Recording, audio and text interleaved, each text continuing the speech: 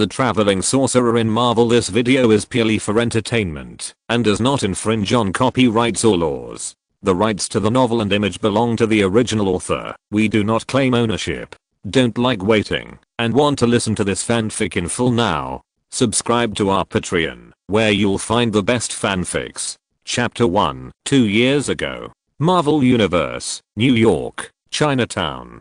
On the roof of a slightly old 5-story residential building along the street, a nation youth of about 20 years old, wearing a white short-sleeved shirt, blue and white jeans, and flip-flops, stood in front of a grill bought at a supermarket during a discount. The youth had a cigarette in the corner of his mouth, and his right hand occasionally flipped the T-bone steak on the grill. However, the steak, which was charred on one side, but still had blood on the other, told us that the youth's attention was not on the steak. The youth stared blankly at his left hand holding a bottle of beer. Of course, the youth was not looking at the cheap beer, but at a strange ring on his left index and middle fingers, which was made of a long piece of brass metal connecting two rings. Although the ring was strange, the youth knew that this brass ring had a famous name in this world, the hanging ring. After a long time, a burnt smell made the young man turn his attention back to the steak. The young man curled his lips and put down the fork that was flipping the steak. What's the point of eating if it's burnt?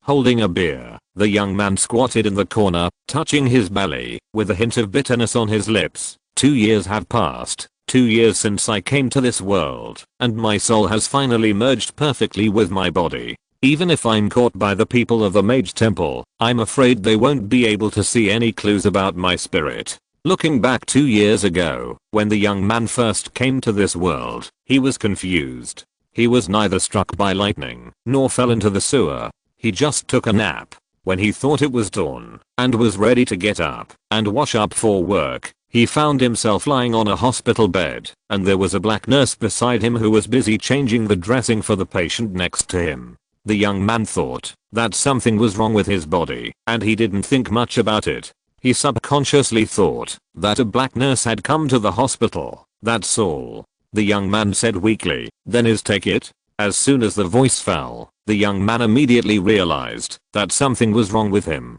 He had spoken Mandarin all his life, so how could he suddenly turn a normal sentence, "Where is this?" into a funny feeling, when a foreigner is learning Chinese with a stiff tongue? When the black nurse heard the young man's words, she subconsciously turned her head to look at the young man and shouted, "Oh my god." Then she uttered a string of English that the young man couldn't understand. The young man was stunned. "Black nurse sister, except for the first sentence I understand. What did you say after that?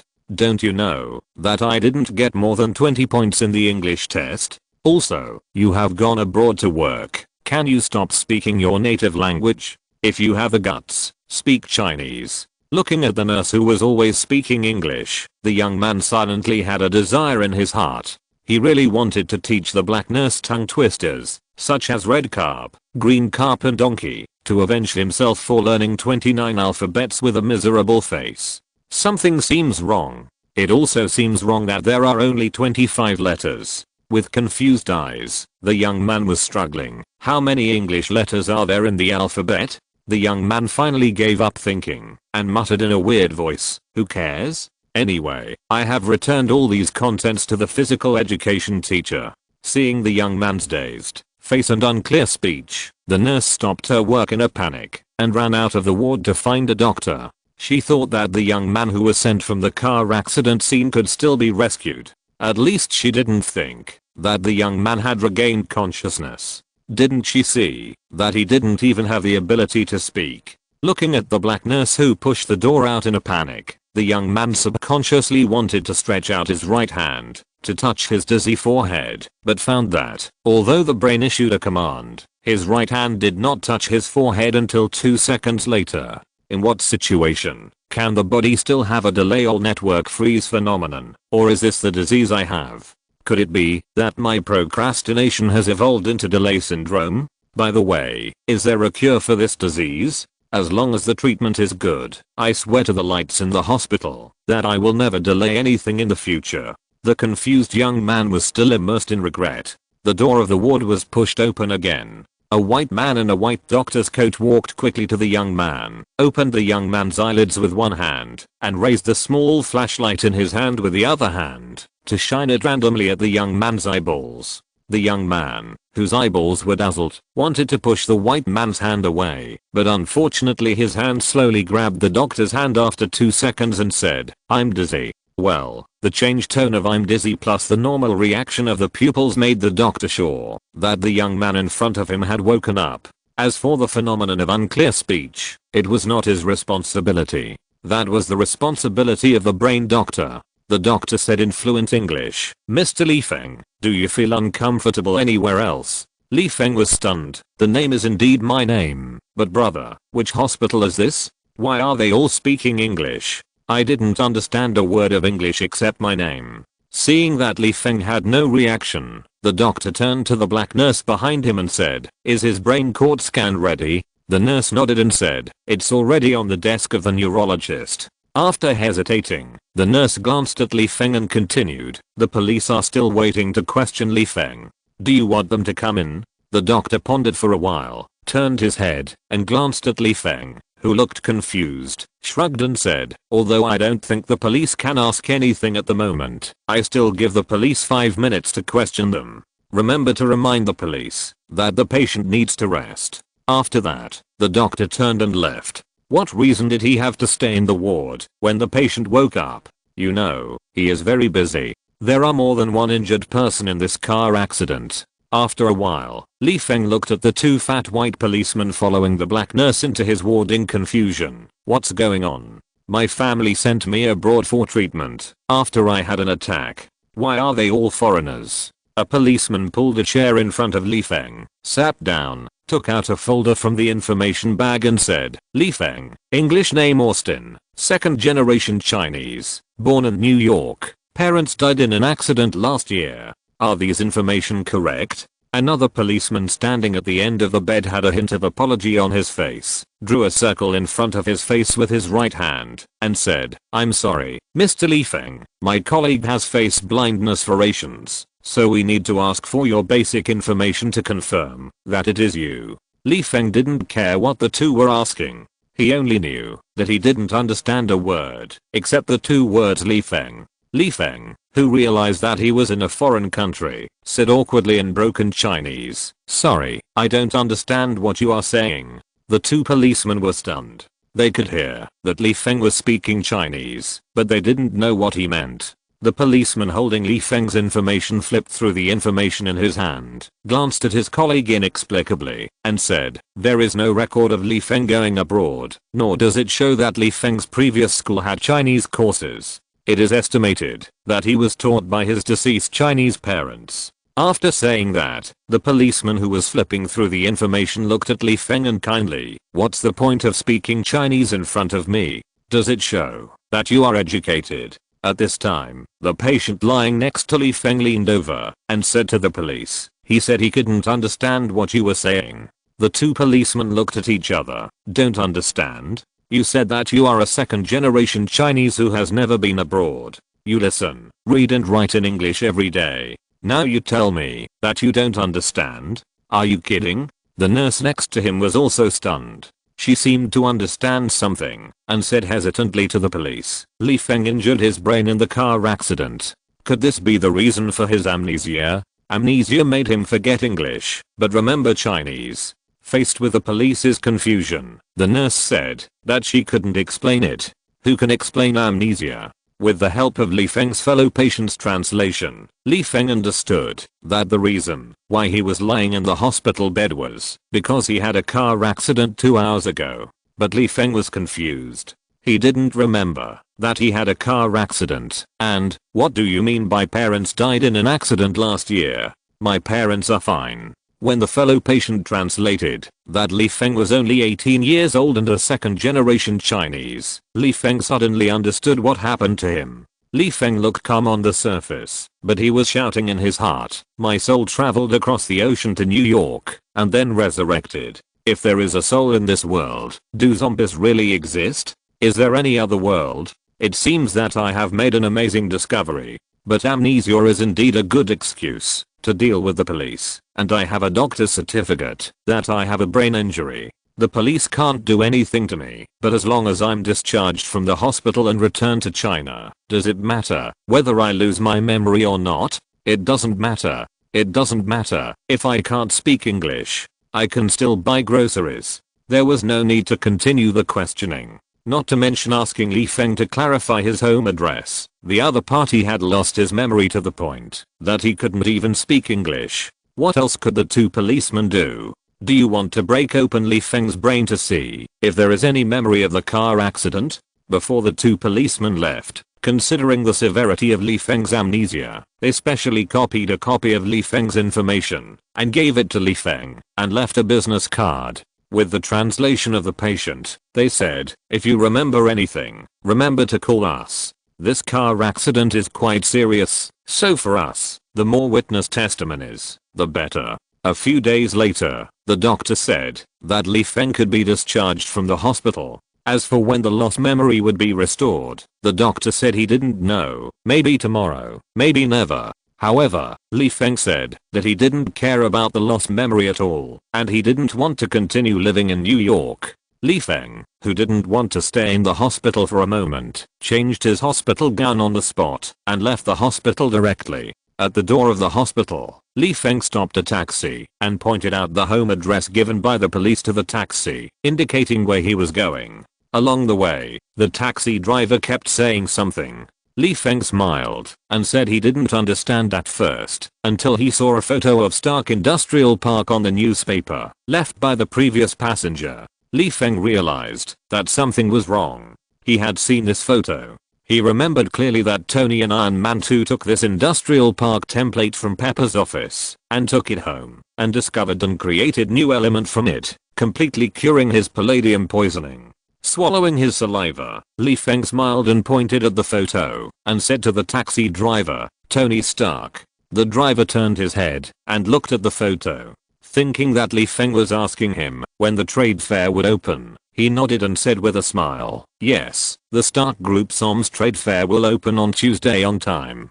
Do you want to attend, sir? Chapter 2 Spirit. Li Feng didn't remember how he got off the car or how he got home. He only knew that there was a Stark Group in this world. Li Feng sat on the sofa in the bedroom, staring at the poster of Captain America on the wall. If Li Feng came to a different world and there happened to be a Stark Enterprise in this world, he could understand it, but there was no need to say more about this world with Tony and Captain America. This was the Marvel Universe, a dangerous world, where the purple potato spirit could kill half of the people with a snap of his fingers. Li Feng's mind was in a mess. In the original world, he had a loving wife and a child who was beginning to speak. To be honest, if he had a choice, he would rather pay money to transfer the opportunity to travel through time. He was not Long Ocean, and he didn't have any plugins or systems. He didn't have any golden fingers, so he couldn't and didn't dare to act as a hero in this Marvel universe.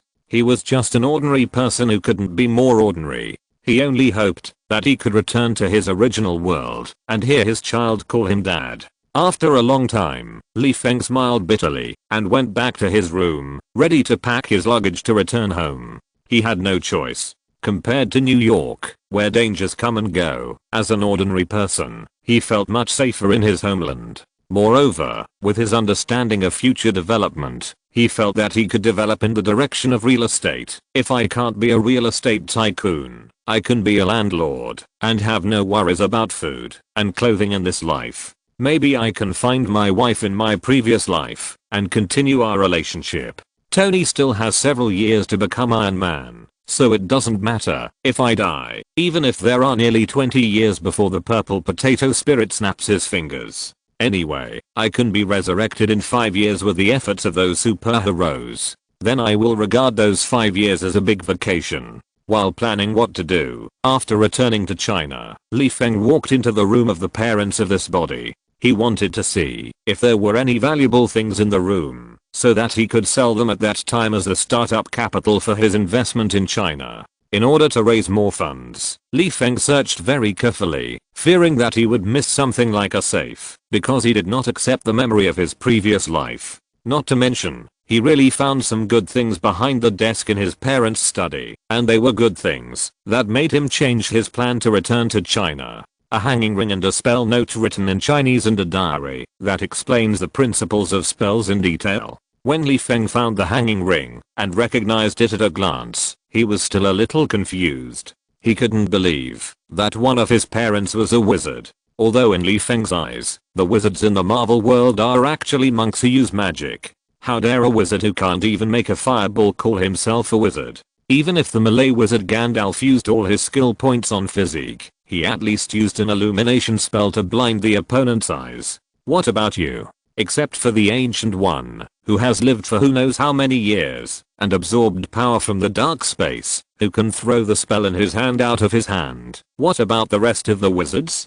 Except for the portal that was released by this group of wizards through the air. What other spells can be released from the body? As the signature spell of the wizard. What about the fireball spell? Except for a few big guys, who can use it. What about the rest of the wizards? Magic shields and air blades are in hand, and the fighting style is strong.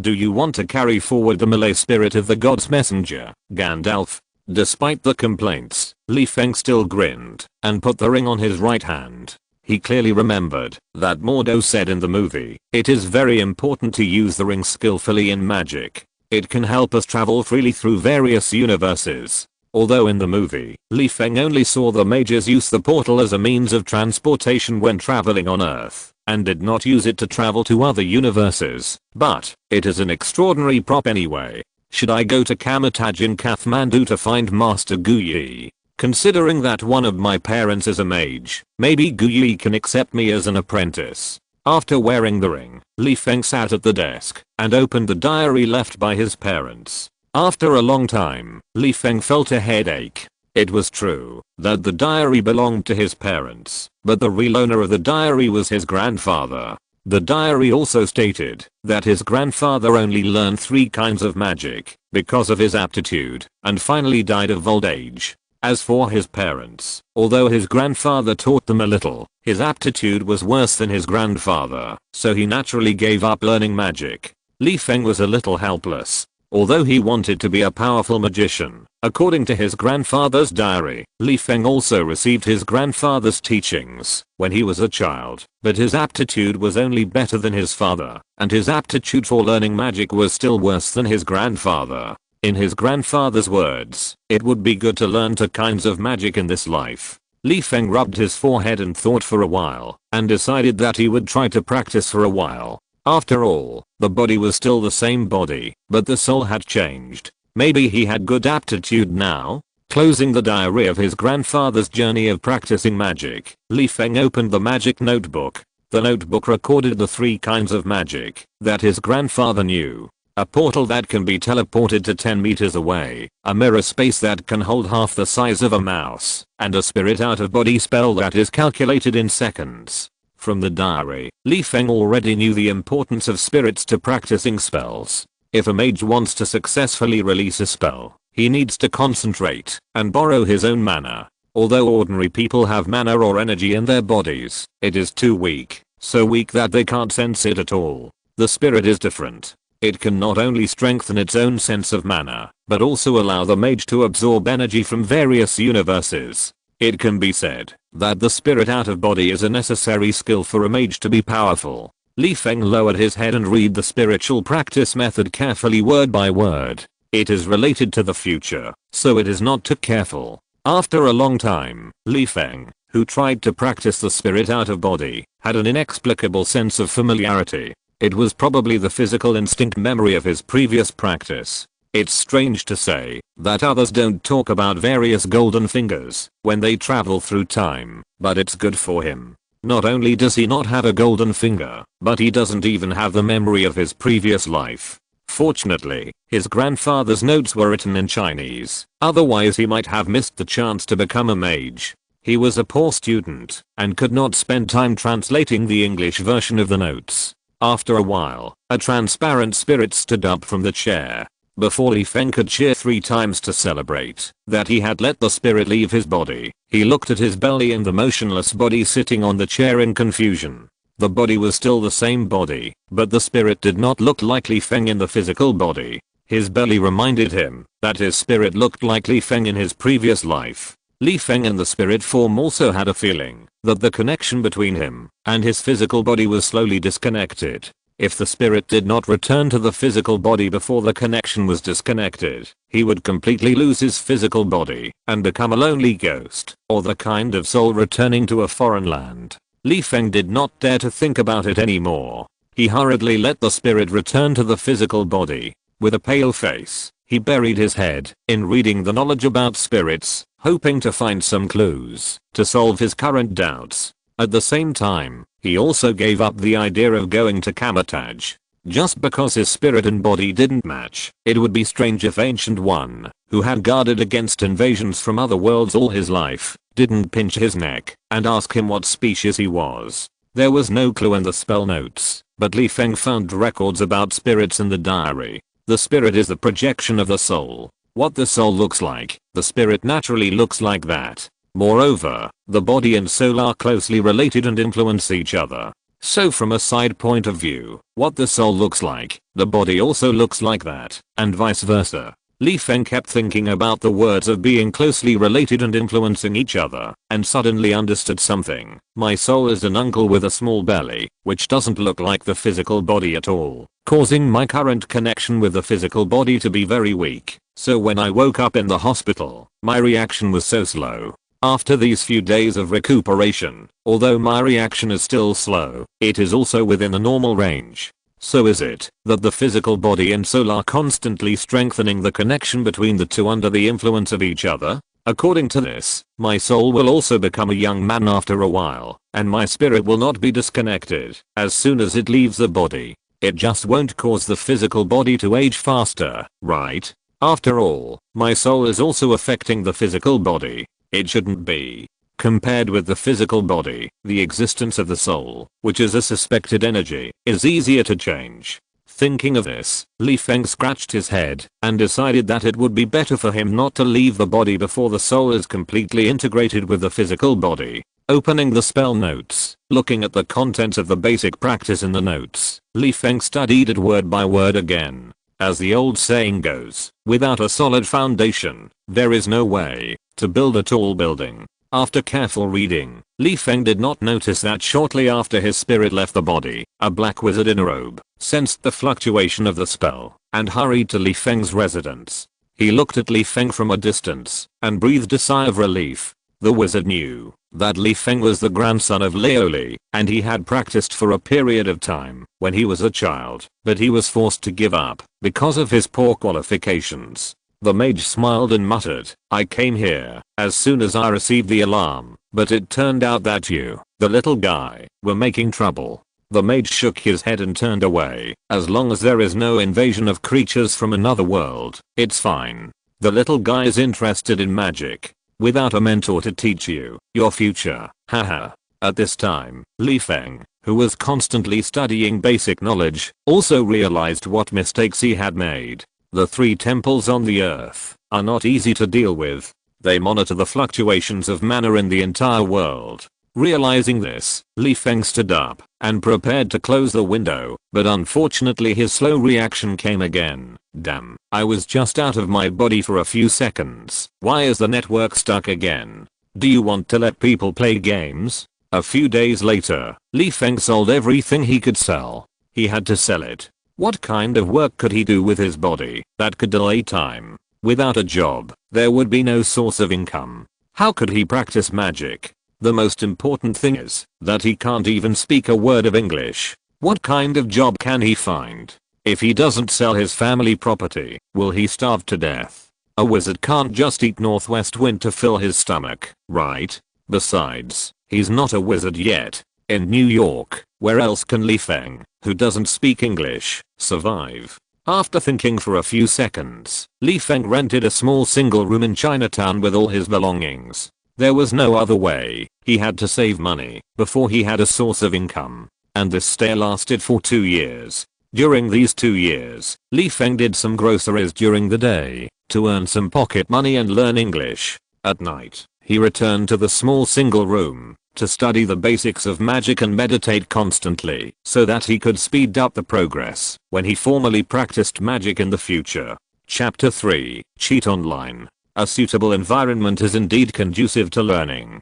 Just like Li Feng, he has been strolling around Chinatown for 2 years. All he hears and sees is English. With his body's instinctive memory, he has long been fluent in English. Sometimes Li Feng laughs at himself. If I had studied so hard during the college entrance examination, let alone applying for Tsinghua University and Peking University, I could have passed the exam and got out of the earth and rushed out of the Milky Way. In addition to making Li Feng completely accustomed to life in New York, 2 years also made his soul and body completely integrated. The worry that the body would age under the influence of the uncle's soul did not happen, but Li Feng lowered his head and touched his belly, and the corners of his mouth twitched. You are still the best to me. You have traveled through time and space and changed your body, but you still stick with me. Little belly, does this mean that you are my true love? Li Feng laughed at himself, that it felt good to be loved by the fat on his belly, and got up and returned to the small single room.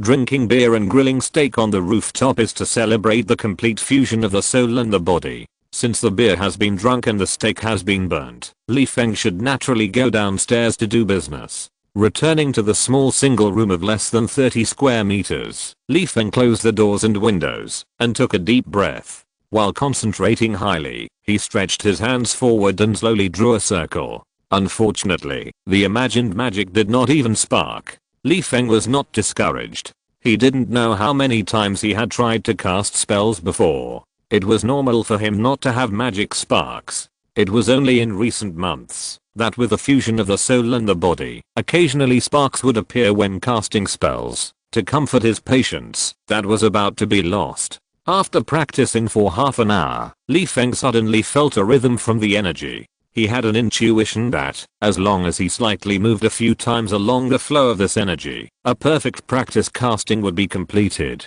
Thinking of this, Li Feng quickly gathered his mind and stretched out his hands again. First, a 50 centimeter long orange-yellow light appeared between his hands. Then, as Li Feng drew a circle with his hands, the orange-yellow light drew a ring with sparks. Before Li Feng could smile, the orange-yellow ring turned into sparks and dissipated in the room. Although the spell failed in the end, Li Feng still grinned. At least there is progress, and it is not an ordinary progress. As long as I fully grasp the rhythm of this energy, I can successfully cast the spell. Glancing at the ring on his left hand and the figure wearing monk clothes on the computer monitor, Li Feng sat cross-legged on the ground and recalled the charm of this energy. As for the temple mage standing on the top of a building in the distance on the monitor, Li Feng just pretended not to see it. Li Feng himself didn't know how many times the other party appeared after he cast the spell. Anyway, Li Feng found the other party's figure more than 3 times, and the number of surveillances that he didn't find was probably more.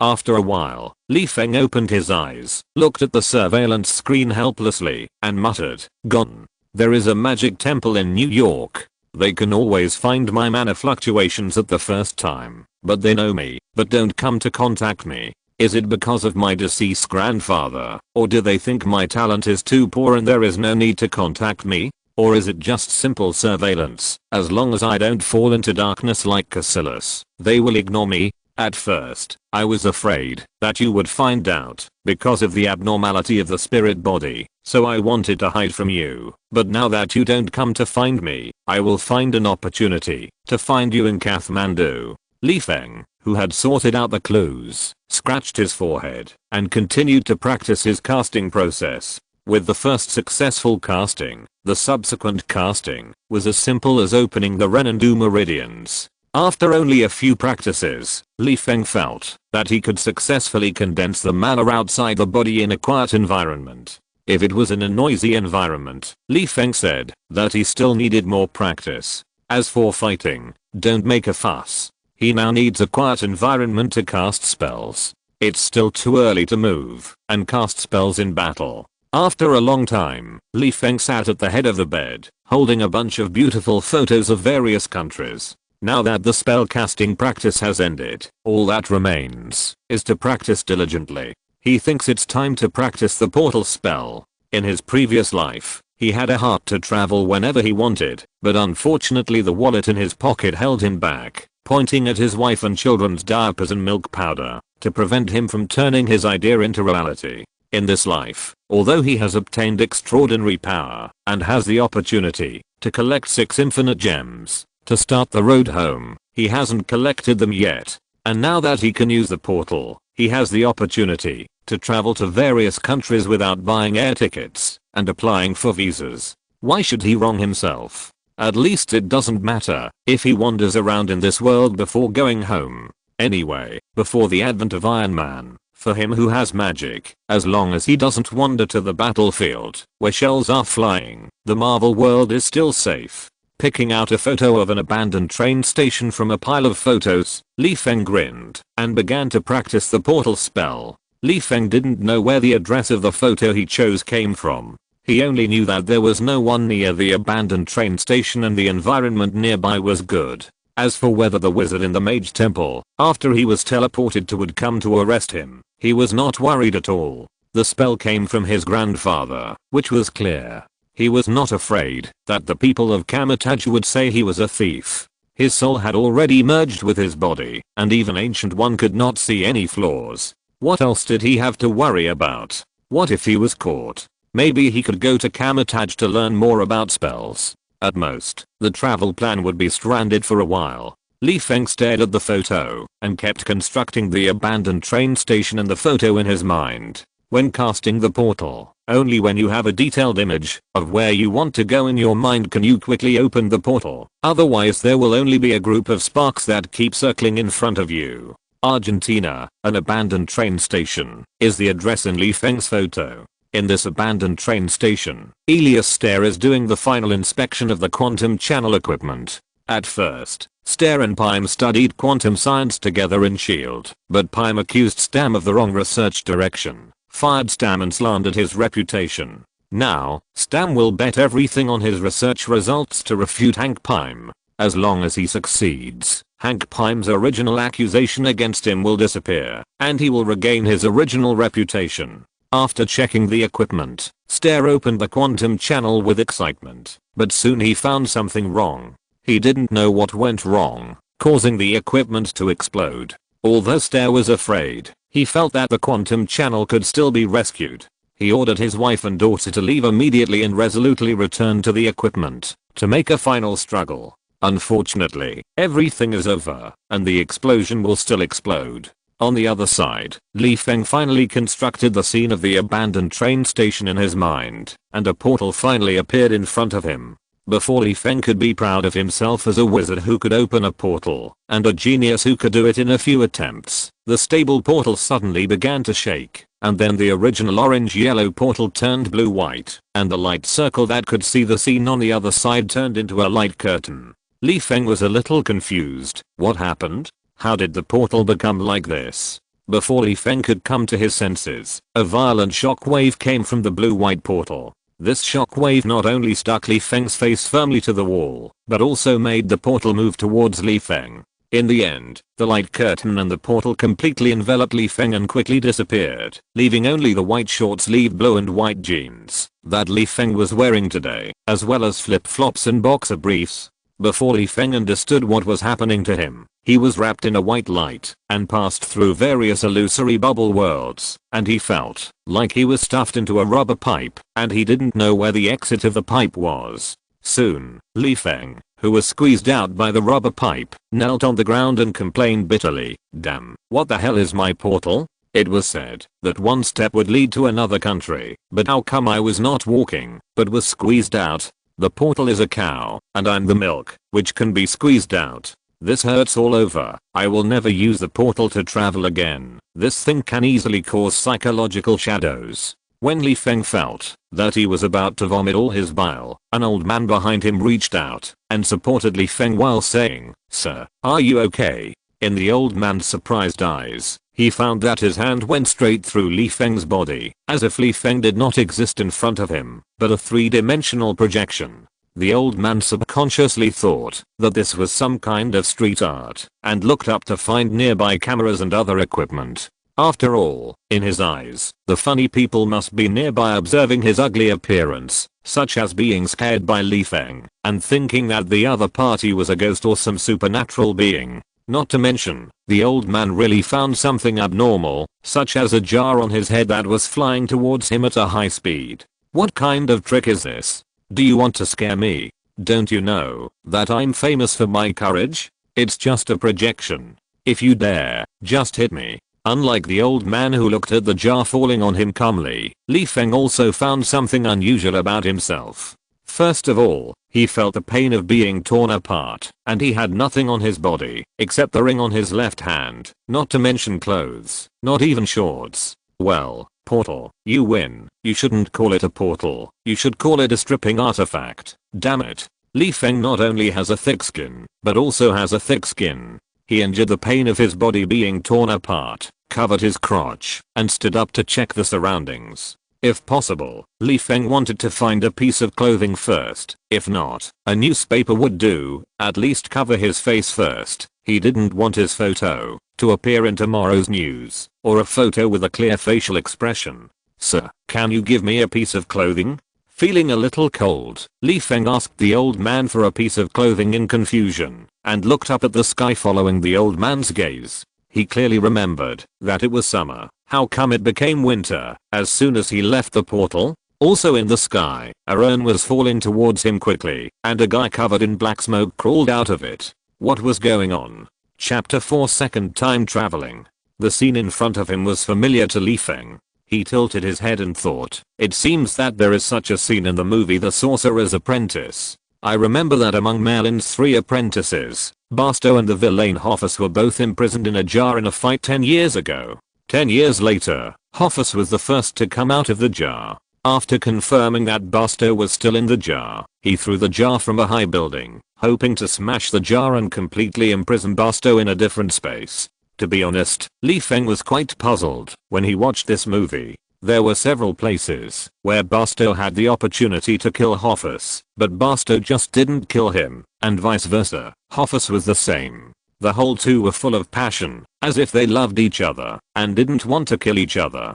Suspecting that he had traveled through time again, Feng pouted his lips, and while looking at Barstow's expression, he quickly stretched out his left hand to aim at Barstow, and his right hand kept drawing circles in front of him to perform the unskilled portal spell. He wanted to save Barstow before he escaped from the jar himself, so as to get close to him and learn the secret of rubbing fireballs from him. Of course, if he could, he would like to learn more, such as how to get rid of borrowing energy from latitudes and store mana in the body, and how to depict Merlin's magic ring. This is a good thing that can help him gather energy and assist him in practicing magic faster. There are also iron cannon spells that the wizards in this world must master, as well as spells such as speeding up and slowing down time. Think about it, in the Marvel world, besides Ancient One and Doctor Strange, who is still unknown where he is now, which other gods can control time? Once Feng learns to speed up and slow down time, he will be excited just thinking about it.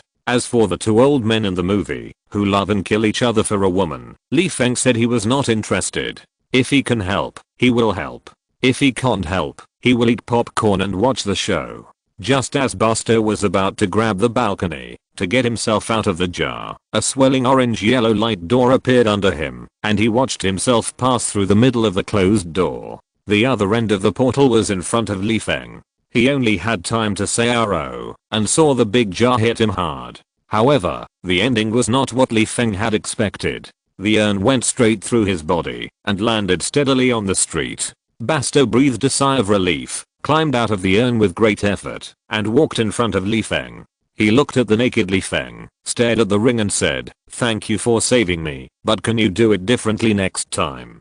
The urn was almost smashed, and are you performing street performance art? Rookie magician. Feng's attention was still on how the urn went through his body, and he didn't pay attention to Bastow's question at all. Feng, with blurred eyes, stared at Barstow and asked, "What's going on with me? Am I a ghost?" Barstow squinted his eyes and sensed it. While rolling his eyes, he pointed his right hand at Feng, helped Feng stabilize his body, and said, "You are entangled in time energy. It's a small problem. Didn't your teacher teach you that you need to be careful when practicing magic? With the help of Basto, Feng, who felt the pain of being torn all over his body gradually disappear, frowned. Time energy. Where does my time energy come from? It's not right. When I cast the portal in the room, I seemed to feel a huge energy coming from the abandoned train station opposite. I wouldn't be so unlucky to meet Ancient One studying time opposite, right? I'm so unlucky that I met a big guy the first time I used the portal. Basto saw what Feng was thinking about and glanced at Feng's white and tender belly. He took off his windbreaker and put it on Feng. He turned his head and saw that the people around him were looking at him with strange eyes and said, "This is not a good place to be in a daze."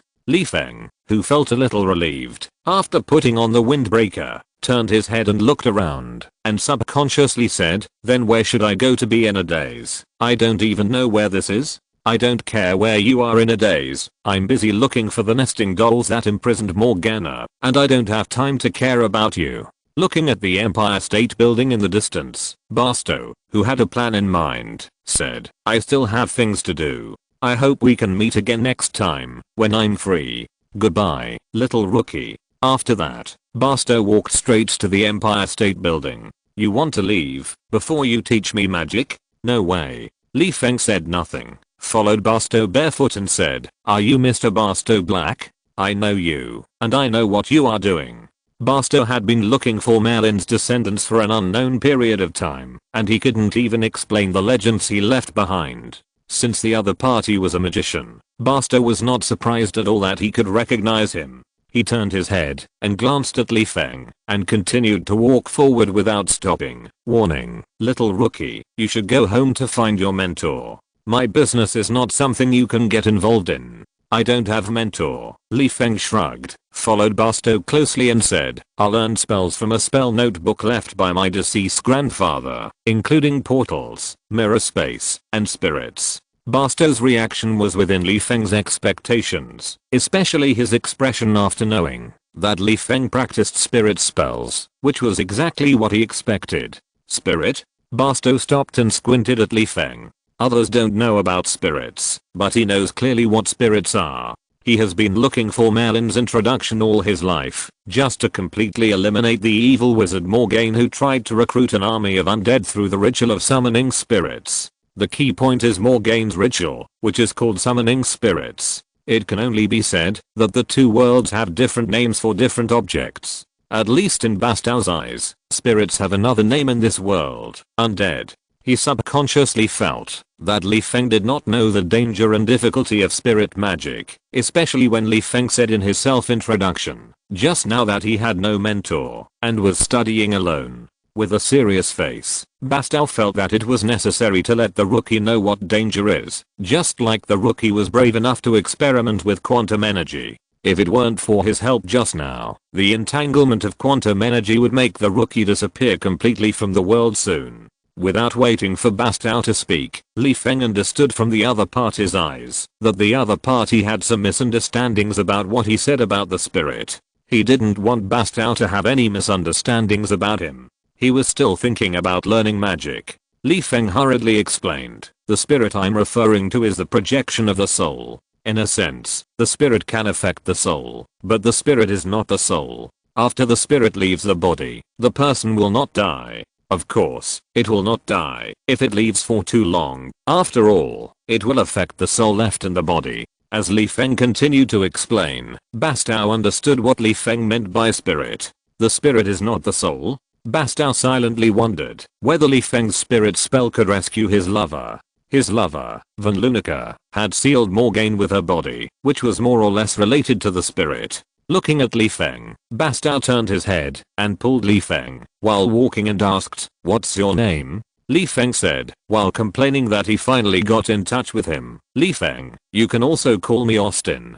Before Feng explained clearly what a spirit was, Basto didn't want Feng to run around. He felt that it was necessary to teach this rookie. Anyway, he was also preparing to find David. In addition to finding the nesting dolls that imprisoned Morgane, he also had a plan to teach David to become the successor of Merlin. Since it is to teach apprentices, one is teaching, and two are also teaching, there is not much difference. And it can prevent Austin from going astray. By the way, there is also the portal spell, which seems to be quite interesting. I just don't know if Austin will explain it to me in detail, like he explained what a spirit is. While Basto was complaining, he said, "Okay, Austin, follow me before you explain what a spirit is, but I have something else to do now, so please shut up and move your thin legs." Feng shrugged, indicating that he would shut up and move his legs immediately. "Are you going to save the male protagonist David? By the way, has David been targeted by Hoffus now? Being chased by several wolves is not a good memory." The two went straight to the Empire State Building. Feng enviously watched Basto lock David's location with a wave of his hand and easily awakened a statue of an Iron Eagle as his mount. Standing on the Iron Eagle, Basto waved to Feng and said, "Hurry up, little rookie, I'm in a hurry." He had sensed that besides Merlin's dragon ring, there was also the breath of Hoffus near David. If he didn't rush to the scene to rescue David, not only would Merlin's descendant be dead, but even the nesting dolls that held Morgaine would also fall into the hands of the enemy. He had just gotten some hope of rescuing Veronica, and Morgaine came out to rule the world. Could it be worse than this? When Feng climbed onto the Iron Eagle with a grin, Basto couldn't wait to order the Iron Eagle to fly to David. After a while, Feng looked down at the protagonist David, who was chased to the subway by the wolf pack, and Hoffus, who was wearing a top hat and grinning in the distance. Seeing that the wolf pack was about to tear the fallen David into pieces, Basto pointed his finger, turning the wolf pack into little puppies, and ordered the Iron Eagle to attack Hoffus.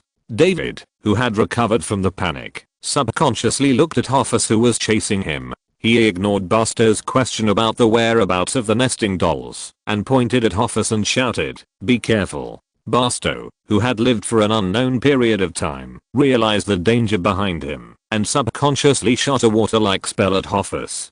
Feng saw it clearly. The moment the water touched Hoffus, the flow of time around him slowed down, and this energy that slowed down the flow of time made him feel familiar. Bates, who found that this place was not a suitable place for chatting, asked David to board the Iron Eagle and wait for the three people to return to the Empire State Building to ask about the whereabouts of the nesting dolls. When the Iron Eagle took off, Feng's mouth twitched slightly. He glanced at Hoffus, who always broke free from the time-slowing spell, and said in his heart, Basto, you still say you love Veronica. Look at Hoffus, who was in a daze just now. A fireball can destroy the other party, so why don't you kill him with such a good opportunity? I think you and Hoffus are the couple in love. Veronica is just an excuse for you to avoid worldly eyes. Is there a magic spell to turn a man into a woman? If you turn Hoffus into a woman, there won't be so many troubles. If it doesn't work, you can turn into a woman. Anyway, I just want your magic knowledge, and it won't hinder your pursuit of true love. Maybe I will give you a big gift when you get married, such as the legal provisions of Denmark, Thailand and other countries on same-sex marriage. What do you think? Chapter 5, Obtaining the Magic Gem. Back on the rooftop of the Empire State Building, David jumped off the Iron Eagle impatiently, breathing heavily, trying to convince himself that the experience of wolves, Hoffus, etc. just now was an illusion. Feng did not get off the Iron Eagle until Basto woke him up from his deep thought. He kept recalling the familiar feeling of Basto casting a spell to slow down the flow of time around Hoffus in the subway station. Standing aside, Feng ignored Basto getting off the Iron Eagle and David explaining how dangerous the nesting dolls were, and just kept muttering, "Where does the time energy in my body come from?" Just when David's storage box with Merlin Dragon Ring appeared in front of David with a bang, Feng thought about where his time energy came from. In the Marvel universe, time is related to the quantum realm, just like after the purple potato spirit snapped his fingers, Ant-Man trapped in the quantum realm said that his time had not passed for 5 years, and the extraordinary heroes also went back to the past through the quantum realm to collect the Infinity Stones. Feng remembered that in Ant-Man 2, it was said that the villain Ava became the ghost agent of S.H.I.E.L.D. because her father Stair had a secret experiment in Argentina and the quantum channel exploded. Feng covered his face and whispered to himself, "I can't be so unlucky." The place where I found the door was where Stair was doing the experiment, and I chose the time period when the quantum channel exploded. Quantum is time, and the portal itself can allow me to travel through various universes. It is a spatial ability, so under the combination of time and space, can crossing occur? Glancing at Barstow, Li Feng rubbed his forehead and muttered, "It doesn't seem so unlucky. At least I can travel to other worlds, but I don't know if I can return to the Marvel universe. Only by obtaining the Infinity Stones of the Marvel world, I will have the greatest chance of hearing my children call me Dad when I return to my original world. I just want to go home." "Do you have to be so pitiful?" David, who didn't believe that there were magicians in this world and only wanted to live a normal life, readily agreed after Barstow promised to disappear from the other world as long as David helped him find the nesting dolls. Taking advantage of the opportunity, when Barstow used the air control spell to track the nesting dolls, Li Feng walked up to David and whispered, "Are you really going to waste your talent and don't want to become a magician?" Li Feng didn't believe that magic had no appeal to David. After all, magic sounded mysterious, exciting and interesting, and it had a great appeal to young people.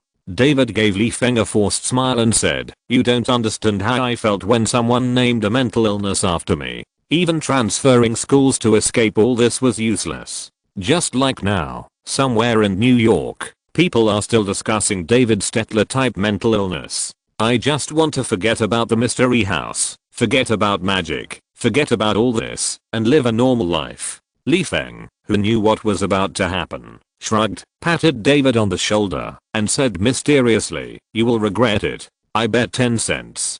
David looked at Li Feng, who was barefoot and appeared in a vacuum, with contempt, and whispered to himself, "I don't think you even have 1 cent. On the other side, Base confirmed that the Horcrux, that is, the nesting doll, was located in the city center, and said, "I can track the nesting doll, and so can Hoffus. We need to get the doll before the other party." After that, Base prepared to leave the building. Li Feng knew that the nesting dolls were in Chinatown. Having spent 2 years in New York's Chinatown in the Marvel world, Li Feng said that he was quite familiar with that place. Although he didn't know if there were different places in Chinatown in different worlds, it was not important. What was important was that he was standing high enough now and could vaguely see the buildings in Chinatown. That was enough. Li Feng reached out to stop Barstow. While casting the portal, he stared at the distant building and said, "Maybe I can help." As soon as he finished speaking, the portal opened in front of the 3 people. Standing in front of the portal, Li Feng stood straight with his lower body, leaning forward slightly, his left hand on his belly, and his right hand reaching out to the portal and said, "Is there any means of transportation that can compare to teleportation?" Barstow was just a little surprised. Although he had never seen a portal, it did not mean that he had no experience. David was much more interesting. He pointed at the portal with a blank face and looked at the top of another building in the portal. Barstow looked at the hanging ring without the magic gem and Li Feng meaningfully and walked straight through the portal without saying much.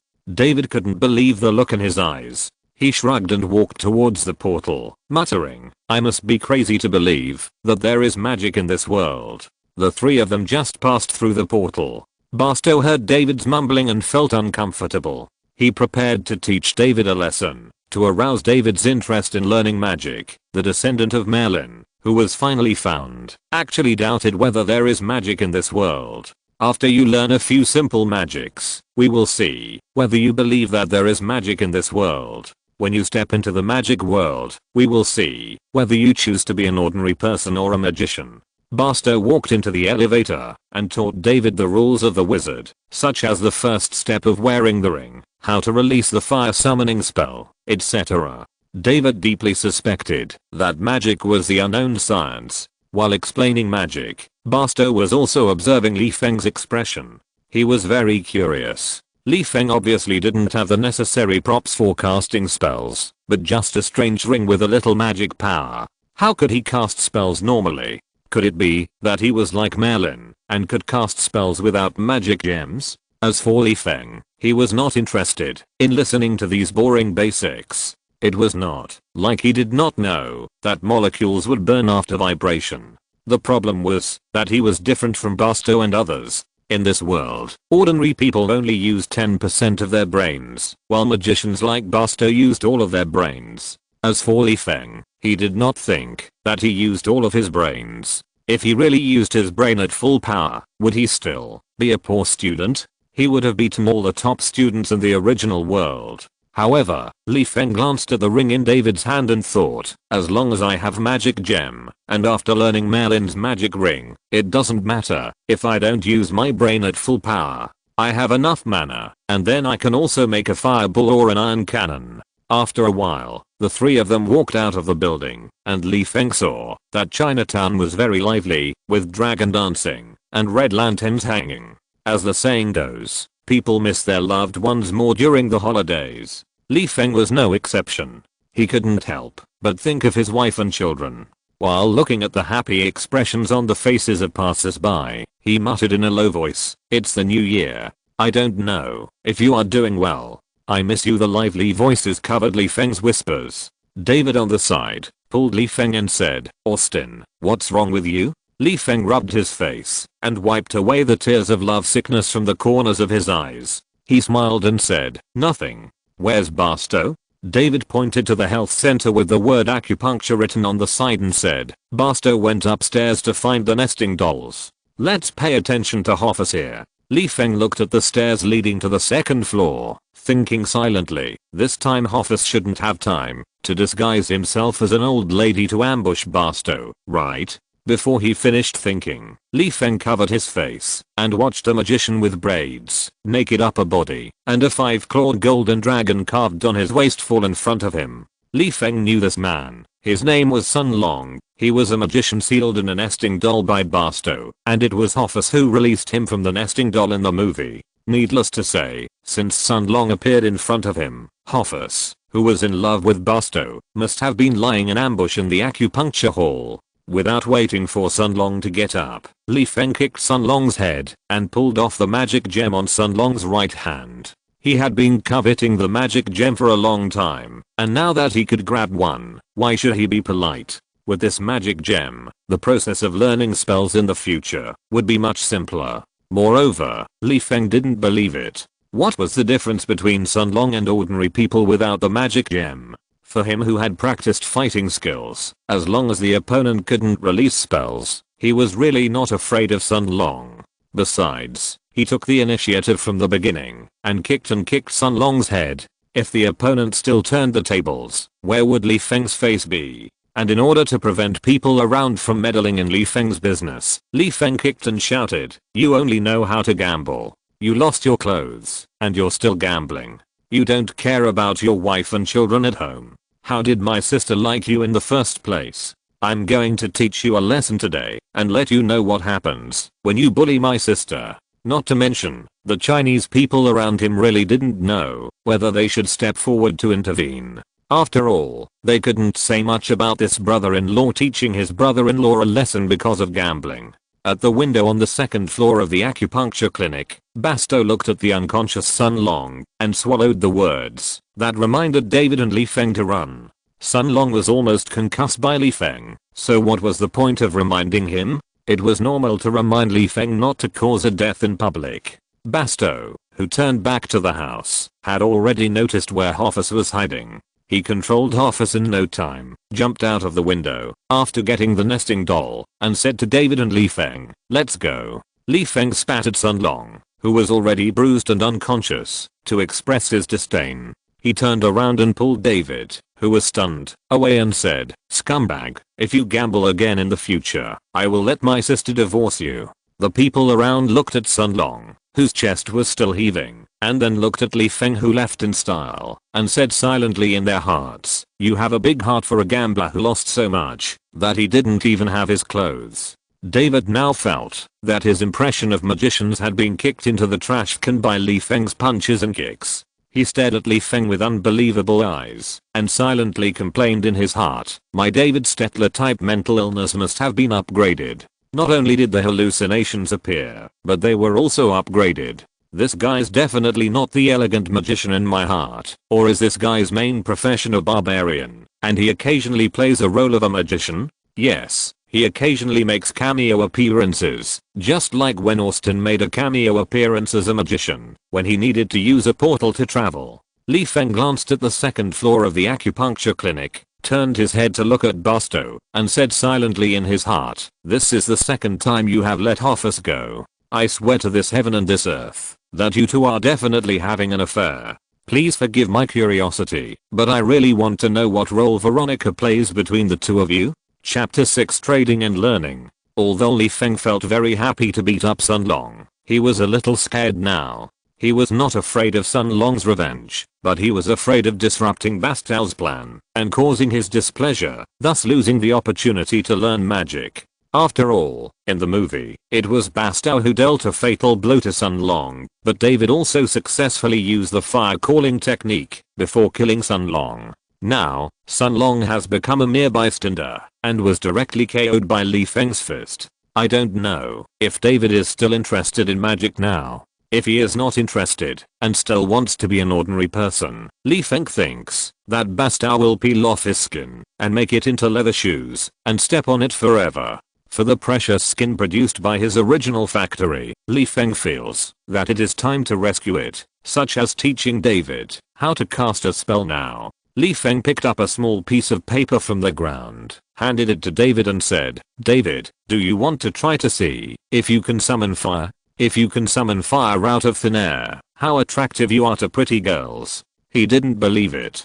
David's age was just right for him to think hard to attract the attention of the girls he liked, just like a male peacock will spread its tail to attract the attention of the female peacock at a certain time to show its charm. In addition, this is the United States, a country where no one will say anything about the others flirting, as long as they are not married. Will David give up using his identity as a magician to attract girls? Anyway, Li Feng said he didn't believe it. Li Feng didn't need to finish his words. David had already thought of the girl he had always liked, Becky Barney, who had been in love for 10 years.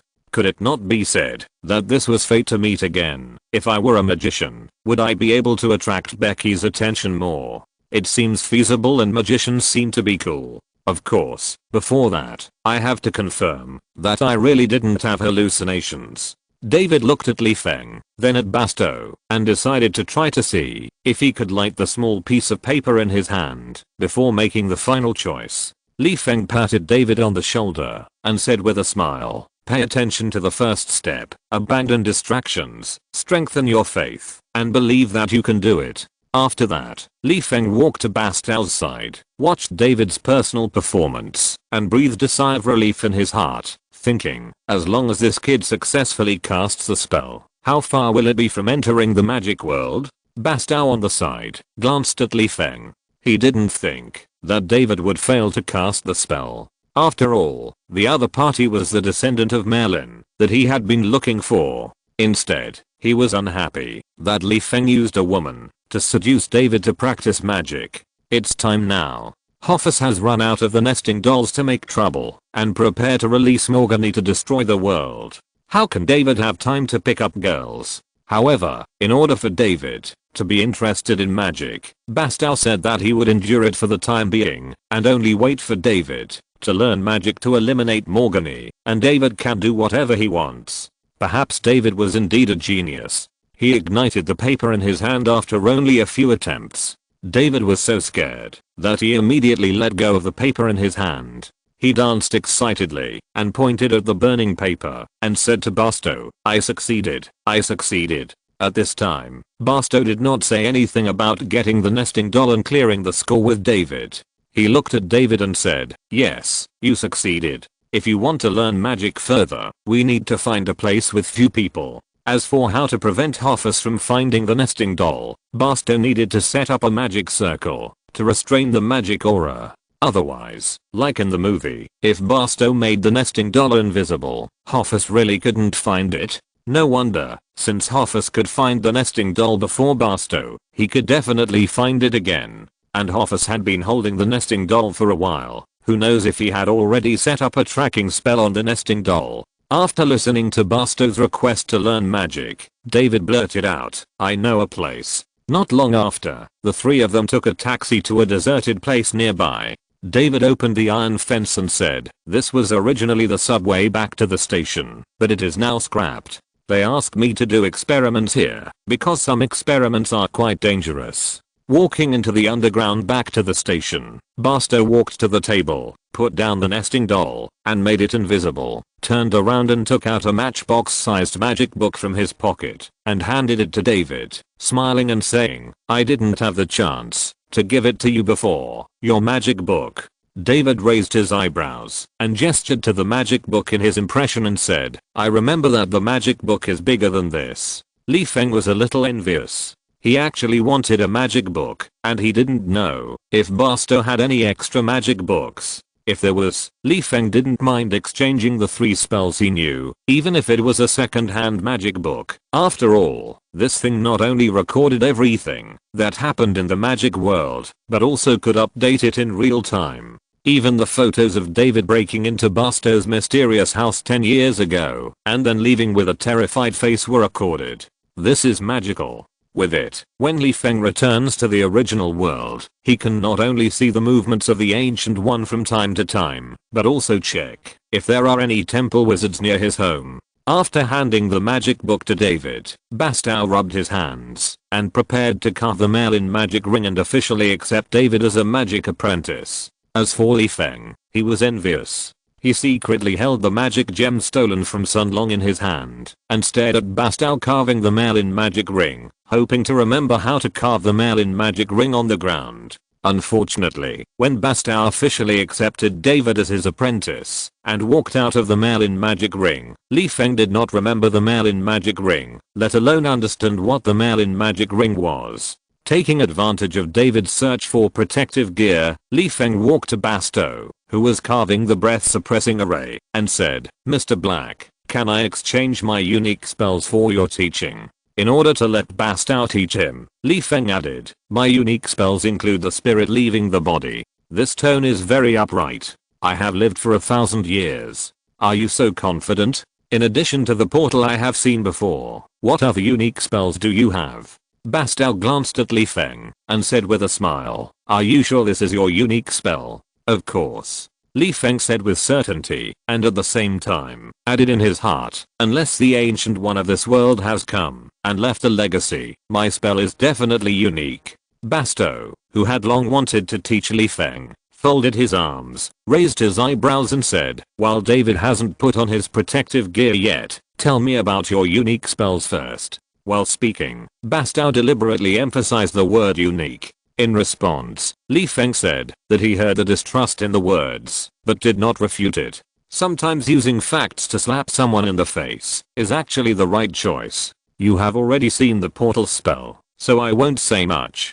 Feng looked around and sat down on a chair. He said as he let his spirit leave his body, "This is the spirit leaving his body. Ordinary people cannot see spirits, but as Merlin's apprentice and a level 777, Barstow clearly saw the spirit of Feng floating out of his body, while his body was still breathing normally, but he felt that his body had become a vegetable. Moreover, Barstow also understood that the spirit that Feng mentioned was indeed related to the soul, but that was all. The soul was the soul, and the spirit was the spirit. After a while, Feng, whose spirit returned to his body, stood up and scratched his head. He said with a bit of embarrassment, "There are also spells in the mirror space, but I have never practiced it. I will explain the steps of casting to you in detail. How about you try it yourself?" When David returned with his armor on like a tortoise shell, Feng had reached an agreement with Barstow. Barstow was willing to teach Feng magic and give him a magic book personally. Of course, he didn't want to accept him as a disciple, but he didn't have the time. If possible, he even wanted David not to teach him, because he had a crazy plan in his mind now. The mirror space can completely isolate the real world. If Morgany is imprisoned in the mirror space, how can Morgany perform the summoning ritual? There are no spellcasting materials. Not to mention that Morgany can't summon spirits successfully in the scene space. Even if Morgany succeeds in summoning spirits in the mirror space, how can someone who doesn't understand the mirror space escape from the space? Who will Morgany rule in the mirror space? Rule the army of undead she summoned? Feng knew how bad this world was at using the alternate space. He remembered that in the film, Hoffus was imprisoned in the mirror world by Barstow and finally needed the help of his men to escape.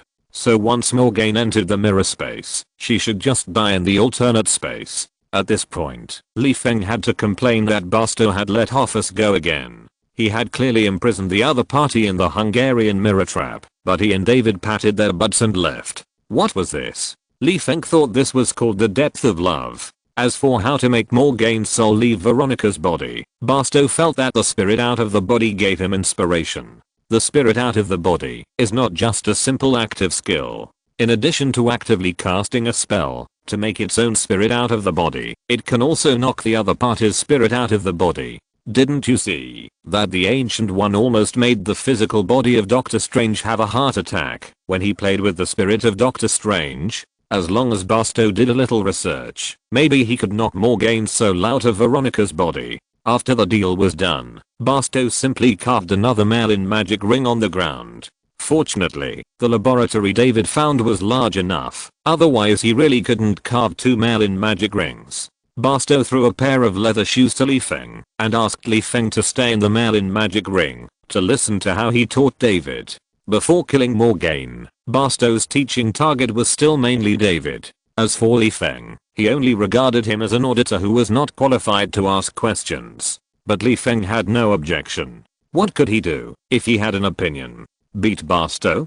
Feng had to beat him. In the film, David was able to release the iron cannon after just a few attempts, but it was not so simple in reality. It was not until a week later that David successfully cast a spell once. When David successfully used the vacuum ball to defend against the fireball, David said that he was already a magician and wanted to take Barstow to eat something delicious and pick up girls by the way. Really, just pick up girls by the way.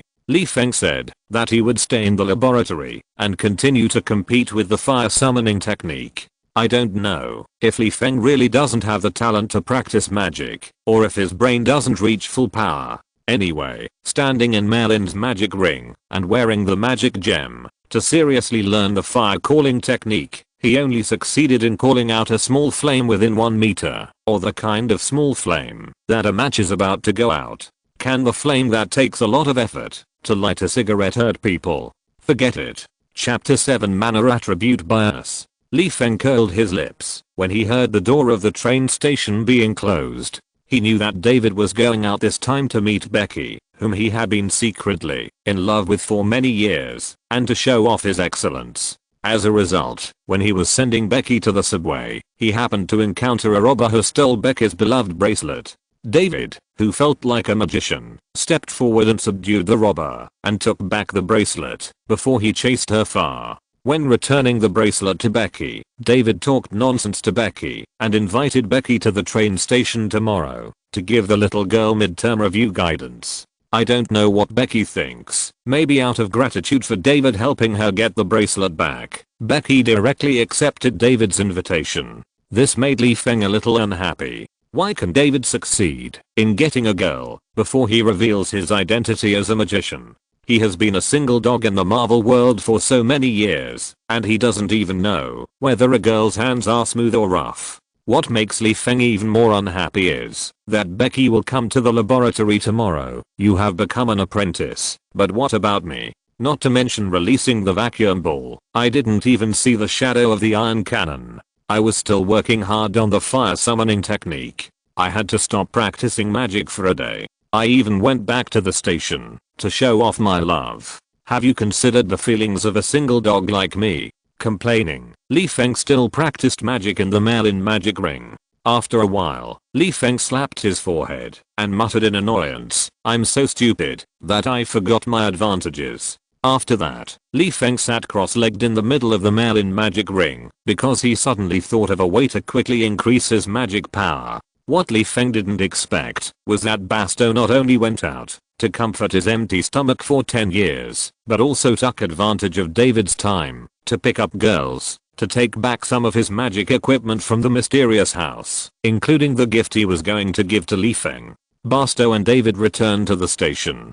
David, who was carrying a few hamburgers for Feng as dinner, looked at Feng in the Merlin magic ring in silence. He turned his head and said to Basto, who was surprised, "Austin's desire for strength is almost a demon. This guy's actually sleeping cross-legged in the Merlin magic ring." Basto was too lazy to roll his eyes to refute David's words. He was not like David, a newly initiated apprentice who could not see Li Feng's spirit. Basto not only clearly saw Li Feng floating above the Merlin magic ring, but he could also feel the rapid growth of Li Feng's mana. However, it was also Li Feng's use of the spirit to quickly improve his own mana that allowed Basto to see something abnormal in Li Feng's soul. He felt it necessary to have a good talk with Li Feng first before considering whether to give his gift to Li Feng. Basto asked David to study on his own and then walked outside Li Feng's Merlin magic ring. He whispered to Li Feng's spirit, "Austin, I need to talk to you." David was a little confused. "Brother, didn't you see that everyone was sleeping? You can wake up a sleeping person by speaking so softly." Before David could remind Basto that you can't wake people up like this, Li Feng's spirit body had already returned to the body, and he stood up and said to Basto, "Okay, I just want to talk to you." "David, what about the sound sleep you agreed to? Or is your sleep quality too poor? I guess even a mosquito flying by can wake you up." As Basto walked to the corner, he whispered to Li Feng behind him, "Although magicians are masters of energy control, which allows us to release various types of spells, generally speaking, magicians have their own specialties due to different energy attributes." Li Feng could understand this, just like Ancient One absorbed dark energy and used dark energy as the source of her mana, but she could still play spells that had nothing to do with darkness, such as mirror space. Or like David, who played the Tesla coil in a musical style in front of Becky. Although he was proficient in using the fire summoning technique, his special spell was still the iron cannon, which was related to his own talent. Or it could be said that David's mana attribute was electricity. Seeing that Li Feng understood what he meant, Basto said seriously, "Just now, when I saw your spirit body leaving the body to gather energy, I found that your mana attribute was somewhat biased." After hesitating, Basto did not say the word darkness, but continued, "The time and space energy gathered by your spirit body are not bad. Although it is rare for ordinary magicians to have these two mana attributes at the same time, it is not a rare thing, but I found that your main attributes are related to soul and fire." Li Feng was stunned when he heard that his mana attributes included time and space, and then he thought that the so-called time energy was most likely the quantum energy of the Marvel world, and he was contaminated with a lot when he traveled through time. He felt a tearing pain all over his body. How could the quantum energy be less? As for the space energy, Li Feng thought silently, either it is related to the portal, or it is related to my soul crossing to the Marvel world. After all, how did I cross to the Marvel world in this world without the space attribute of the soul? The next fire attribute is relatively ordinary, not worthy of Li Feng's attention. Only the soul Li Feng wants to complain. Maybe this is also related to my crossing. Otherwise it is not realistic to cross with only the space attribute, and the soul will not be ground into slag by the space energy when crossing. Considering that Basto specifically called Li Feng aside to remind him of the soul, Li Feng understood that his mana attribute related to the soul was probably not just a little bit, but occupied the dominant position of his own mana attribute. What professions are there for magicians who are good at soul spells? Li Feng's first reaction in his mind was the necromancer with a skeleton baby, the undead wizard, etc. What Li Feng didn't know was that the fire attribute that Basto told him was actually biased towards the dark side. For example, normal flames only rely on burning and temperature to hurt opponents, but once Li Feng deeply develops his own fire attribute, he will find that his flames are either directly burning the opponent's soul or torturing the opponent's soul. Just like hellfire, a kind of fire that can't burn a person's soul, but makes that person feel the pain of his soul being grilled over and over on a grill. It can be said to be the best way to torture people at home and on the road. Seeing Li Feng's thoughtful face, Basto knew that he didn't need to say much. As for the flame's tendency to dark attributes, he didn't want to say much. After all, he didn't want to teach Li Feng about the soul or the flame of hell. He just reminded him in a low voice, the end of wizards who are related to the undead is not good. They play with souls and desecrate corpses during their lifetime. After death, they will definitely go to hell to be punished. As for whether there is hell in this world, Li Feng was too lazy to ask. Is there still a need to ask whether there is hell in a world where wizards have emerged? Besides, Morgane, who has been playing soy sauce in the world of the Sorcerer's Apprentice, can summon the soul. In a world where there is no hell, how can she summon the undead to rule the world? As for the Marvel world, let's learn about the Lady of Death, one of the 5 great gods of creation. Li Feng, who was considering returning to the Marvel world to study the spell of summoning the dead, thought secretly, but the jurisdiction of the Lady of Death is the entire universe, and she shouldn't pay attention to a weak person like me. I just don't know if I can return to the Marvel world. It would be miserable if I can't.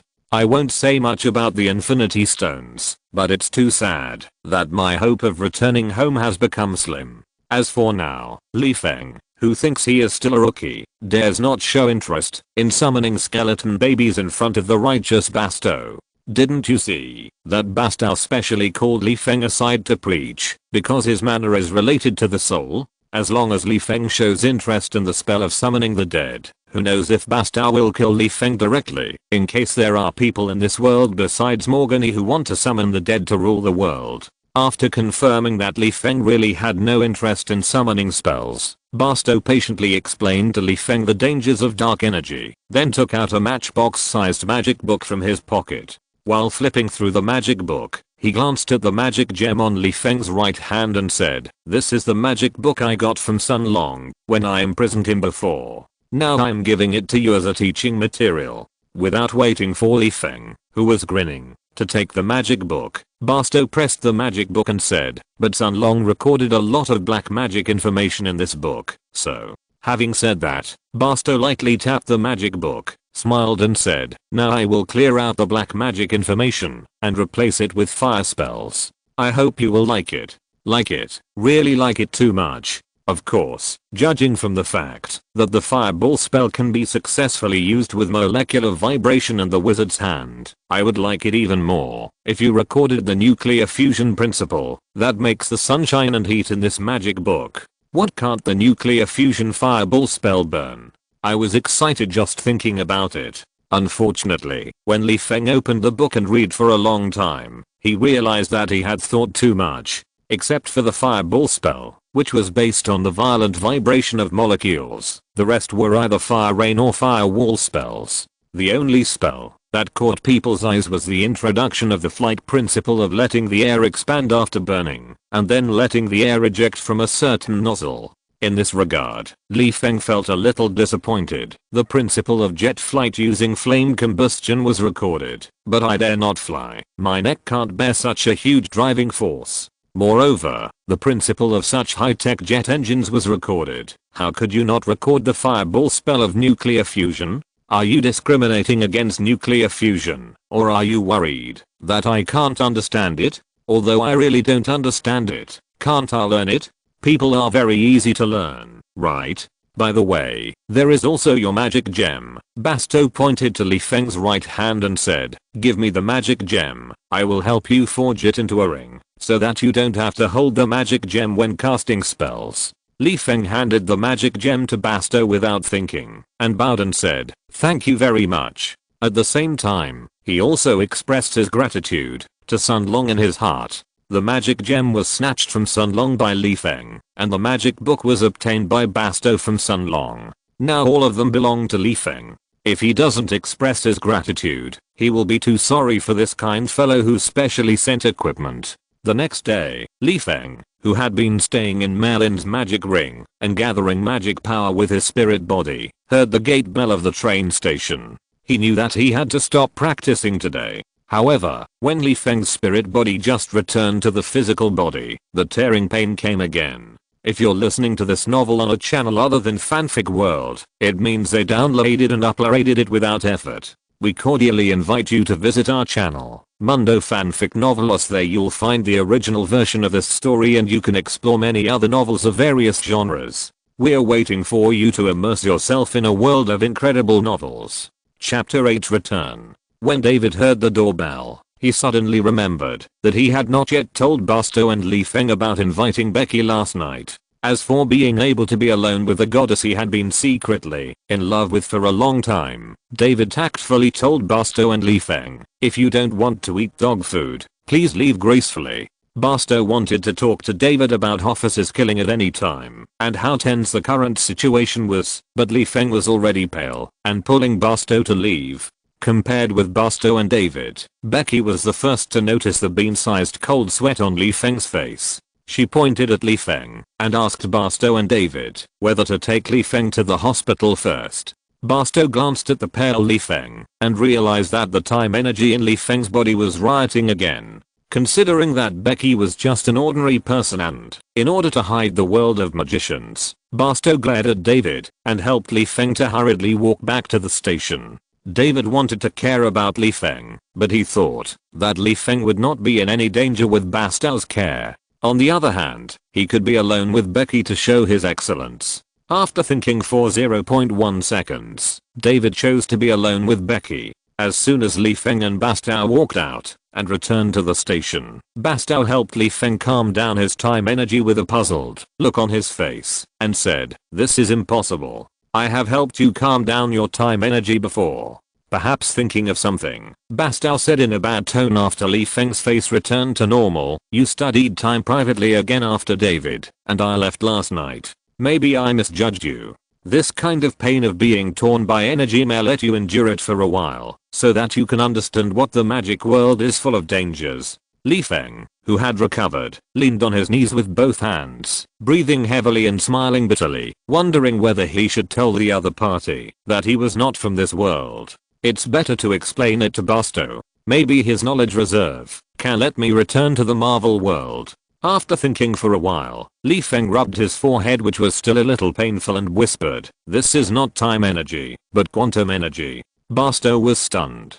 He suddenly thought that the scientific name of quantum might be the time in magic. However, quantum is not equal to time, but is related to time. It was also because of Rachu that he felt that the time energy that had been calmed down would riot again.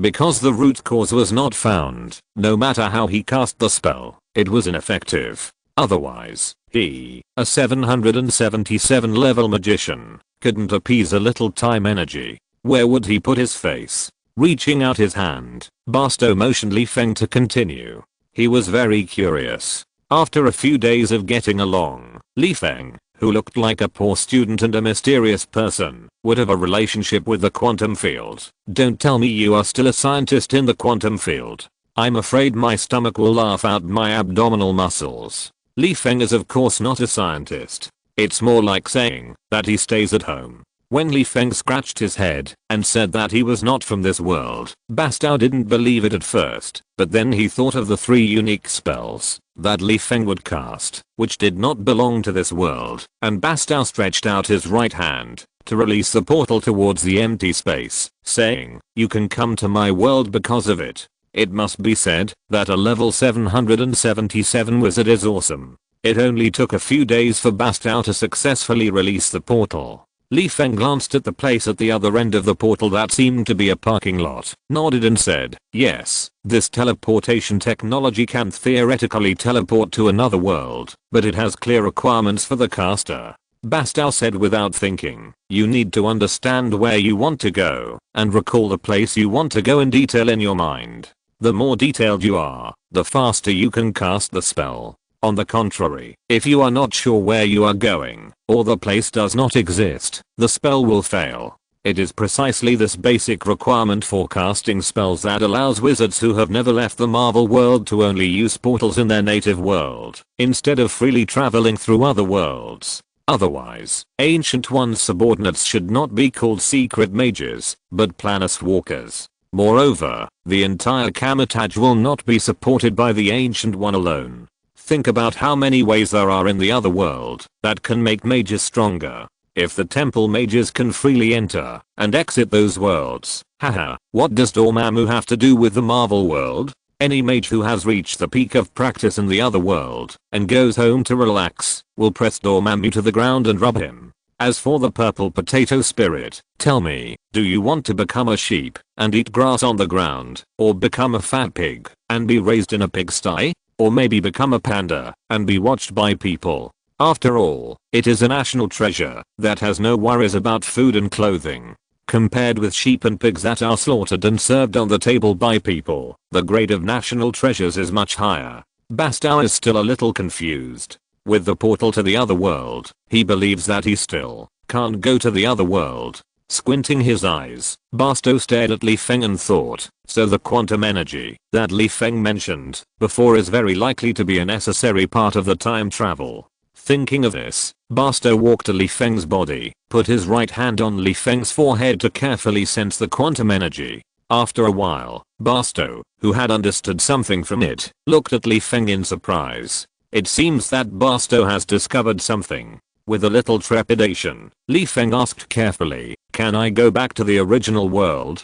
Bastow answered Li Feng's question with certainty that he could. He was concerned about another thing. The quantum field is actually related to time travel, and I can feel the time in Austin's body. No, it's the quantum energy that is connected to the long river of time on Earth, plus the characteristics of the portal, which makes the other party appear on Earth in various time and space. But this obviously means that I can't travel to another world. First of all, how to make quantum energy exist in my body without killing me is a problem. I can only say that everyone has his own destiny. With a little envy, Bastow told Li Feng what he had found, and Li Feng felt a little headache. It was understandable that he could use quantum energy to travel through time. After all, it was mentioned in Avengers 4, but it was a little confusing that the quantum energy in his body was related to the Earth, and he didn't know whether it was a good thing or a bad thing. This is a good thing, Bastow explained faintly, letting Li Feng understand how much benefit he had gained after the explosion of the quantum channel.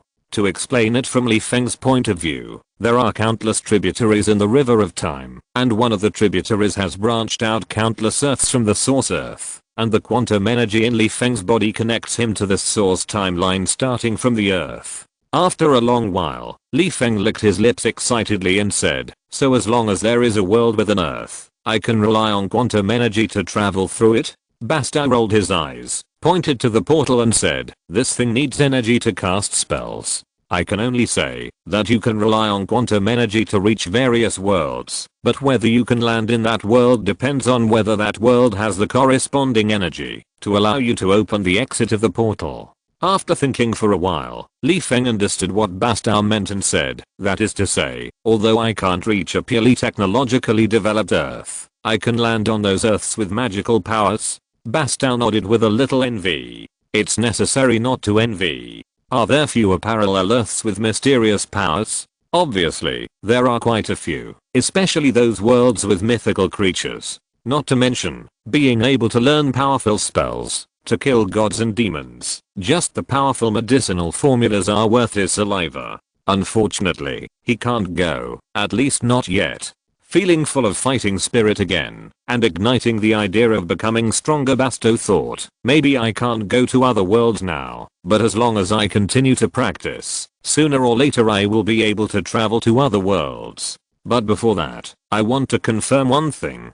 Bastow glanced at Li Feng, who was grinning so hard that he was drooling, and took out a handkerchief from his pocket speechlessly, saying, "Wipe your saliva first. I'll tell you how to return to your original world." And, with contempt on his face that even a blind person could see, Bastow continued, "You are also a typical example of being embarrassed in another world. The premise of wanting to be embarrassed is that you have to have a face." Li Feng said that his face had long been in his trouser pocket, and it was impossible to lose it. Li Feng took a deep breath and exhaled slowly. This is also the advantage of long-term meditation.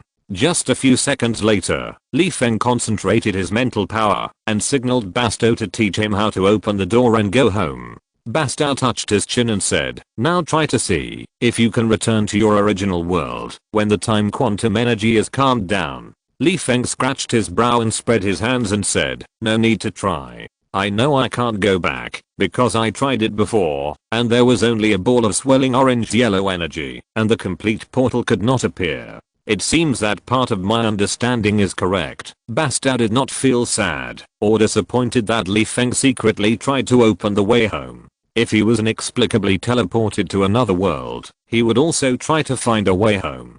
Bastow stretched out his hand to make the calmed quantum energy in Li Feng's body fluctuate again, and said, "Since you have successfully crossed over by relying on the time river, then you must rely on the help of the time river if you want to go home. So you need to combine the quantum energy in the portal so that you have hope of going home." As soon as the voice fell, Li Feng felt the pain of his body being torn by energy, but this time he said nothing, enduring the pain of his body being ground and releasing the portal to the open space in the distance. Not to mention, the portal that appeared this time was really blue and white, and with the previous speculation about the involvement of the time branch, the careful Li Feng clearly discovered that in the blue and white light curtain, a slender green light representing time was constantly twisting. When the portal was completed, Li Feng only felt a suction force coming from the portal, but before Li Feng could steady his steps, the portal suddenly pounced on Li Feng. "What's going on?"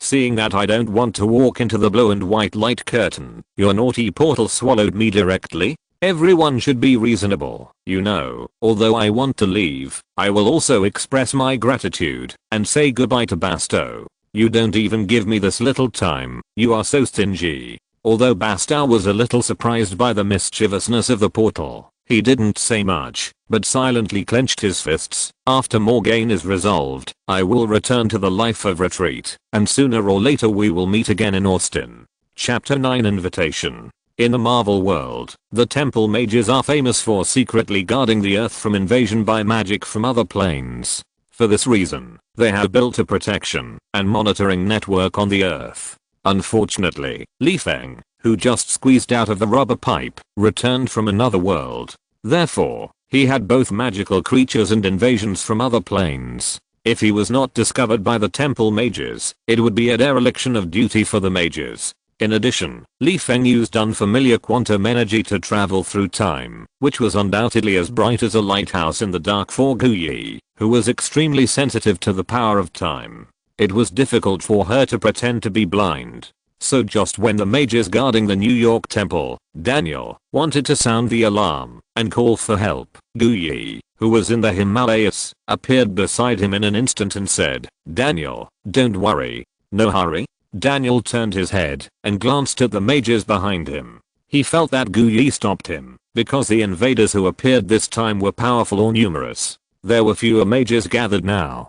Gu Yi was afraid that these disciples would suffer unnecessary losses. After all, it was still difficult to train mages. Not everyone is as talented as Doctor Strange and can become stronger after being tortured by Dormammu countless times. Ordinary mages may die completely after being tortured by Dormammu several times because their spirits cannot bear the blows. When Daniel was about to ask whether to gather more people, Ancient One smiled and said, "This is not an invasion, but a guy who went out for a trip and came home."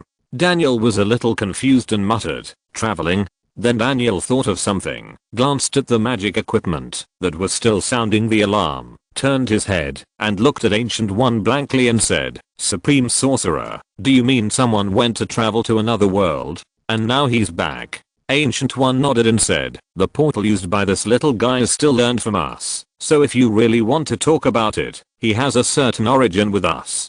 Daniel was a little confused. Although he knew that the portal could travel across worlds, he really had never seen anyone who could travel to other worlds, except the mirror space attached to reality. By the way, whose disciple is this? So awesome? He was still protecting his native world from invasion by outsiders, while someone on the other side was playing with the portal and going to other worlds.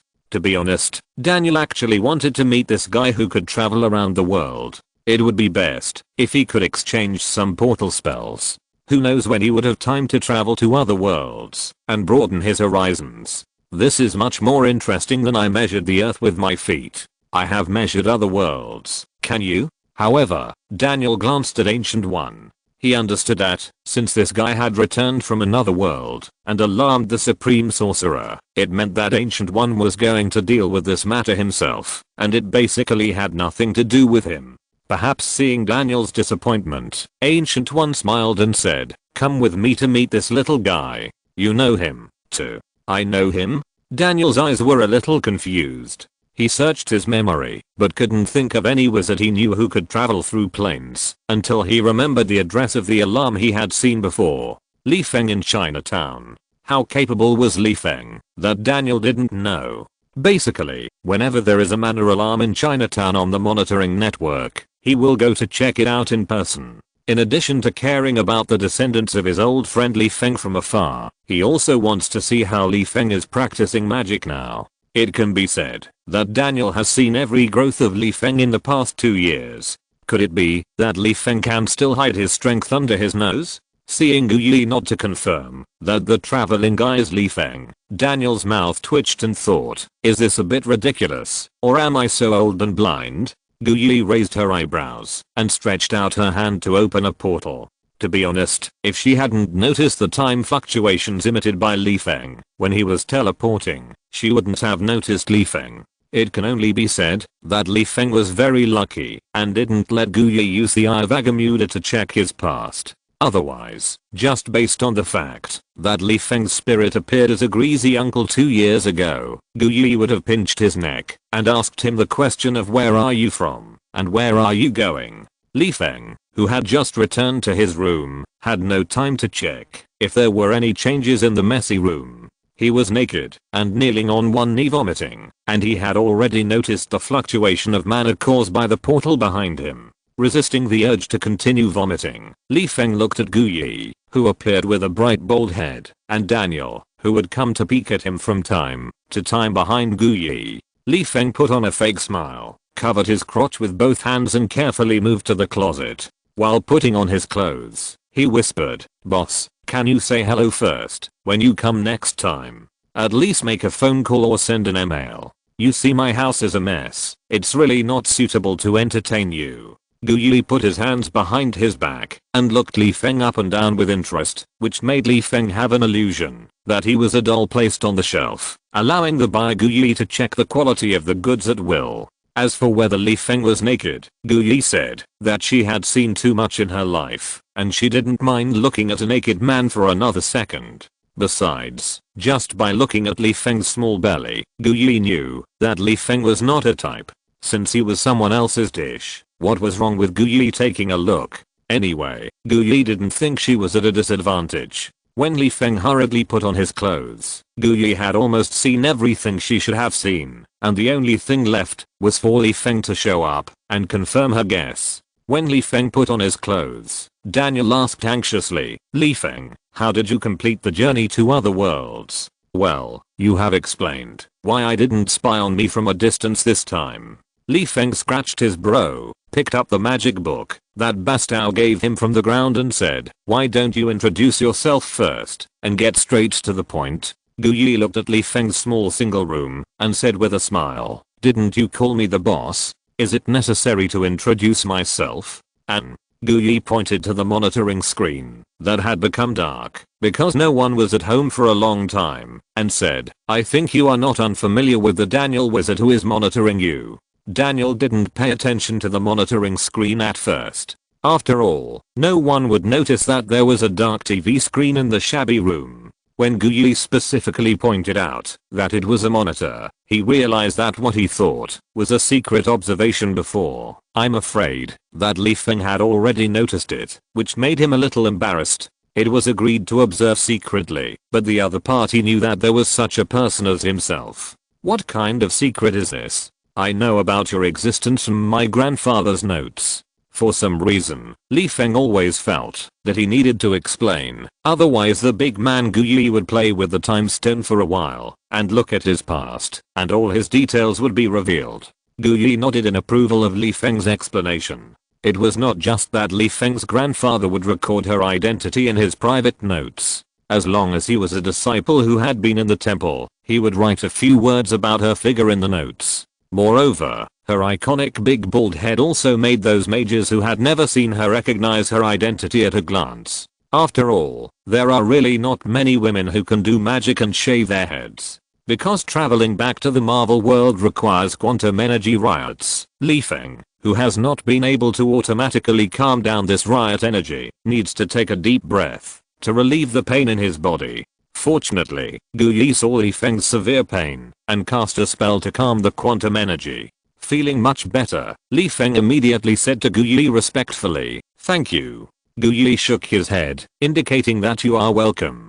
Daniel, who was standing by, could not help but wonder, and asked again, "We came here this time to ask how you completed the plane crossing." Li Feng scratched his head, looked at the messy room caused by going to the Bastau world, and the room full of dust, because he didn't know how long he had been in the other world. While thinking about whether he should change his living environment, he told Gu Yi and Daniel about the principle of crossing that Bastau told him. Unlike Daniel, who did not understand the quantum field, Gu Yi understood it.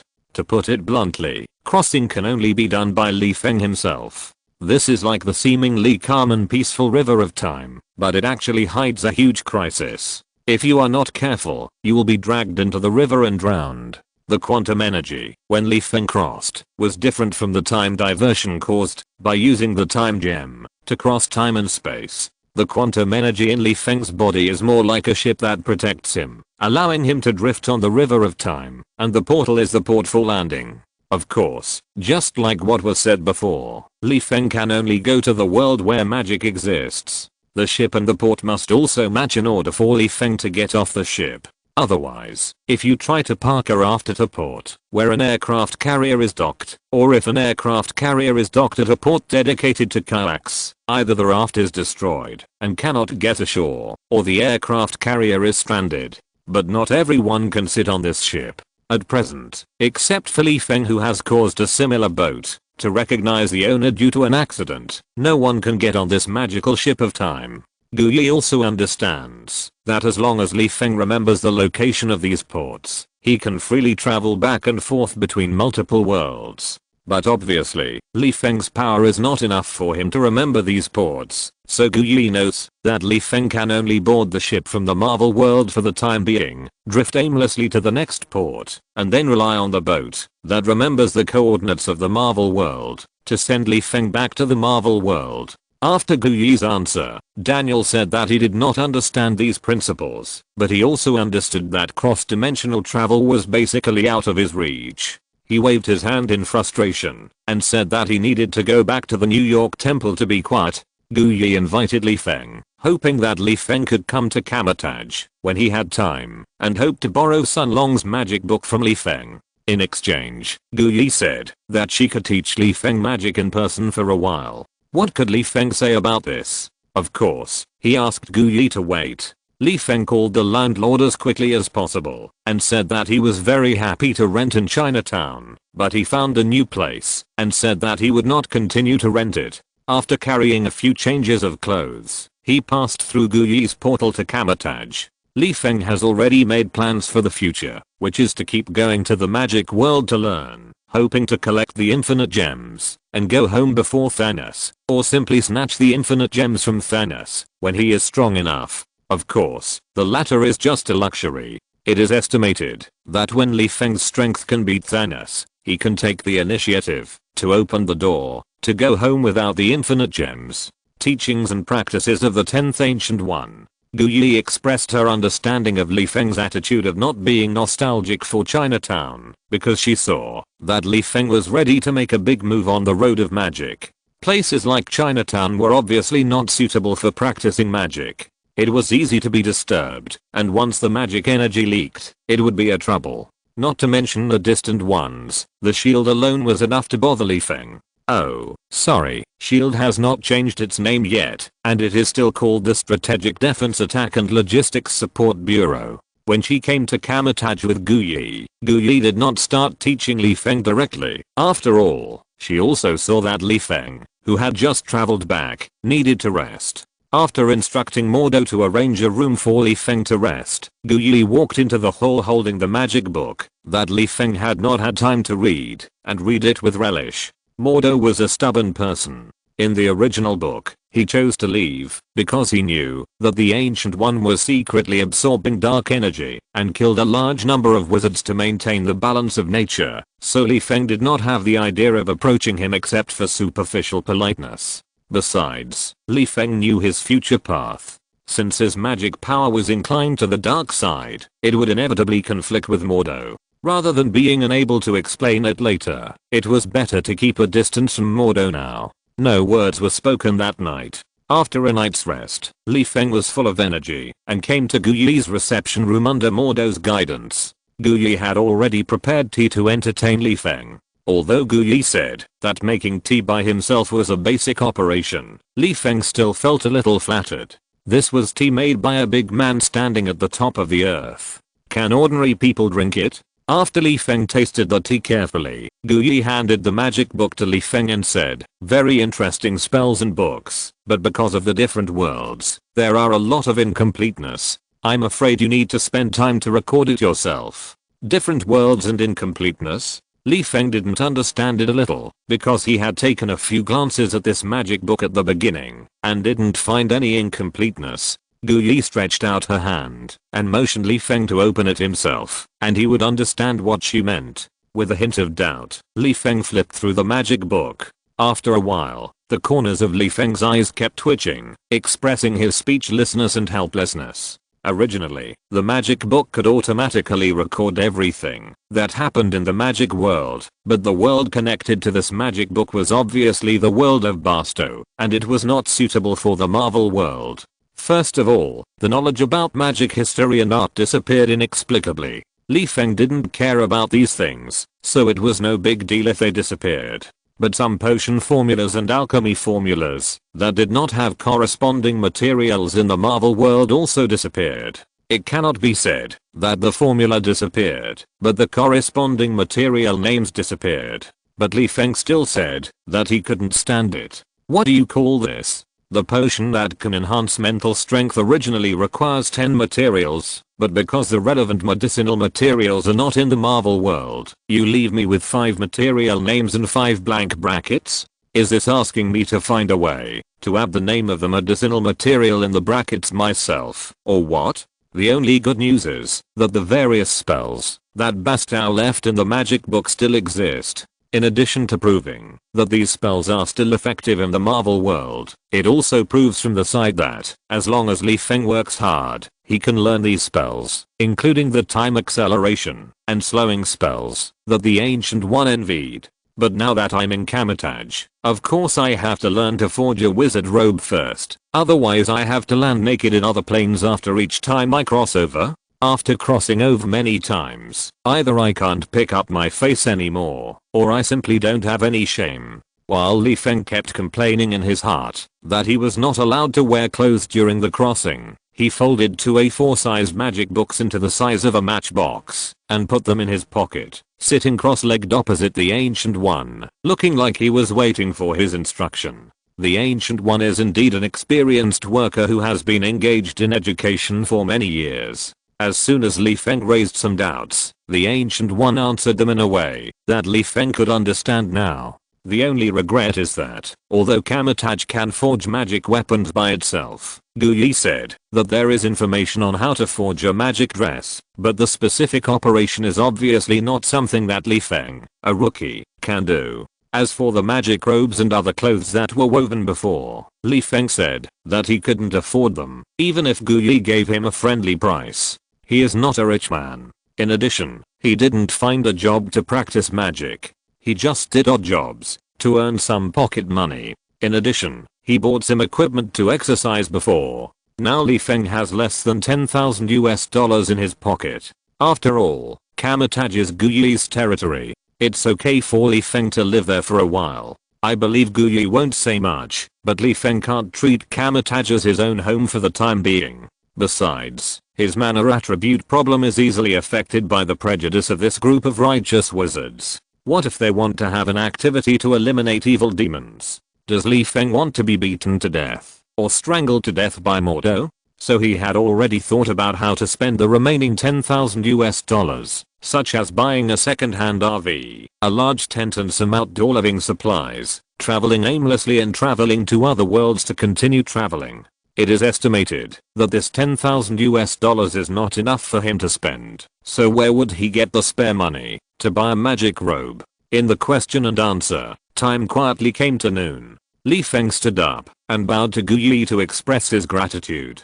Gu Yi smiled and nodded, reminding, to travel using time and portals, you need to try many times and grasp the degree, otherwise you will find that you only went out for a day, but when you return to this world, you find that a year has passed. Li Feng was also helpless about the unequal timelines of the two worlds, just like he had only stayed in the world of the Sorcerer's Apprentice for less than half a month. But when he returned to the Marvel world and looked at the time, well, more than a month had passed. This is just one of the worlds. If he goes to the world where the Ancient One said that one day is equal to 1 year in Marvel, he will be finished. When he returns from other worlds, he finds that the purple potato spirit has snapped his fingers and destroyed the Infinity Stones, and the heroes have replaced the stones back to the past. Where can he cry? If you want to know more about time travel, you have to face the Eye of Agamemnon in Kamataj, but the Ancient One wants to lend it to Li Feng for a search, but other wizards don't agree.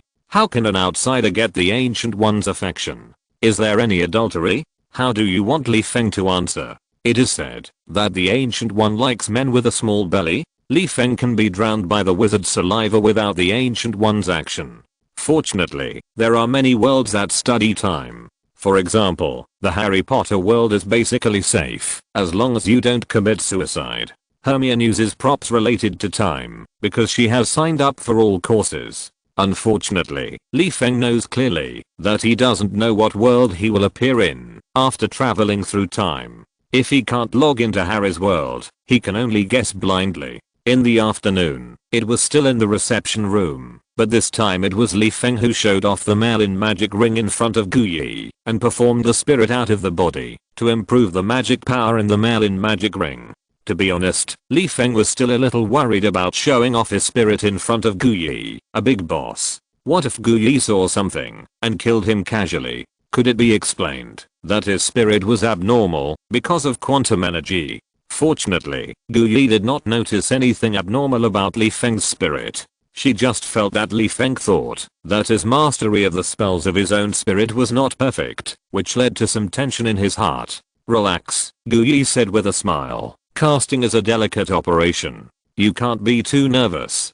Just like in a battle, the more nervous you are, the easier it is to fail in casting. Instead, it is more helpful to use a normal mind to cast spells. Li Feng smiled slightly, but he was relieved in his heart. At least she didn't see anything abnormal about his spirit from Gu Yi's tone and expression.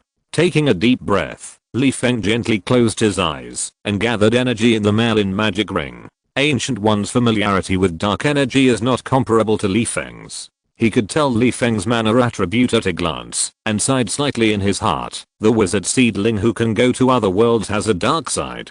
Fortunately, this is his talent. As long as he keeps his mentality unchanged, he can be like a normal person. He doesn't need to be on guard against the corrosion of dark energy like me. But this child obviously can't stay in Kamataj for a long time. Fortunately, I have established a relationship with him today. I hope that he can take care of Kamataj after he grows up with unlimited potential. Thinking of the future Ancient One, he subconsciously looked out the window. There was a man in apprentice clothes with confused eyes who was practicing hard. His name was Cassilis, and he was also a whetstone prepared by Ancient One for Stephen Strange. At this moment, Ancient One was a little hesitant. Li Feng didn't know to what extent his boat could travel, but Ancient One, with his years of experience in research, saw that as long as Li Feng was willing, his boat could be taken on, as long as it was a magical creature. This is not just props like hanging rings and magic books, but also creatures with magic power. Unfortunately, mages are also classified as creatures with magic power. Compared with Doctor Strange, who grew up being slaughtered by Dormammu, a supreme sorcerer who went to other worlds to broaden his horizons will obviously have stronger strength, and as long as Li Feng masters the timeline, maybe Stephen can grow stronger than her before facing Dormammu's invasion. It must be exciting when Stephen beats Dormammu to death. Unfortunately, my time does not allow me to see that scene. Forget it, since it has been planned. It is better not to break the original plan. As for Li Feng, just treat it as an unexpected insurance. Thinking of this, Gu Yi interrupted Li Feng who was gathering magic power and explained several mistakes made by Li Feng when his spirit left his body. Li Feng humbly asked for advice and recorded these experiences in the magic book. These were the points that Gu Yi personally pointed out. As long as he understood these, the time that Li Feng's spirit could leave his body could be increased several times, and Li Feng could have more time to let his spirit stay in Merlin's magic ring to improve his own magic power. In the next few days, Li Feng learned the mirror space spell from Gu Yi. Although he could not release the mirror space with a wave of his hand as casually as Gu Yi, he felt that he had made great progress. At least he could successfully release the mirror space after some practice. For him who was preparing to travel, it was equivalent to having a place to practice spells without interference. Chapter 11 Leaving Kamatage Library. Li Feng smiled and handed the small note from Ancient One to the unfriendly librarian. Although knowledge can be shared in Kamatage, and mages are allowed to borrow books in the library at any time, it also depends on who is borrowing. First of all, ordinary people are definitely not allowed to borrow, and secondly, foreign mages like Li Feng. These are the knowledge that the mages of Kamatage have worked hard to collect. Why should they lend them to outsiders for free? They are very careful when reading books themselves for fear of damaging them. So it is conceivable how bad the attitude of this librarian is towards Li Feng, and some of the small notes from Ancient One to Li Feng are the private collections of Master Ancient One, which makes the librarian even more unhappy. Li Feng doesn't care whether this familiar administrator is happy or not. As long as he can borrow the books he wants to read, he doesn't care if he is unhappy. Besides, what can Li Feng do if he is unhappy now? Not to mention whether he can beat the administrator. Even if he can beat him, he can't escape from Kamatage. There are mages who can open portals outside. Where can he run? Moreover, Li Feng remembered that this administrator would be chopped off the head by Cassius with a double axe in the end. It was great that he would record this little displeasure first. When this guy was sleeping in the cemetery, Li Feng would perform a dance step of friction. Friction. This is a devil step on his grave. Taking the book from the reluctant eyes of the administrator, Li Feng went straight back to his room, and while holding the magic book with his hand, he translated the temple's mage book with a translation tool and read it aloud in a low voice. Li Feng did not have the ability of Basto to record the knowledge in the magic book with just a touch of his hand, so he could only use the most traditional method to record it. That is, he read aloud here, and the magic book automatically recorded the collected sounds in the form of text. Of course, this also has some minor troubles, such as the need for a quiet environment, otherwise it will appear when reading aloud on the road, and there will be a car horn sound every few lines in the content, recorded in the magic book. Similarly, this also requires Li Feng to read aloud with standard pronunciation, otherwise there will be typos. After the recording is completed, Li Feng also needs to check the recorded content, because the magic book said that it is only responsible for recording, and it is not responsible for typos and polyphones. Fortunately, correcting typos is much more convenient than copying the entire book with a pen, otherwise Li Feng would not wear Kamatage for a month, but 4 years. Among these copied books, the most valuable is the private collection of Gu Yi. Basically, these books that Gu Yi allowed to borrow from Li Feng are more or less related to time. This is related to the spells that Basto left in the magic book to explain the flow of time in detail. Although these spells only control the flow of time, unlike the Eye of Agamemnon, which can turn back time, they are still a great inspiration to Gu Yi. At least after reading these spells, Gu Yi said that after more than a month of research, she can control the flow of time on certain items without using the Eye of Agamemnon, such as making a green apple mature quickly, or slowing down the maturity of apples, so that it will not mature for 10,000 years after hanging on the tree. Although these spells have not yet been applied to living creatures, this is also a remarkable progress. In time, Ancient One said that he would be able to achieve the records in the magic book in the future. Not only would he use time spells on living creatures, but he would not disturb the seemingly peaceful time. Originally, Ancient One should thank Basto, but it was obviously impossible for Ancient One to go to the other world and thank Basto in person, so these thank you gifts naturally became Li Feng's collection. After a month of copying and recording books, Li Feng finally recorded all the books on basic spellcasting in Kamatage. On this day, Ancient One found Li Feng who was about to pack his luggage and said, "It looks like you are ready to leave." Li Feng was a little embarrassed. During this time in Kamatage, he was not counted as Ancient One's private teaching. He also ate and drank for free, and received many benefits for free. What he paid was just a magic book with a small number of spells, and this magic book is still lying quietly in his backpack.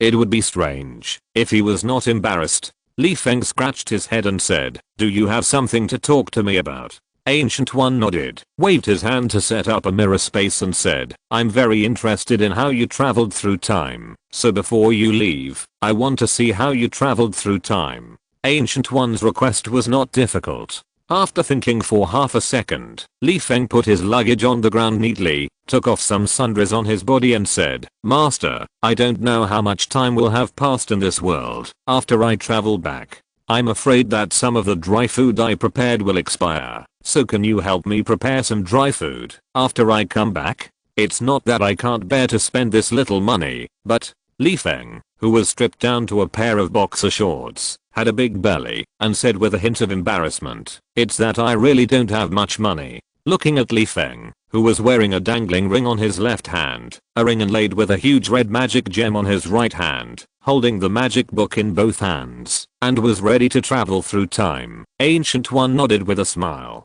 Her Kamatage family was wealthy and powerful, so let alone helping Li Feng prepare some dry food, even preparing enough dry food for Li Feng for a lifetime would be no problem. Everything was ready. Li Feng took a deep breath and closed his eyes to activate the quantum energy in his body. When the body began to feel tearing pain, Li Feng opened his eyes seriously, stretched out his left hand, and drew circles with his right hand. A portal with a hint of green light in the blue-white color appeared in front of Gu Yi.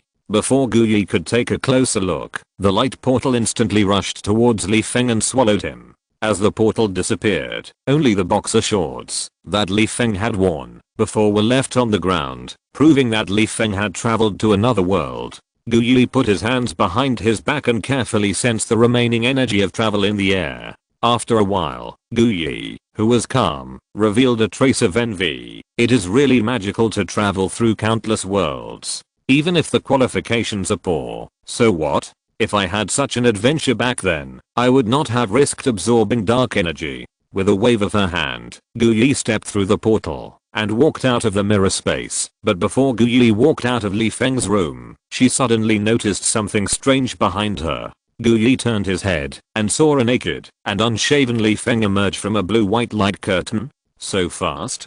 Gu Yi's mind was full of question marks, thinking, could it be that Li Feng had just traveled through time and returned immediately? No, looking at the beard on his face, it doesn't look like he hasn't shaved for a few days, at least it has not shaved for a month. Rubbing his dizzy temples, Li Feng calmed down the violent quantum energy in his body, took out his coat from his luggage, and put it on, and said, "Master, you didn't come to my room every day during this period to wait for me to travel back through time, did you?" Gu Yi shook his head slightly and said, "Since you traveled through time, I haven't had time to leave your room before you came back." Li Feng was stunned, hesitated and said, "You mean I stayed in another world for half a year, and only a few seconds passed in the local world?"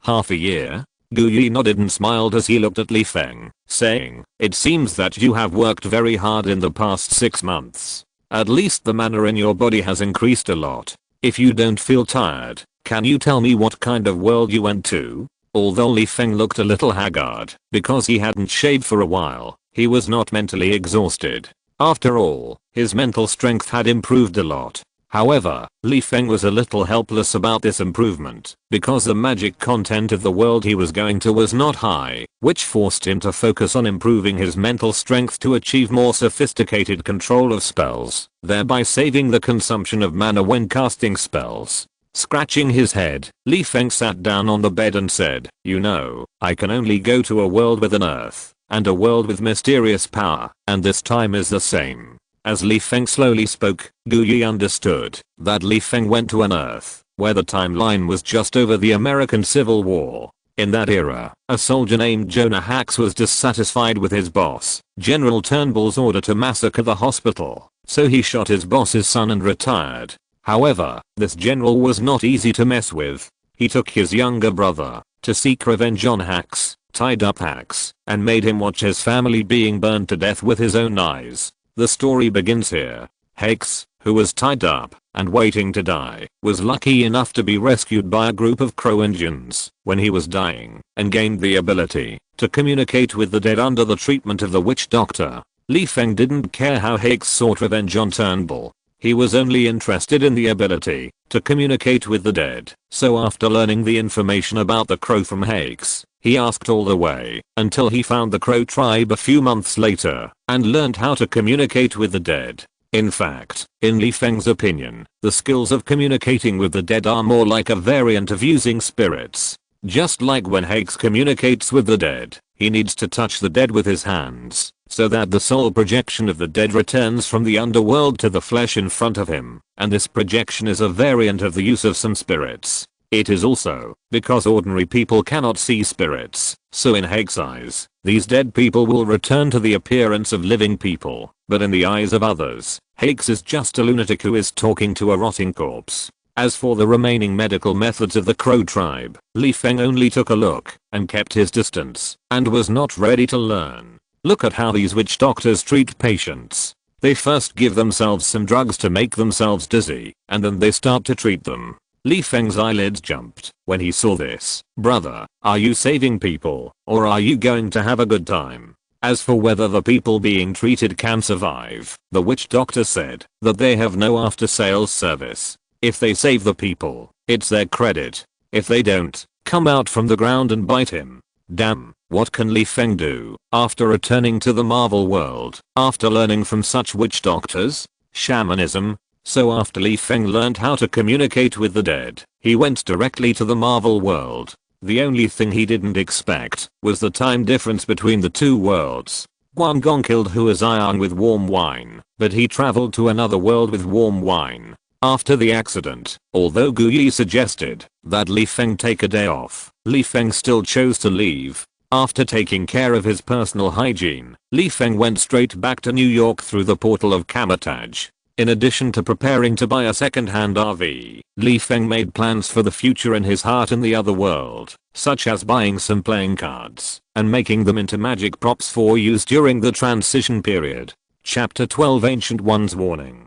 Before leaving, Gu Yi specifically called Li Feng, who was carrying a shoulder bag, to the reception room for the final advice. Waving his hand to open the mirror space, Gu Yi walked into the mirror space with his hands behind his back. Li Feng hesitated for a moment.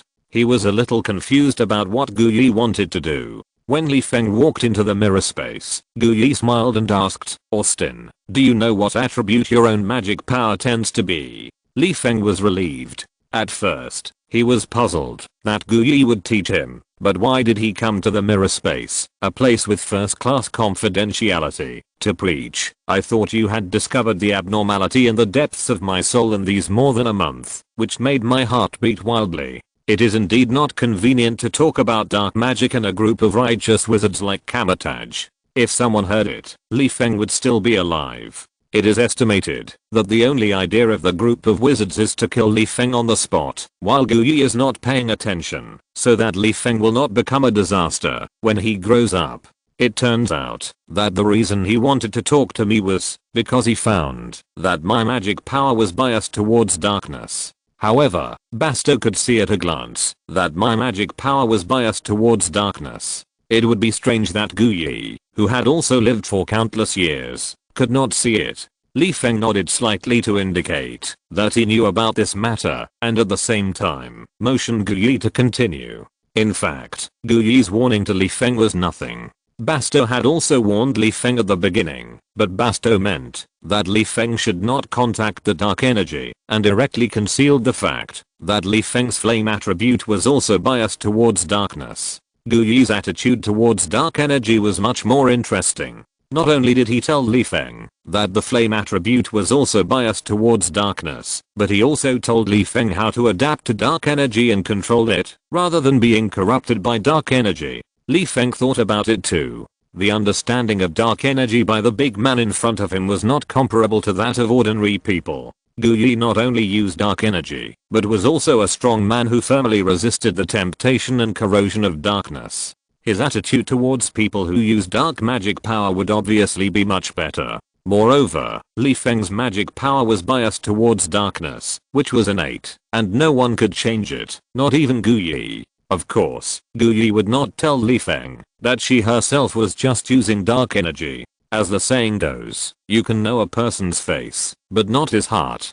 Who knows what Li Feng will do after knowing her little secret? Gu Yi did not want Kamataj to split. In this regard, Gu Yi only taught Li Feng some of his own experiences in resisting dark energy in a subtle way, such as using the story of human ancestors evolving from a single cell to a fish, and then to a human to warn Li Feng about what it means to take things slowly and not to rush. Human mages are like fish living in fresh water, and the air in the water is like the manna that mages rely on to survive. Those mages who do not seek to improve themselves are like living in freshwater lakes, and they spend their lives like this, while those mages who are motivated, those with shallow qualifications rely on mana to become amphibians and occasionally go ashore to take a look, or those with outstanding qualifications evolve lung organs to breathe oxygen directly, thus completely landing on the vast land. But evolution is also different, just like freshwater and seawater is like dark energy. Although carp can adapt to most environments, if you throw a carp into the sea, it will be killed by the salty water and become a salted fish. The magic power of Li Feng, a freshwater carp, tends to be dark, so he is destined to enter the ocean. Of course, the carp named Li Feng is not strong enough at present. Once he wants to enter the ocean directly, he will be corroded to death by seawater. What Gu Yi wants to express is to make Li Feng stronger first, and then find an estuary that adapts to the seawater environment to survive for a period of time, and wait for the magic power to evolve itself to adapt to the saltiness of seawater before entering the vast sea. When talking about the estuary, Li Feng noticed a trace of unnaturalness and hidden sadness on Gu Yi's face. Li Feng resisted the urge to scratch his eyebrows so that Gu Yi would not find out that he was complaining about Gu Yi's use of dark energy at this moment. Li Feng understood that Ancient One had overestimated his own qualifications at the beginning, so he did not find the right outlet to the sea, and directly connected to the Sea of Dormammu, the big boss. As a result, the seawater was too salty and Ancient One was corroded by dark energy. If Ancient One was not really capable, the position of the Sorcerer Supreme would have been replaced by someone else by now. However, Ancient One could not resist the corrosion of dark energy for long, and received a box lunch after Doctor Strange appeared. Li Feng felt sorry for Ancient One, and said respectfully, "Don't worry, Master. I have countless worlds behind me. As long as I'm careful, my potential must be infinite. There is no need to take risks for power." Clenching his fists, Li Feng said passionately, "Taking shortcuts will surely lead to self-destruction. Only by taking one step at a time on the road to becoming a wizard can you reach the top." "I understand." The corner of Ancient One twitched slightly. What he said seemed to imply that I was taking a shortcut by absorbing dark energy. Even in the oceans on Earth, there are still some places that are saltier. This is like the dangerous areas hidden in the dark energy. Even if you can travel in the ocean in the future, you need to be careful at all times. Li Feng nodded seriously to indicate that he understood this truth and he would proceed carefully on the road of magic. What needs to be said has been said. As for whether Li Feng is taking one step at a time as he said, Ancient One is not Li Feng's mother, so why should she care so much? These words have already made Li Feng have a good impression of Kamataj, and that's enough. It can be seen that Ancient One's concern about the future development of Kamataj has been broken to pieces, and there is no way to put it back. After opening the portal and saying goodbye to Ancient One, Li Feng borrowed the portal of Kamataj to come to the New York Temple. After chatting with Daniel for a few words and walking out of the New York Temple, Li Feng looked back at the temple. For some reason, Li Feng always felt that Ancient One's attitude towards him was the same as that towards his son, and he was worried about it. Shrugging his shoulders, Li Feng said to himself, "Who cares? It's either an illusion or he really treats me as his son. At most, I can collect some interesting things to amaze Gu Yi in the future. If Gu Yi likes my collection, it's fine to give her some. By the way, where is the guy who sold the second-hand RV?" Li Feng patted his forehead and said to himself, "It seems to be in Louisiana." The largest city there is called New Orleans. Li Feng licked his lips, wondering if there is a chicken leg burger in New Orleans, and walked to an empty corner, ready to practice the portal all the way to Louisiana. As soon as Li Feng walked into the empty alley, he found a Harley motorcycle stopped behind him. Two skinny black and white young people with earrings in their ears, wearing riveted leather jackets, punk style, and overdosed on marijuana, got off the motorcycle. If we talk about the biggest feature of the United States, we have to mention that there are many robbers. Compared with a profession like thief, which requires certain skills, robbery is obviously simpler. You just need to show your muscles and intimidate. The more difficult ones just draw out a dagger and make a few gestures. The top ones probably just use a pistol to rob. By the way, thieves will be looked down upon by their cellmates after being caught and sent to prison in the United States. This will make the prison bullies in the same prison feel ashamed. Because of historical reasons, they prefer to show off their muscles rather than skills. Of course, if you sneak into the Federal Reserve, it's another matter. That's no longer an ordinary technical job, but a talent. Li Feng didn't need to ask anything to understand that he was being robbed, and the target of the robbery was naturally him who was swaggering through the city with a shoulder bag. Does Mardan carrying a single room bag mean that I have money? Although there is indeed money in the bag, it is my only property. What can I eat and drink if I give it to you? By the way, how many times have I been robbed? Since I came to this world, in the past 2 years, whenever I go out at night, I get robbed 1/5 of the time. The public security is so bad.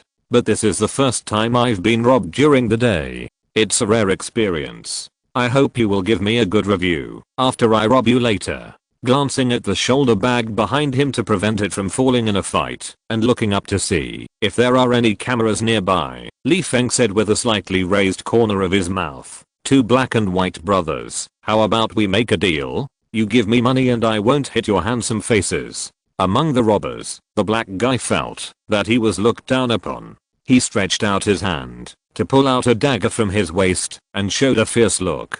He said, "Yellow monkey, do you know who you are talking to?" Li Feng raised his eyebrows, spread his hands and said, "Talking to a descendant of slaves who was captured by the Portuguese and brought to the United States with only white teeth." Obviously, the black man's name of Yellow Monkey made Li Feng very unhappy. The black man was stunned. He didn't know what the Portuguese had to do with him, but he obviously understood the word slave. He waved the dagger in his hand at Li Feng a few times, as if he could emit invisible sword energy to hurt Li Feng, to express his anger at the moment. The white guy behind the black man obviously knew that among the first European colonists to arrive in Africa, the Portuguese were the first to sell black slaves. Seeing that his partner didn't even know his own history, he couldn't help but laugh. But the white man also knew that he was still in the robbery activity, and it was not appropriate to talk about the history of black brothers at this time and place. He held back his laughter and pulled out the dagger to look at Li Feng's shoulder bag, and then looked at the huge ruby on Li Feng's right index finger, actually a magic gem, thinking, such a big gem, I don't know if it's real or fake. I'll rob it first and throw it away if it's fake. If it's real, it will have luxury cars and beautiful women. The white man showed greed on his face and said in a vicious voice, "Be honest, throw the ring and bag on your hand to us. Otherwise I will use the little cutie in my hand to measure how deep your anus is. Just say a few words and let me give you the magic props. Do you think you are Naruto and are the best at talking?" Li Feng glanced at the charming sound of the Harley motorcycle engine behind the two people. Although Li Feng didn't know much about motorcycles, he knew that the suspected modified Prince model motorcycle in front of him was worth a lot of money. "Anyway, I can't afford it."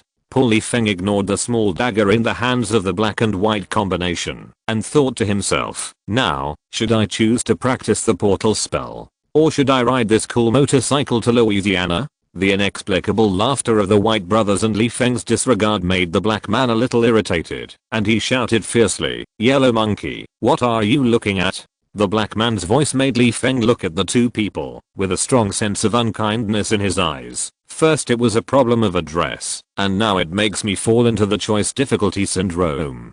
Do you think I'm easy to bully, or what? I will let you know the consequences of provoking a magician, even if I'm just an apprentice who can make fireballs now. Chapter 13 Captain Marvel. Hello and goodbye.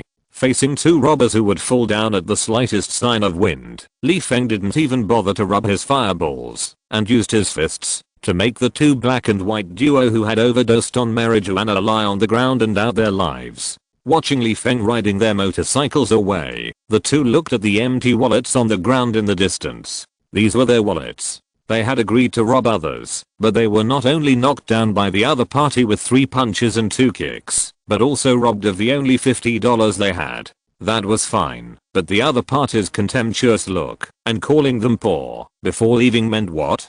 Did the robbers have no face? The black man rubbed his bruised cheeks and looked at the white man who was also beaten into a pig's head and asked, "What should we do now? Should we call the police?" The white man, "Call the police? How are you going to tell the police, uncle? The guy we wanted to rob not only beat us into pigs' heads, but also robbed us of our only money and the motorcycle we just stole? Is my buddy stupid, and can he even forget his own family history? Or did he drop out of school before he even finished kindergarten and become a gangster?" The white man patted his butt and stood up, not even looking at the black man with a question mark on his face. He had decided to go it alone. Otherwise, my black buddy will kill me sooner or later. On the other side, Li Feng rode the stolen motorcycle all the way to Louisiana. When he passed a convenience store, he bought a few boxes of playing cards. Until night fell, Li Feng casually abandoned the motorcycle without oil on the side of the road and went straight into the bushes not far from the road.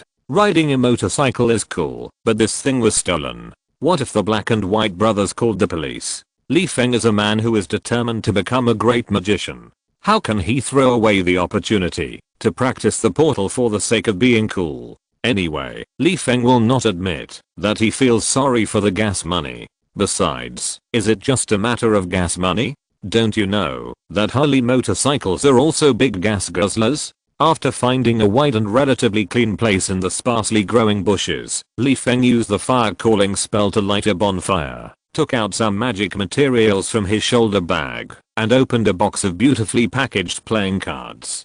After spending half a year in Jonah Hex world, Li Feng has become proficient in rubbing fireballs, but for Li Feng, whose mana is still scarce, the fireball spell is not suitable for fighting. First of all, it is powerful. In addition to being able to ignite furry creatures such as cats and dogs, it is still a bit difficult to ignite a living person. At most, it will cause burns. If the person hit by the fireball takes off the burning coat quickly, there may not even be burns. Secondly, the flying speed of the fireball is too slow, which is about the same as the firing speed of a children's toy gun. People with more agility can easily avoid it, causing Li Feng to waste his limited mana in vain. Finally, the casting speed. Li Feng can't do instant fireball spells at present. Could it be that Li Feng still expects his opponent to stand there stupidly and wait for him to complete the spell, and then stupidly not dodge and wait for the fireball to hit his face? If he really encountered such a stupid opponent, Li Feng would just stab him with the knife a few times to solve the problem. Why bother to make a fireball? So in order to have long range attack power at present, Li Feng could only choose to make spell casting props in addition to purchasing guns. Unfortunately, Li Feng felt that guns did not match his identity as a magician, and guns were not magic props, so they were not allowed to be taken to another world when traveling. In addition, Li Feng took some magic materials for nothing when he lived in Kamatage, so he naturally forgot about the choice of guns. As for choosing playing cards as a magic carrier, Li Feng was also helpless. Originally, throwing knives were more suitable as spell-casting props, but Li Feng believed that it was still quite difficult to ignite the throwing knives at present. In addition, which item do you think is more likely to attract the police? Carrying throwing knives or carrying playing cards? How should I explain to the police when going through security checks? And how many throwing knives can I bring? What about playing cards? The fact that it can catch fire easily and the police won't bother with it is not to mention that it is light and thin. Even if you put a box in each pocket, it won't be easily discovered by outsiders. A box of playing cards has 54 cards, and 2 boxes have more than 100 cards. Who can carry more than 100 throwing knives? The weight of the throwing knives alone is enough to make the user suffer, not to mention the flexibility of fighting. It was midnight.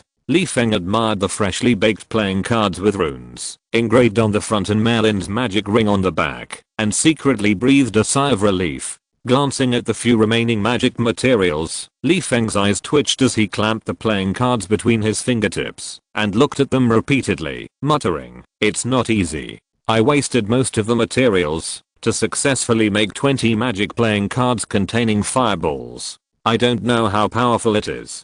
Don't let me down. This is a prop that I spent half a year to come up with." Thinking of this, Feng turned his head with a little excitement to look for the target. There were nothing but stones in the wilderness, so Feng could only pretend that the stones in the distance were enemies. He took a deep breath and then waved his hand to shoot out the playing cards in his hand. As the playing cards hit the stones under the control of his mental power, a fireball suddenly exploded. Feng nodded with satisfaction. The shooting speed is about the same as that of a crossbow arrow, but a crossbow arrow flies in a straight line, while playing cards do not fly in a straight line. They have an arc-shaped flight trajectory, which makes it difficult for the target to avoid the attack of the playing cards in advance. It's a pity that my mental control range is only 10 meters, so the enemy can only be within 10 meters around me before I can make the playing cards accurately hit the target. However, that's only for now. As long as I keep practicing, I will be able to do 100 meters or 1000 meters sooner or later. Sitting back by the campfire, Feng carefully experienced the mana consumption required to shoot the playing cards. After a while, Feng grinned and said to himself, "Not bad. It only consumed about 1/3 of the fireball mana, but the power is a little bigger than the fireball I released." Turning his head to look at the cracked stone baked by the fireball, Feng, who was unwilling to admit that the fireball he released himself was a rip-off, muttered and added, "Just a little bigger, just a little bit." In the morning, Feng, who was sitting cross-legged in meditation, opened his eyes, got up and jogged on the road to exercise. Half an hour later, his hands and feet were fully active.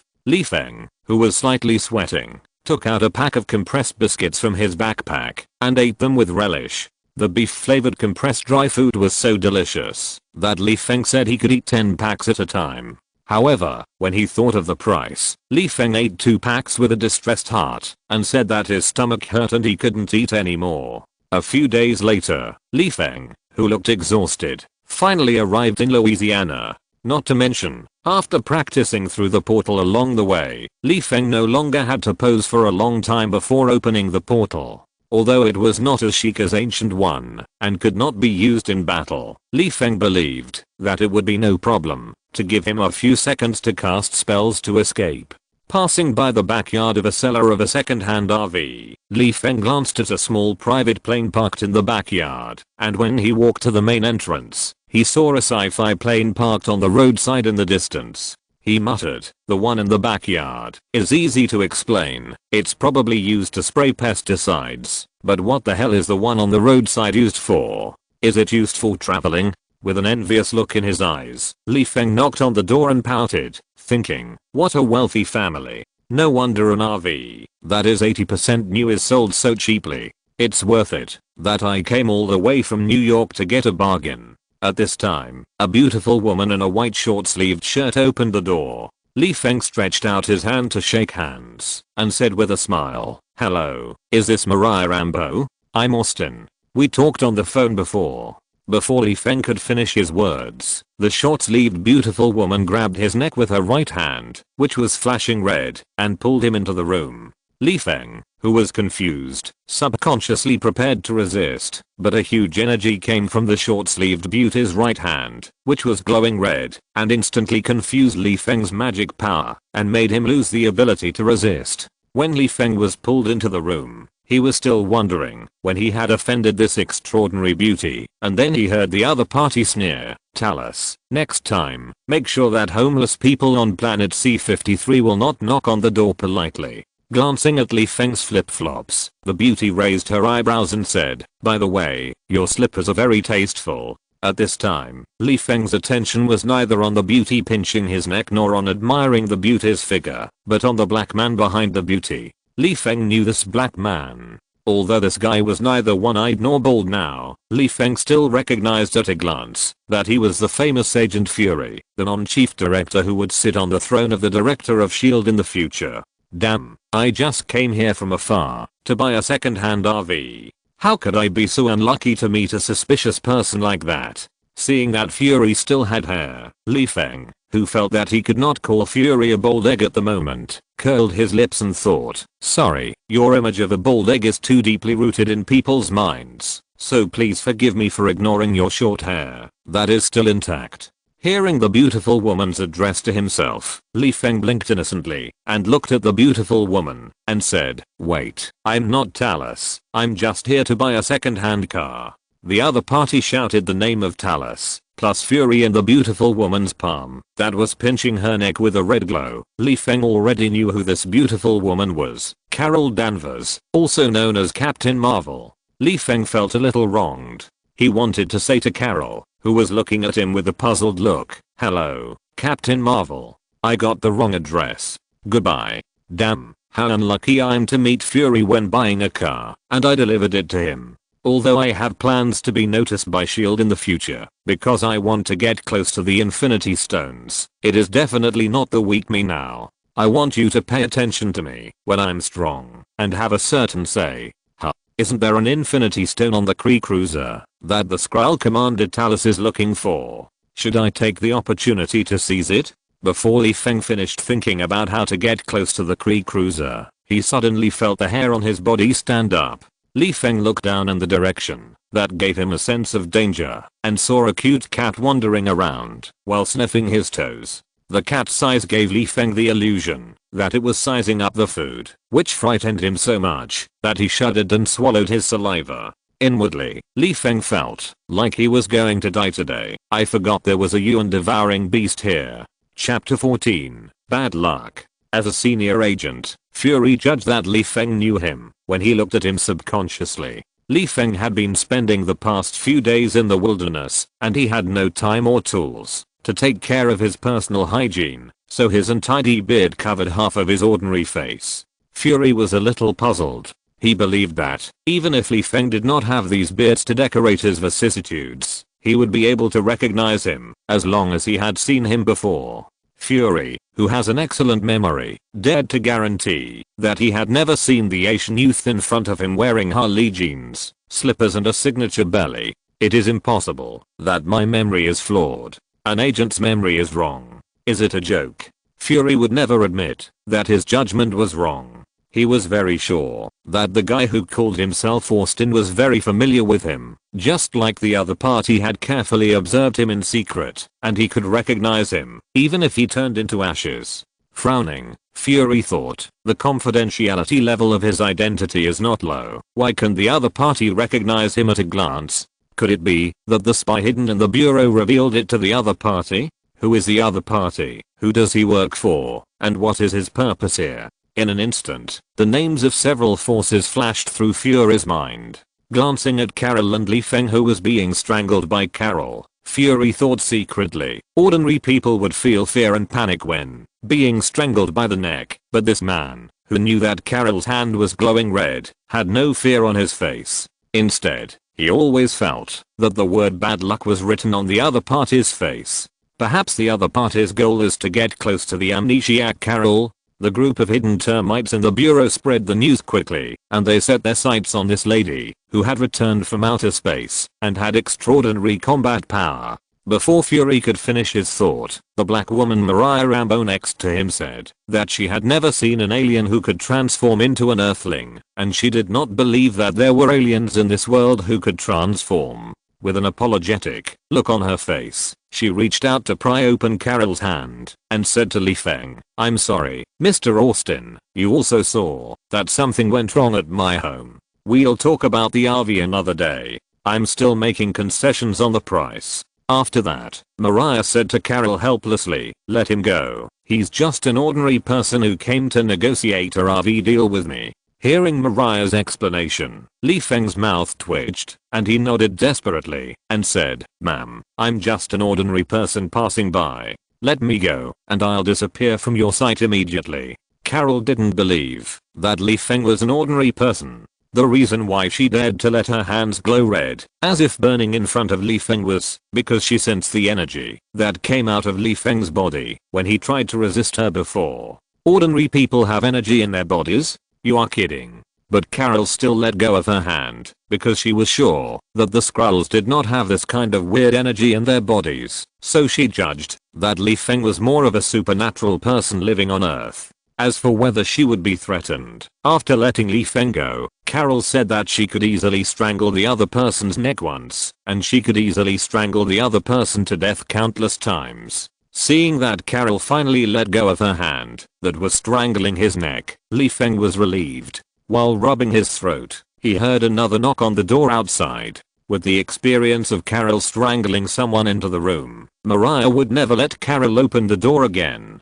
What if this fierce girl strangled a neighbor? How could she get along with her neighbors in the future? Unfortunately, Carol's strength was not comparable to Mariah's. Carol pulled her behind him. Mariah could only stand behind Carol with a helpless look on her face, thinking about how to explain to the guests outside the door after opening it. Fury looked at Li Feng meaningfully and hid behind the door with a pistol in his hand. Li Feng didn't care whether the person outside the door was called Tom or Jerry, or whether Tom was Mariah's neighbor. He just wanted to leave as soon as possible because he knew that the Skrulls would soon appear in the house. When he wanted to leave, Fury would not allow him to do so. After all, it was about the existence of aliens, so how could an ordinary person know about it? What if Li Feng talked about it everywhere? But Li Feng didn't expect that Fury had already determined from his reaction that he was a person sent by a certain force to approach Carol and was destined not to let Li Feng leave easily. Before Li Feng took a step, Fury had already pointed his pistol at Li Feng and shook his finger at Li Feng, indicating that Li Feng should not act rashly, otherwise he would shoot. Li Feng, who felt that he could not dodge the bullet, looked at Mariah with a gloomy face as she explained a few words to the neighbor and closed the door. Damn, it's over. Sure enough, the faint voice of Taros, the commander of the Skrulls, came from behind Li Feng. You should be more friendly to your neighbors. Maybe you need to borrow from them one day. Before Taros finished speaking, he stared blankly at Li Feng, who had his back to him. As a shaper-shifting race, the Skrulls can copy the genes of anyone and change their appearance. At the same time, when copying the genes of the other party, they can obtain the other party's short-term memory. But Taros obviously realized that he could not copy Li Feng's genes, let alone know the other party's memory. Is this still the Earthling I know? Let's not talk about the tough woman who could beat 20 of my soldiers with her hands tied. How come there is another guy with unknown ability? Talus decided to drink the milk tea in his hand to calm down. Damn, this guy's definitely not from Earth. I just want to find my family to reunite. Does this road have to be so difficult? It's okay to have a pervert with super combat power, but there are also aliens. As for being pointed at by Fury with a pistol, Talus said that this is not a big deal. He has a backup plan to protect him, such as Mariah was a little confused when she saw the green alien, and then she saw Talus's backup plan through the window, a Skrull who turned into her own appearance and talked to her daughter. After Mariah finished saying what's going on in surprise, Talus, who came back to his senses, glanced at Li Feng and turned his head to look at him and said, "As long as you don't kill me, she will be safe." Li Feng rolled his eyes and expressed his helplessness at the moment when he couldn't leave. He knew that Talus came here with sincerity to persuade Carol to tell him the coordinates of his family, so for now, there would be no conflict between the two parties. As for Fury pointing his gun at Talus to show his anger at him becoming his boss, Li Feng didn't bother to care. He walked aside to pour himself a cup of water. These days, he ate compressed dry food and drank water extracted from the air with mana. But using mana to gather water was not an easy task for Li Feng now, so Li Feng endured the thirst as much as he could. He only gathered some water to drink when he couldn't stand it anymore. He was very thirsty now. After drinking the water, Li Feng sat aside again and prepared to listen to the story. Anyway, I was free, but I didn't have popcorn to eat, so I gave him a bad review. Li Feng, who had just sat down, felt a sense of danger coming from his feet again, which frightened him, and he hurriedly stepped back. At the same time, Talus was also frightened by this cat-like human devouring beast named Gugu. Talus was frightened and stepped back in fear. Seeing that Talus was actually afraid of a cat, Carol picked up Gugu and walked closer to Talus, saying with a smile, "Cat? You are not afraid of this cat, are you? This is interesting." Carol can understand that the guy who calls himself Austin is afraid of cats. After all, some people are allergic to cats, but who would believe that the commander of the Skrulls is afraid of a cat? Talus retreated with a look of horror and said, "This is not a cat, but a meter devourer." Meter devourer. Fury felt that this was the biggest joke in the world. When did the domestic cats on Earth become the fierce beasts in the universe? Do dogs on Earth have a more domineering name? What about the lions and tigers that can easily kill cats in seconds? Could it be that they are sky-devouring beasts in the eyes of aliens? It can be said that everyone present, except Li Feng, thought this was a joke. What can Li Feng say about this? Saying that this is really a meter devourer. Who would believe it? And with Fury's personality, he is now ready to investigate Li Feng thoroughly. When Fury sees the true face of the meter devourer, how should he explain it? Fu Rufei locked up Li Feng, pinched his neck and asked, "Tell me, which planet are you from?" After all, only aliens know what a meter devourer is, right? But Talus obviously wanted to drag Li Feng into the water, pointing at Li Feng and said, "Look, he knows this is not a cat. Damn, I'm just a spectator." Li Feng rubbed his aching forehead, picked up the cup of water, and drank water to hide the embarrassment on his face, and said that he knew nothing. Putting down the water cup, Li Feng said faintly, "Well, I have to pee urgently, can?" Li Feng was interrupted by Fury before he finished speaking. "I want to pee too, I'll go with you." Touching the pistol, that gave Fury a sense of security. He looked at Li Feng in confusion. This guy's definitely not simple. He was calm when he saw the aliens. Either he knew the existence of outsiders long ago, or he was also an alien. "I've seen them eating and drinking together, but it's rare for two men to pee together."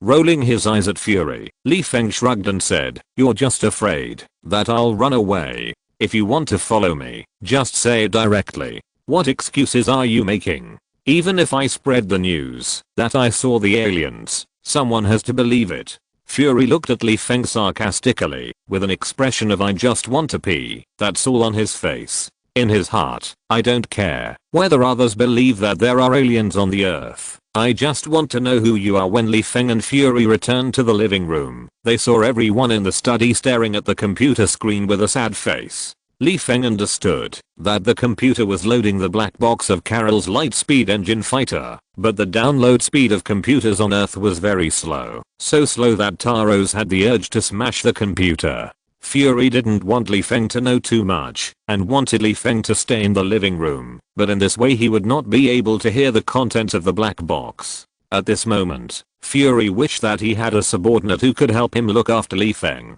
There was no other way. Fury could only let Li Feng go into the study and comfort himself. Since the other party even knows about aliens, it doesn't matter if he knows more. If you're listening to this novel on a channel other than Fanfic World, it means they downloaded and uploaded it without effort. We cordially invite you to visit our channel, Mundo Fanfic Novelos. There you'll find the original version of this story and you can explore many other novels of various genres. We're waiting for you to immerse yourself in a world of incredible novels. Chapter 15, Red Carp, Green Carp and Donkey. After a long time, the computer in the study, which seemed to be an antique to Li Feng, finally finished loading. Talus, who was standing beside him, also breathed a sigh of relief. He was really afraid that this broken computer would make his legs numb when loading. "Isn't this a waste of my time? Don't you know how much I miss my family now?" On the side, Carol listened to the voice recording in the computer in a daze, and her mind kept pouring out the scene of her being chased by alien fighters when she was carrying out the Pegasus project. When Carol understood the source of her extraordinary power, and didn't know whether she had been deceived by the supreme leader of the Kree for the past 6 years, or whether the recordings in the black box were all forged, she ran out of the room in panic and confusion, with questions in her mind, such as "Who am I, and where am I?" Mariah was worried that her friend couldn't bear the blow, and ran out with her, ready to comfort the confused Carol. Talus, who didn't want to miss the opportunity to reunite with his family, also followed Carol. Only Li Feng and Fury were left in the room. After taking a sip of water, Fury touched his pistol and asked, "You said your name is Austin?" Li Feng spread his hands and said, "Should I praise your good memory? It's been so long, and you still remember my name. It's been so long, less than half an hour. Just based on your current attitude, I want to lock you up until you die." Fury touched his pistol and prepared to pull it out to scare Li Feng. Li Feng was a little helpless when he saw this. He was not sure whether this future African would really shoot himself. "Although I'm always ready with a magic shield, and I'm not afraid of your broken gun, it is better not to expose my abilities if I can. Isn't it good for me to watch Captain Marvel fight aliens in peace? If it doesn't work, can't you just treat me as a spectator?" Scratching his brow, Li Feng looked at the pistol pointed at him, shrugged helplessly and said, "Okay, my name is Austin. What can I do for you, old man?" Whether Li Feng was implying that he was old and confused, Fury didn't care. He only cared whether the other party would speak under the threat of the pistol. As long as he mastered the rhythm of the conversation, as a senior agent, he could always find some clues from the traces. Only Austin? What's his full name? Knowing only the name Austin and a face full of unshaven hair, Fury was confident that he could find some information about the other party, but it would take a lot of time to investigate. You know, there are not as many street surveillance as in the future. If Fury really had to rely on his slow investigation, I'm afraid the intelligence he found would be outdated for a long time. Li Feng, who was sitting on a chair with his back against the back, crossed his legs and thought for a while with a nonchalant look and said, "Want to know more? It's very simple. You just need to learn to speak a few words with me and make sure you can pronounce them clearly. If you ask me how old I was when I wet the bed, I will tell you everything." Fury frowned. If it was just learning to speak, he would not be afraid. After all, he was a multilingual talent, even Chinese. After thinking about it, Fury nodded and agreed to Li Feng's request. He thought that he would first listen to what Li Feng was going to let him learn to say before considering other things. He didn't believe that learning to speak would be so difficult. He stretched out his hand and made a gesture of invitation. Then Fury was confused when he heard Li Feng say, "The red carp has a little green donkey named Li Fufu, and the green carp has a little red donkey named Lulali." The red carp said that his Li Fufu is greener than the green carp's Lulali, and the green carp said that his Lulali is redder than the red carp's Li Fufu. I don't know whether the green carp is redder than the red carp's donkey, or the red carp is greener than the green carp's donkey. After speaking, Li Feng stretched out his right hand to Fury, raised a finger and said, "As long as you say the above paragraph quickly and clearly, feel free to ask any questions." Fury was a little confused. He could hear that this was a Chinese tongue twister, but what the hell was he, a foreigner, learning a tongue twister? Even if his tongue was pulled out and burned straight on the spot, he couldn't say a complete tongue twister. With a bad look in his eyes, Fury slightly raised the muzzle of the gun and aimed at Li Feng's forehead. Li Feng ignored the pistol in front of him calmly. "Do you think that the energy gun in your hand can penetrate my magic shield? Forget it. You are not the Captain Marvel, who has a powerful energy that directly suppresses my magic power. What about you? Just rely on this toy gun." However, Li Feng also knew that he had angered Fury a little. What if this agent sent someone to follow him all day? Would it be annoying? With a curl of his lips, Li Feng said with a disdainful tone, "You can't even do such a simple thing. Let me change it to a tongue twister that a 3-year-old child can say, and you can learn it again." 3 years old? If you dare, come to the 4-year-old. Fury put down the pistol, and his mouth twitched when he heard the Chinese tongue twister that Li Feng uttered. "Red carp, green carp and donkey. Damn, is this a tongue twister that your 3-year-old child can say?" Looking at Fury's resentful eyes, Li Feng felt so happy in his heart, which was even better than drinking ice cola with air conditioning in the summer. "I finally got my revenge for 2 years of hard work in learning English, and I took my revenge on the director of S.H.I.E.L.D. So happy." Thinking back to when he was forced to stay in Chinatown to learn English, Li Feng felt dizzy and his limbs were weak. "Humph, let me learn English. Let you learn a foreign language, and the most difficult one to learn is Chinese. Think about the profound Chinese language.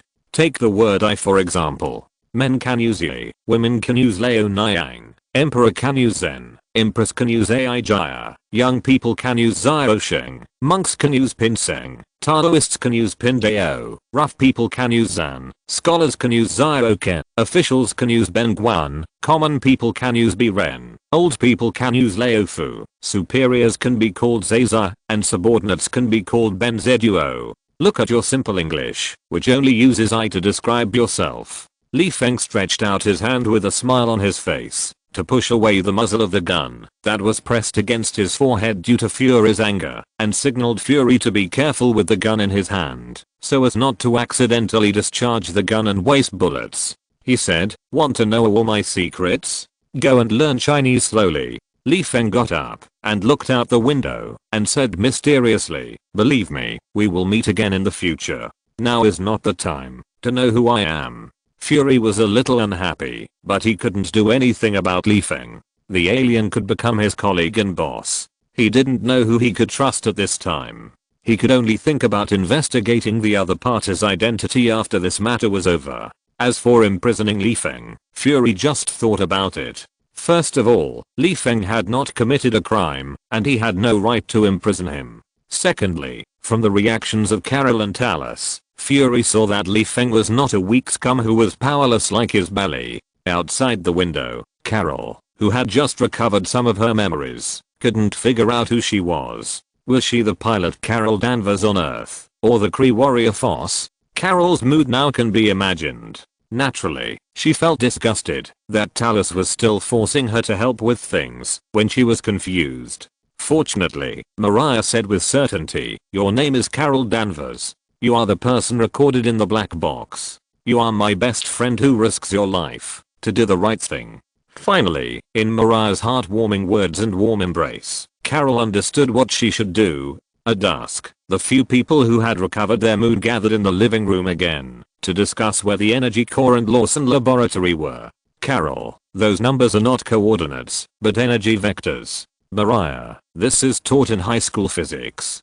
To be honest, Li Feng, who had always regarded himself as a background wall and silently leaned against the wall to eat bread, was amused at the so-called Skrull chief scientist's blank expression that he didn't understand, and said sadly, "I didn't understand it either.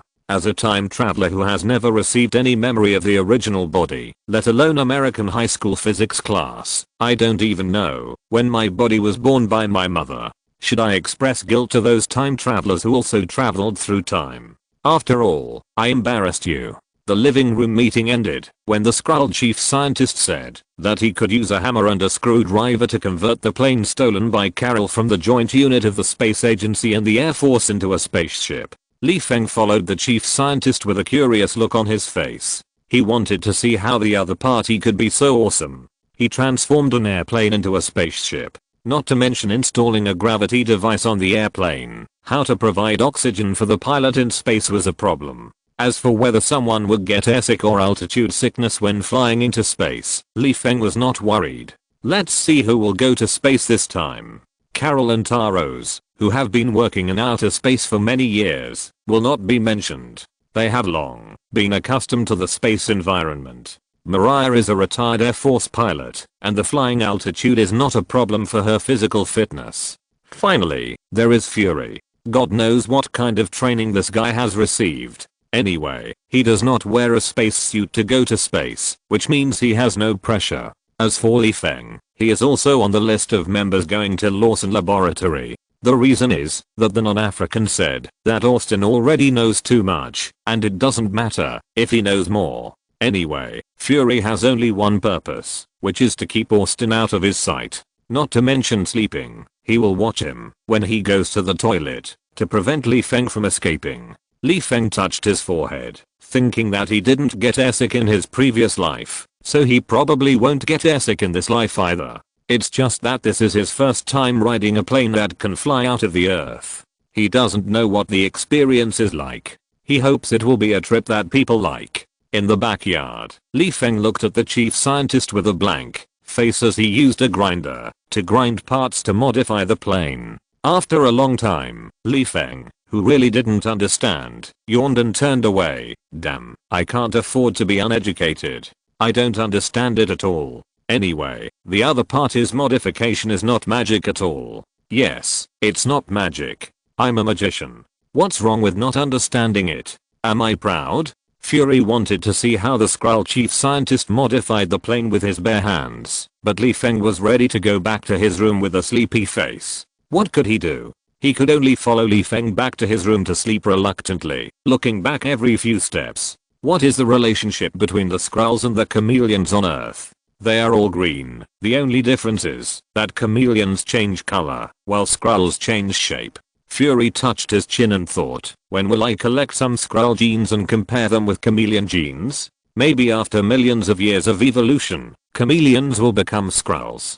Chapter 16. Run away. It was a night that seemed like a lifetime ago. It took only one night to convert an airplane that can only fly in the atmosphere into a space fighter with certain firepower. If this is not a lifetime ago, then what is it? Anyway, Li Feng, who was preparing for a morning run in the morning, stood in front of the space fighter with a buzzing head. He swore that what he saw was definitely an illusion. This was definitely not the result of the chief scientist who didn't even know high school physics working all night. Something unknown must have happened. After a long time, Fury, who was standing behind Li Feng and chewing bread, pushed Li Feng and said, "Mr. Little Belly, welcome to this space summer camp. I hope that this summer camp organized by aliens will give you a pleasant space trip." Li Feng lowered his head and touched his own little belly. He felt a little melancholy. Little belly, if I didn't exercise and sat in front of the computer all day and grew a thing like you, it would be fine. But I obviously exercise every day. Why are you still reluctant to leave me?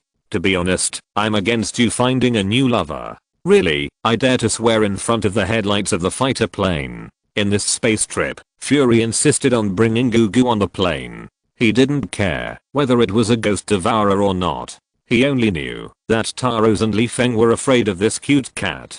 It was necessary to take some precautions before they gained his trust. Halfway through the flight, Taros couldn't help but remind Fury, who put the devourer on his lap, to tease him. "I advise you not to put this creature on your lap to play. It's too dangerous." Fury answered bluntly that he didn't trust Taros, so he brought the cute cat for self-defense, which made him somewhat helpless. Is this a question of trust or not? This thing can easily swallow all of us, right? Mariah, who was sitting in the co-pilot seat, asked what she had always been curious about. "Can you change into anything you want?" Taros, "That depends on what it becomes." Mariah, "Can the filing cabinet change?"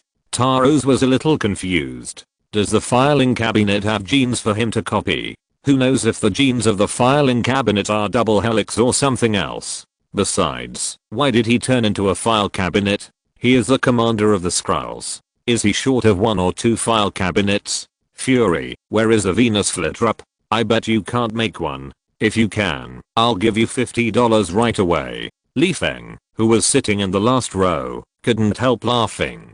Hearing what Mariah and Fury asked, Mariah was just curious, but Fury, haha, this guy's not simple-minded. Fury knew that the Skrulls could only turn into creatures with genes, so he wanted to know if they could turn into plants. If they could only turn into humans, it would be fine. At most, he would question one person and ask one person. After all, the Skrulls can only copy the other person's short-term memory, which is a flaw. If the Skrulls could turn into plants, it would be troublesome. If they hid in the forest, he would not be able to find their figures. He couldn't just grab a suspicious plant and ask you if you are a Skrull, right? And what would others think of him? Arrest him and send him to a mental hospital? Or burn down a forest to catch a Skrull who turned into a plant? This is too much of a loss.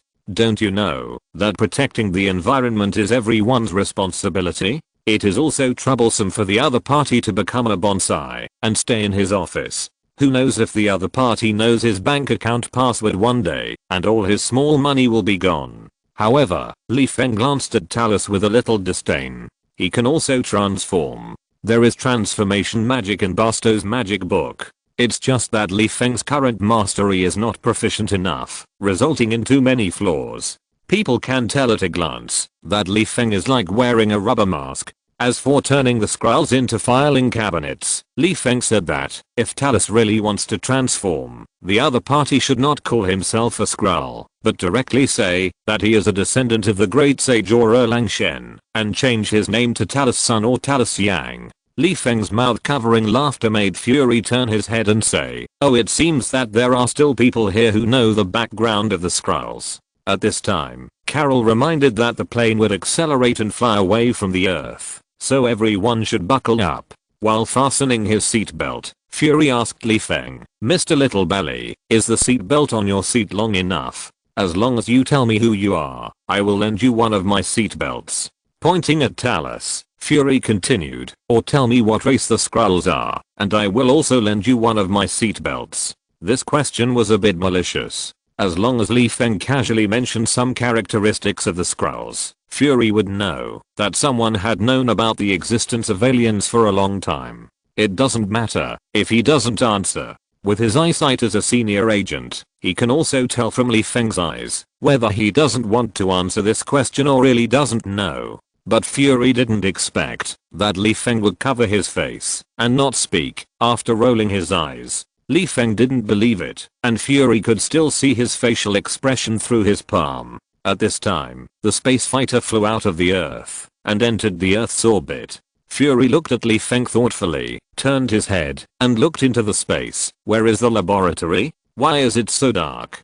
Could it be that the laboratory is as dark as my face, so dark that I can't see it without lights?" Carol was just stunned for a moment and instantly thought of the stealth technology and quickly cracked Dr. Lawson's stealth device to protect the laboratory. Looking at the Kree cruiser that suddenly appeared, Carol's mouth corners slightly raised. In the memory that suddenly appeared in her memory, which she didn't know whether it was true or false, Dr. Lawson was a Kree who opposed the war. This Kree cruiser that suddenly appeared showed from the side that Dr. Lawson was indeed a Kree, which further proved that she herself was indeed a native of Earth. Knowing who you are and what you will do in the future, is there any better news than this? The fighter plane slowly docked in the cruiser. Talus couldn't wait to get off the fighter plane to find his family. On the way, Talus picked up a baseball on the ground and couldn't help but speed up his pace to continue moving forward. Soon, the group walked to the hall where the cosmic cube was stored. Feng quickened his pace and walked to the front of the cosmic cube, stretched out his hand to take down the glowing cube, and handed the cosmic cube to Carol after a subtle twitch at the corner of his mouth. Just like what I had judged, I could only hold the Rubik's Cube for a few seconds. Although Feng only touched the Rubik's Cube for a few seconds, he already knew that the energy of the space stone was too high for a rookie wizard like him. Not to mention using the energy of the Rubik's Cube, he couldn't even extract a trace of energy for his own use. If he used it forcibly, he would only be torn into pieces by the powerful energy of the space stone and teleported to all parts of the universe, and even his soul would be torn apart. This is also the reason why Feng knew that he could get the space stone on the Kree cruiser, but he was thinking about how to leave and didn't want to participate in the Captain Marvel vs. the Kree incident. Since the Rubik's Cube is a chicken rib for him at present, Feng has no interest in who keeps the Rubik's Cube more safely, and it's not the only chance to get the space stone. Speaking of the 6 Infinity Stones, the Space Stone has appeared the most times in the Marvel world, and it is also the easiest one to get. When Carol took over the Cosmic Cube, Feng, who was always paying attention to the cube's energy, showed a bitterness at the corner of his mouth. Carol is worthy of being the protagonist. Before she fully touched the cube, the energy in her body resonated with the cube.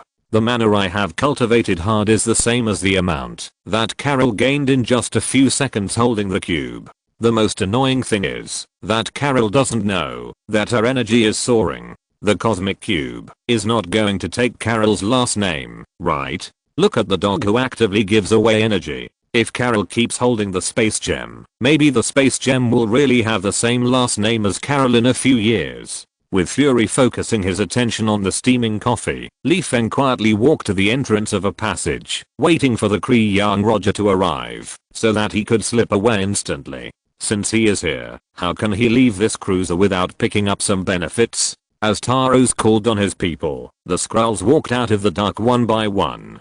Carol instantly understood that Taros was not only looking for the Lightspeed engine to find a new home, but he was also looking for his family. While complaining about the difference between Talus's cry and Tarzan's, Li Feng was paying attention to the entrance of the hall, waiting for Yang Log to appear and then run into the passage. Yang Log did not disappoint Li Feng. He brought his men to the hall soon. The moment the door of the hall opened, Li Feng disappeared in front of Yang Log. Yang Log turned his head and looked at his men, indicating that an ordinary team member should be assigned to catch Li Feng, who had just escaped. As for the people left at the scene, he did not think that these Skrulls and Earthlings had the power to resist him. Even Carol. Yang Log activated the stance prop on his wrist and directly made Carol collapse to the ground. He ordered the elite team members to escort Carol and let her connect to the Supreme Leader for brainwashing, while the ordinary team members searched for the Skrulls and Li Feng hiding on the cruiser.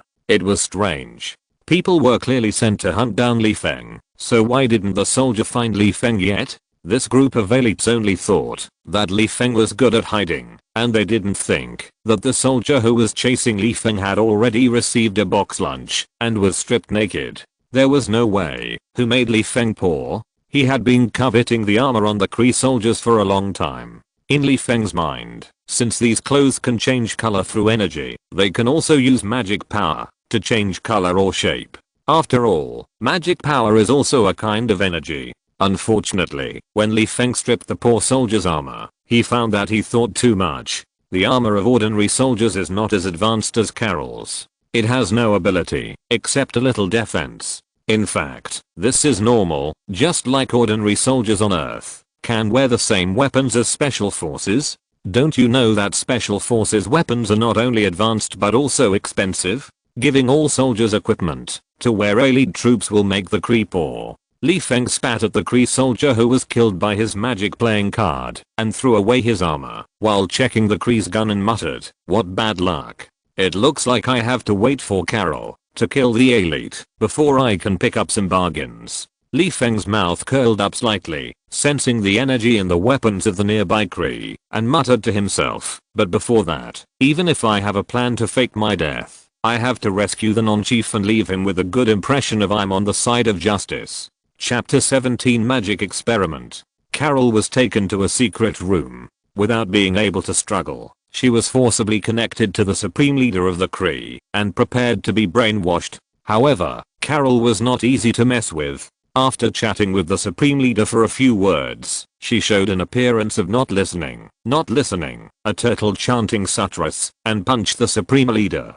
If Carol had not fallen into the territory of the Supreme Leader at this time, perhaps Carol could really stand up to him. Then the bad guy died because of talking too much. The Supreme Leader played Carol's memory, which not only made Carol recall all her memories, but also did not notice that the cosmic cube in the distance of Carol was glowing and heating, transmitting its own energy to Carol over a long distance. On the other side, Li Feng, who was hiding in the corner, poked his head and looked at the 3 Kree soldiers guarding Taros. Although the Kree guns were great in recoil, sound, and power, when it came to killing 3 people at a time, Li Feng felt that his magic playing cards were more reliable. At least the playing cards could fly silently, and 3 cards could be sent out at a time to kill 3 soldiers at the same time. In the cell, Talus stared blankly at 3 playing cards flying out from the corner behind the 3 soldiers, hitting the faces of the 3 soldiers accurately and exploding, killing the 3 Kree soldiers on the spot.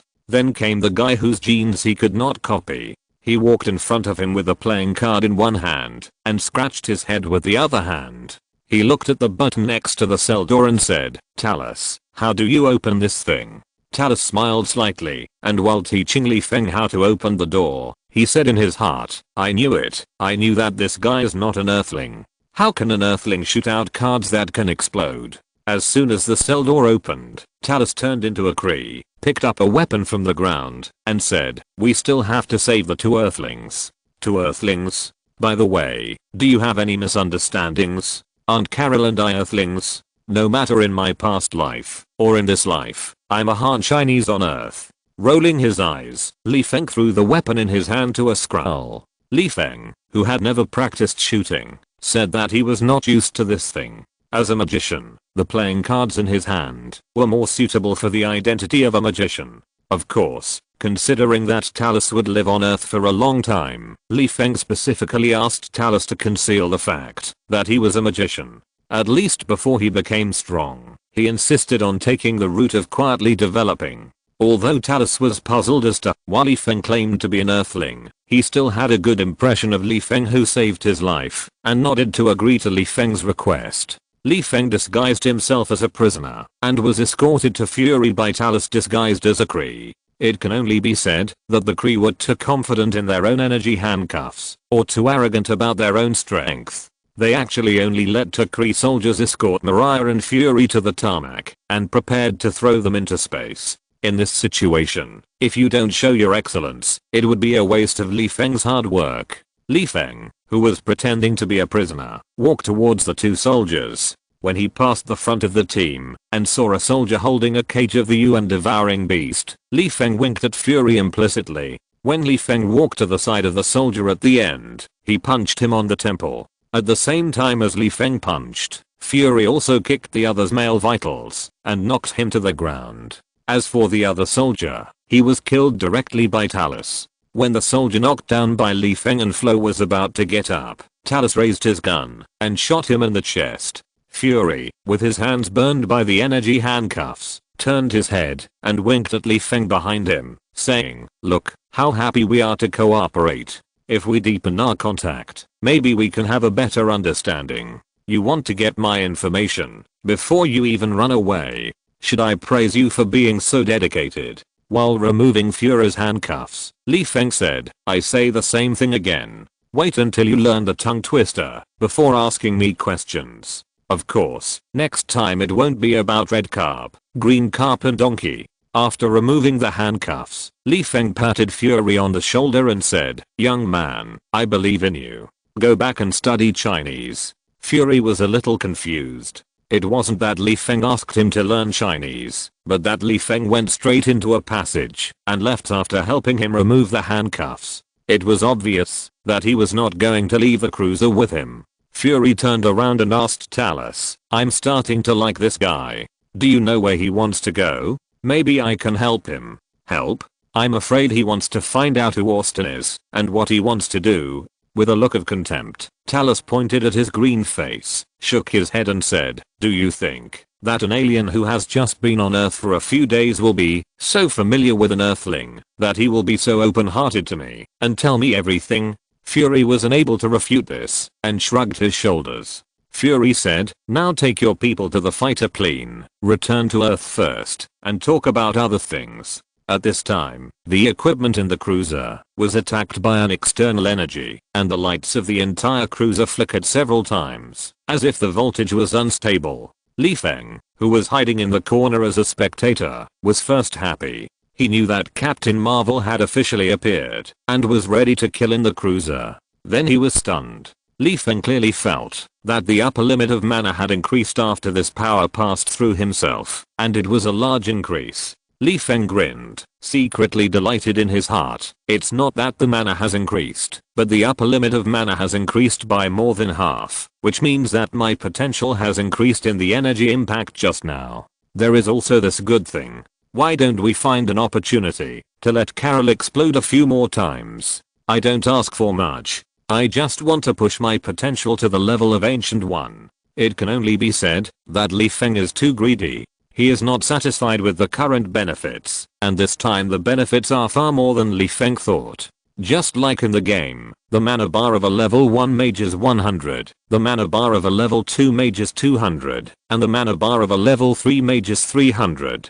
And Li Feng, the level 1 mage, has grown the mana bar to 150. When he becomes level 2, the mana bar will be 300, directly having the mana bar of a level 3 mage. Although the spells released by Li Feng at level 2 are still level 2, more mana can release spells multiple times. And the more mana, the faster the mana recovery speed is. Otherwise, the recovery speed of mages of all levels is the same. A level 1 mage said that he had recovered 100 mana points. What about a level 100 mage? Can only see a little mana with a low mana slot. Li Feng, who didn't know how much benefit he had gained, heard the sound of Carol and Yanglog fighting, and quietly came to the vicinity of the battlefield. Hiding in the distance, and watching Carol's mighty power beat the so-called elite team into a drowning dog, Li Feng always felt that something was missing around him, such as popcorn and coke. Watching it live is much more interesting than sitting in the cinema.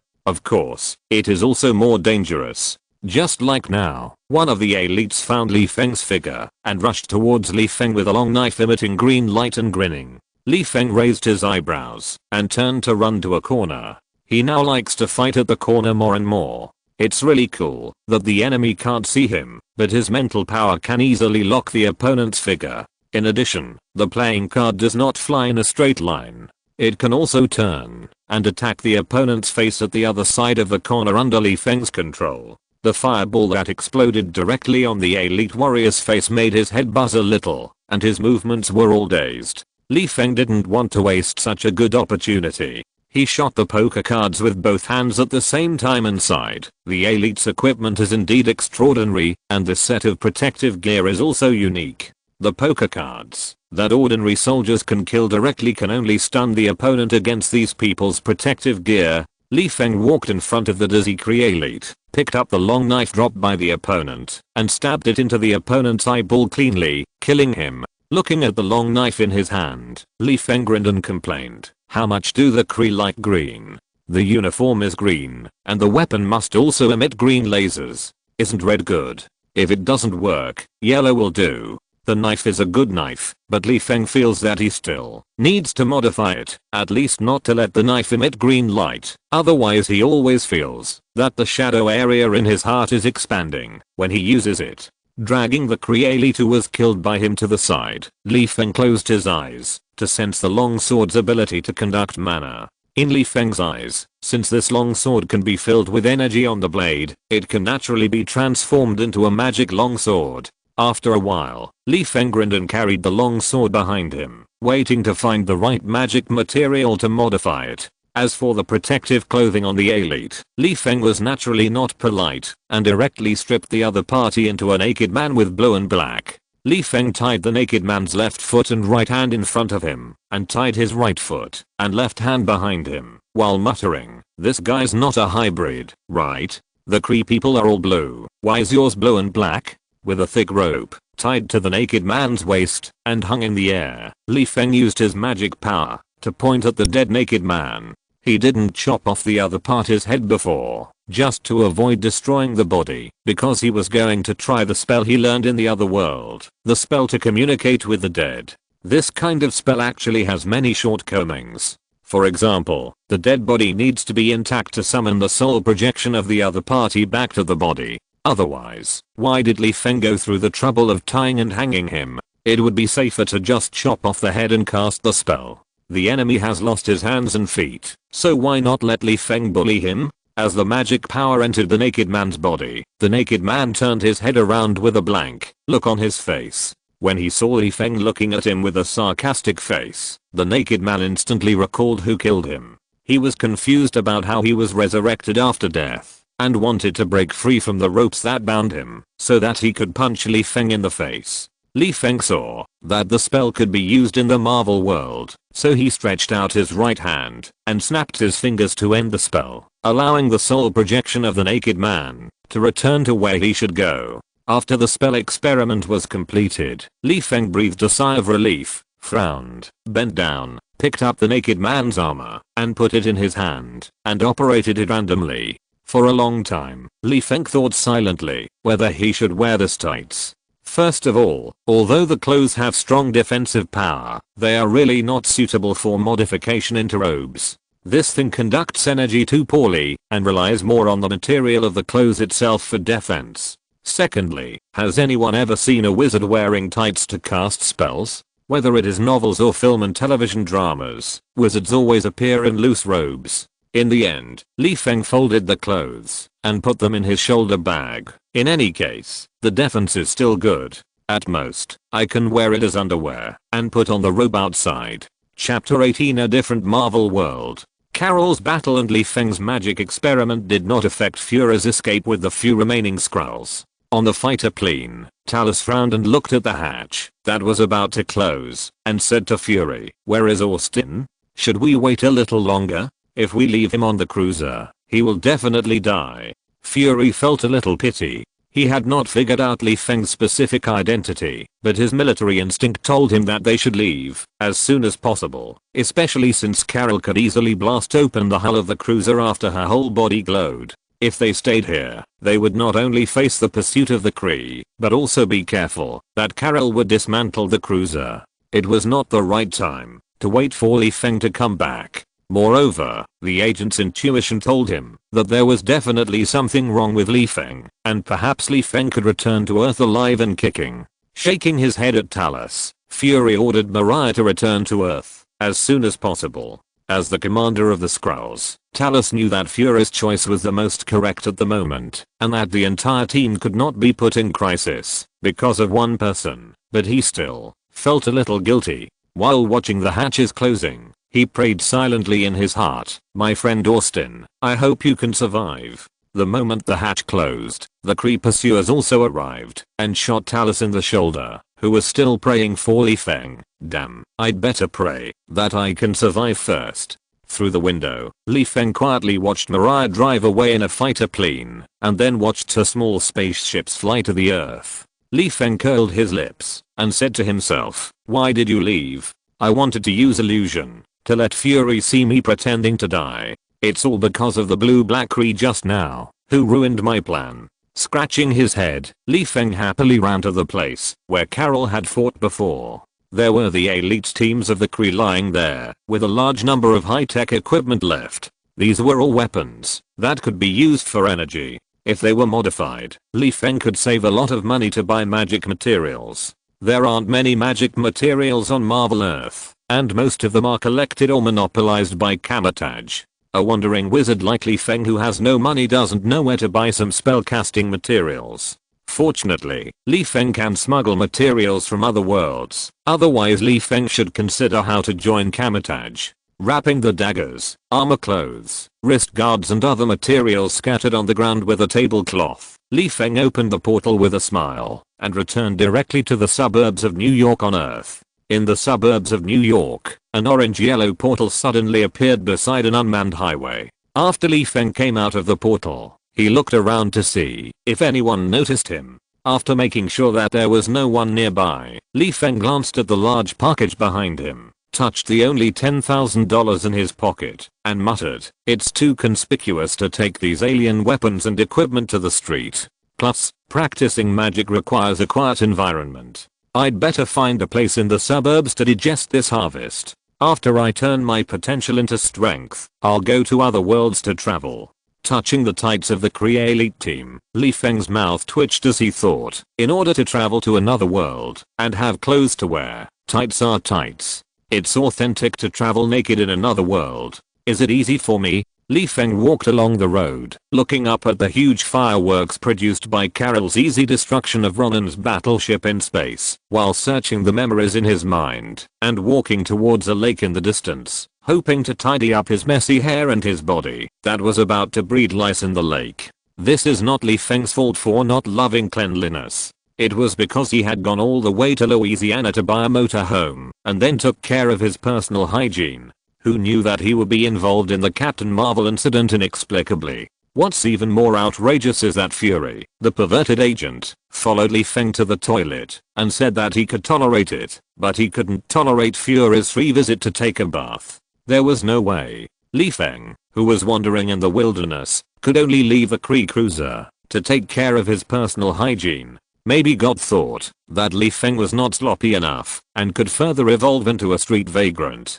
Approaching the lake, which was not big to begin with, Li Feng looked speechlessly at the two men in the distance, who were working together to set up a large tent, and a younger woman playing with a child by the lake, and an older woman was fiddling with a barbecue on the charcoal grill. Touching his itchy scalp, Li Feng's eyes twitched slightly. "I just want to take a bath. Why must someone come to visit for free?" After taking a look at the lake water that was so clean that it could be used as a mirror, Li Feng silently walked to the other side of the lake ready to get away from this family, no, two families, and take a bath in the water before it gets dark. The elderly woman who was fiddling with the barbecue saw Li Feng approaching the lake like a homeless man and subconsciously shouted to the elderly man who was setting up the tent. Ben lowered his head and continued to knock the tent's fixing rope into the soil and asked, "Many? What's wrong? Is the barbecue ready?" The younger man next to Ben looked up at Mei and then followed Mei's gaze. Seeing Li Feng approaching the lake with a large package and wearing slippers, he subconsciously patted Ben's shoulder and motioned Ben to look at Li Feng. The kind-hearted Ben looked at Li Feng, stood up and shouted, "Hey, young man, do you need help?" Li Feng originally didn't want to pay attention to the two families who came to camp here, but he thought that he didn't have a razor with him and he didn't have the skills to shave with an alien dagger. Looking at the large and small bags of food beside Mei, Li Feng estimated that the two families were planning to spend 2 days camping. After thinking for a while, he walked towards Ben and said in an uncertain tone, "If possible, I would like to borrow your razor." The man beside Ben originally wanted to remind Ben to be careful of the homeless man, but Ben directly offered to help him. He was a little unhappy, but he didn't say anything because he knew Ben's nature.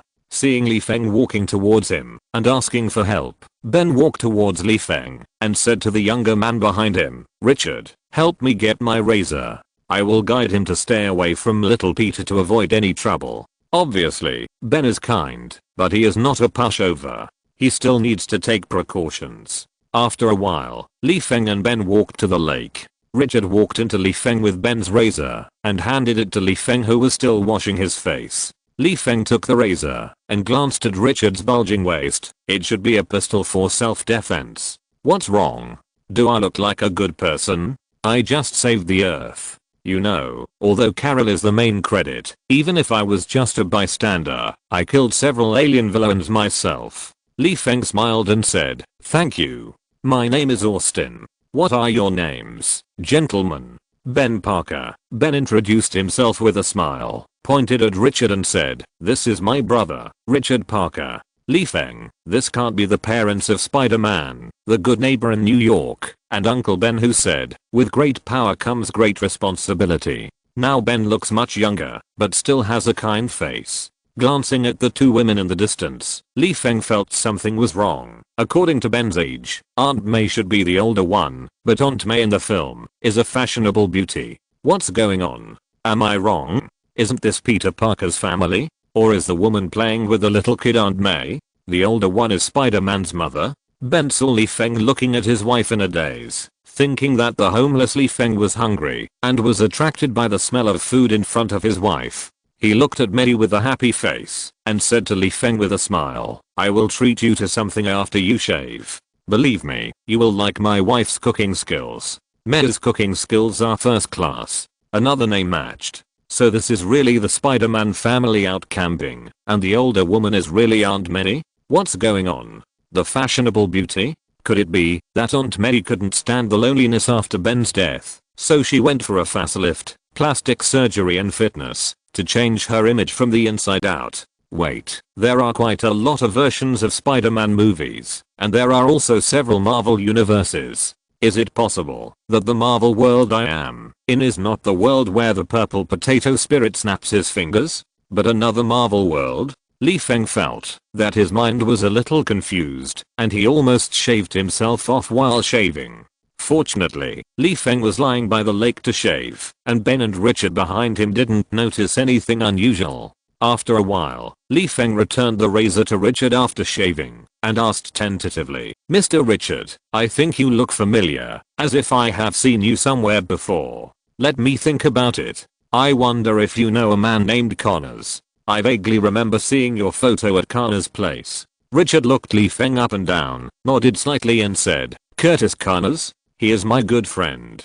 Dr. Lizard Connors." So this is the Marvel world with the Amazing Spider-Man version. Although he knew which version of the Marvel world he was in, Li Feng was still a little confused because he had seen Avengers 3 and the plot of Avengers 4 took place in the next world, and what was the difference between the current world and the Marvel world next door? Li Feng said that he didn't know, maybe except for the Spider-Man plot, maybe it was different. Who cares? Anyway, I have countless worlds behind me, as long as I become stronger. Even if the purple potato spirit can kill me from next door, I'm not afraid. Hey, it seems that there is also a purple potato spirit in this world. What kind of sparks do you think will be created when two purple potato spirits meet? Should they hug each other with tears in their eyes and cry, telling each other about the hardships they have experienced over the years, or should they just fight when they meet? Forget about the dinner Ben invited him to. Li Feng didn't want to have too much involvement with Spider-Man and his family. He waved goodbye to Ben and walked to the other side of the lake. As night was just beginning to fall, Li Feng planned to take a bath after eating his dry food when he saw Ben walking towards him with a disposable paper plate with a piece of steaming beef on it. Li Feng blinked in confusion and asked, "Mr. Ben, is there something wrong?" Ben glanced at the shoulder bag behind Li Feng and the clean clothes on the ground, handed the steak to Li Feng and said, "I'm sorry, I mistook you for a homeless person before. Are you hiking?" Chapter 19 We Are Different. Li Feng took the steak and glanced at the clothes on the ground, then looked at the big package wrapped in the alien tights and found that Uncle Ben could not have these green clothes. So he breathed a sigh of relief and said, "Yes, hiking, but as you can see, it's my first time going out for a long distance and I have no experience, so I forgot to bring a razor." Ben sat next to Li Feng and said with a smile, "People, don't they grow up to be handsome guys through regrets, confusion, and forgetting things again and again?" Li Feng took a bite of the juicy steak and gave Ben a thumbs up, praising Aunt May's good skills and Ben for being able to see that he was a handsome guy, showing that he had good vision. "Ben, do you have any destination?" Li Feng was stunned. He really hadn't thought about this question.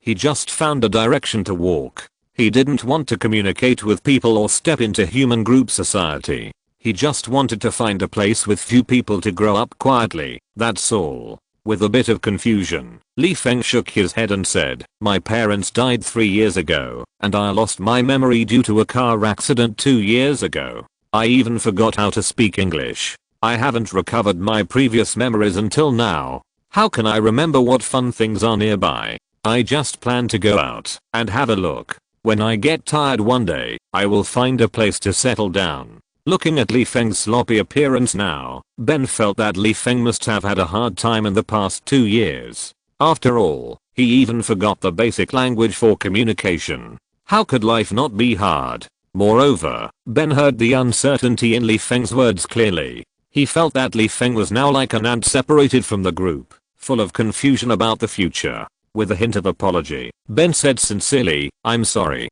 He was also confused for a period of time when he was the same age as Li Feng, but the blow he suffered was not as great as Li Feng's. It was just a short-term confusion. It was not a big problem. Since Li Feng had learned English again, it meant that he could withstand the pressure and survive. When Li Feng understood what it meant to think about how much bread he needed to survive every day, as soon as he opened his eyes, he would no longer be confused. After having a family, he would understand what a sweet burden was. Sharing some life experiences with Li Feng, Ben saw his wife waving at him from a distance, indicating that his dinner was ready. Ben stood up and patted Li Feng on the shoulder, saying, "When you feel settled in the future, you can come to live in Queens, New York. I have lived there for most of my life, and I feel it is the best neighborhood in the United States." Li Feng was stunned, looked up at Ben, and said with a smile, "Thank you, I will." Ben waved goodbye, walked a few steps and suddenly returned, took out a razor from his pocket, and handed it to Li Feng, shrugged and said, "I almost forgot this little thing. I give it to you. Welcome to visit my home, when we have the chance in the future.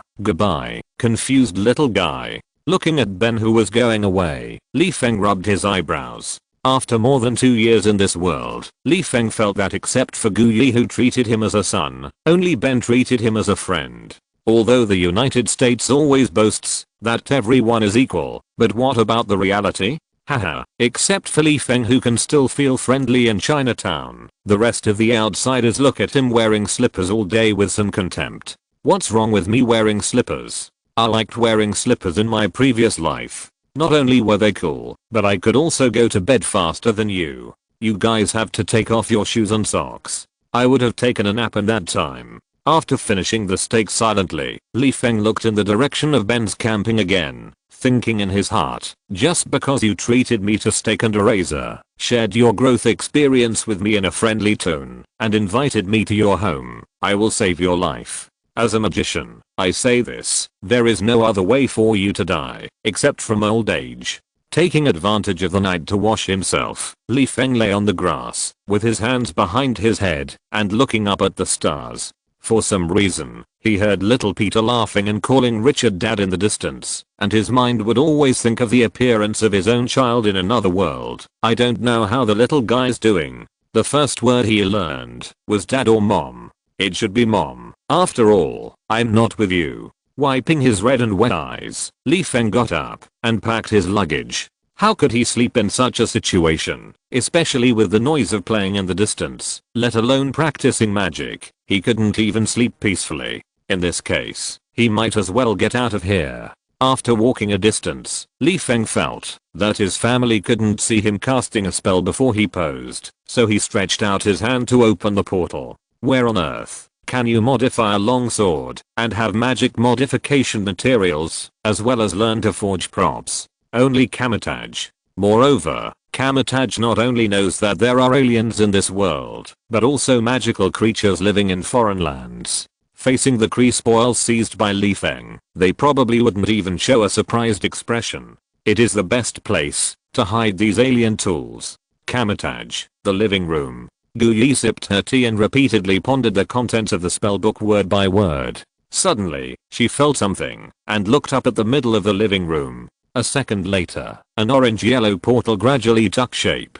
Gu Yi ignored Li Feng's sharp look, and looked at the dark suburbs of New York through the portal. He felt that his eyes were twitching uncontrollably. Li Feng, who had crossed the portal, saluted Gu Yi with both hands. Before he could greet him, he heard Gu Yi, who had his back to him, standing up and pouring tea, saying, "You opened a portal directly from the suburbs of New York to here?" Li Feng scratched his head, nodded and said, "Yes, master. Is there any problem with the portal I cast?" "What's the problem?" "This is a big problem." Ancient One handed the tea to Li Feng, stretched out his hand to motion Li Feng to sit down and chat slowly, and said, "Although the portal can take us anywhere, it has a prerequisite. You must have the ability to open it. It's like an adult can easily open the door with the key in his hand, and a person who has just stepped into the field of magic is more like a human childhood. Do you think that, if you give a child a key, he will have the power to twist the key to open the door? The portal is not a toy lock designed specifically for children." Li Feng held the teacup, thought for a while, and said blankly, "That is to say, with my magic power, my portal can't open that far. At most it can be used within the city? This is not right. When I first cast the portal, I directly opened the door to Argentina thousands of miles away. Could it be that I have a special talent for portal spells? No wonder it feels easier to open doors recently. I thought it was because I was working hard to improve my proficiency in portals." Gu Yi sat back in his seat, tilted his head, and raised his eyebrows and said, "What else? If mages can easily use portals to get to where they want to go, why did I build 3 portals in the library to New York, Hong Kong and London? It's for those mages who are apprentices like you to get to the 3 great temples as soon as possible." Li Feng pinched his nose. From Gu Yi's words, he felt that he could be a little proud. After all, from the time he crossed over to the Marvel world, plus the time he went to other worlds, how long has he been here? Less than 3 years. Excluding the first 2 years due to the fusion of soul and body, how long has he really studied spells? What about now? He wanted to ask loudly, who else can open a portal to anywhere on Earth? We are different. It seems that I underestimated your understanding of space and your talent for space magic. After praising Li Feng, Gu Yi glanced at Li Feng's large tablecloth package and said, "And you have had some adventures during this period. I can feel the spell-casting materials in your package. Are you here to be a businessman?" Li Feng opened the package with a smile and recounted his encounter with Carol. Pointing to a pile of scattered weapons and clothes, he said, "If possible, I want to forge a magic sword and a piece of clothing. The remaining materials are my tuition for learning the skills of forging magic props. I wonder if the master agrees." Gu Yi glanced at the green clothes, squinted and said, "The equipment of the Kree elite team. Perhaps I should not only focus on those exotic magical creatures who want to invade the Earth, but also on these aggressive alien races, at least on those aliens who want to destroy the Earth." Li Feng did not comment on this. At present, Fury may have already obtained the Kree cruiser. As long as scientists crack part of the cruiser's technology, SHIELD's technology reserves will exceed that of most countries on Earth. By then, even if Ancient One sets his sights on these aliens, he will only target them, not attack them. Although SHIELD will be extremely corrupt in the future, they will still be united against the aliens. After all, Hydra's goal is to rule the Earth. Who will they rule if the Earth is destroyed by aliens? I'm afraid that by then, even they will become slaves of aliens, which is not what Hydra wants to see. So in terms of protecting the Earth, the cooperation between the two sides is not bad, and the Earth is well protected.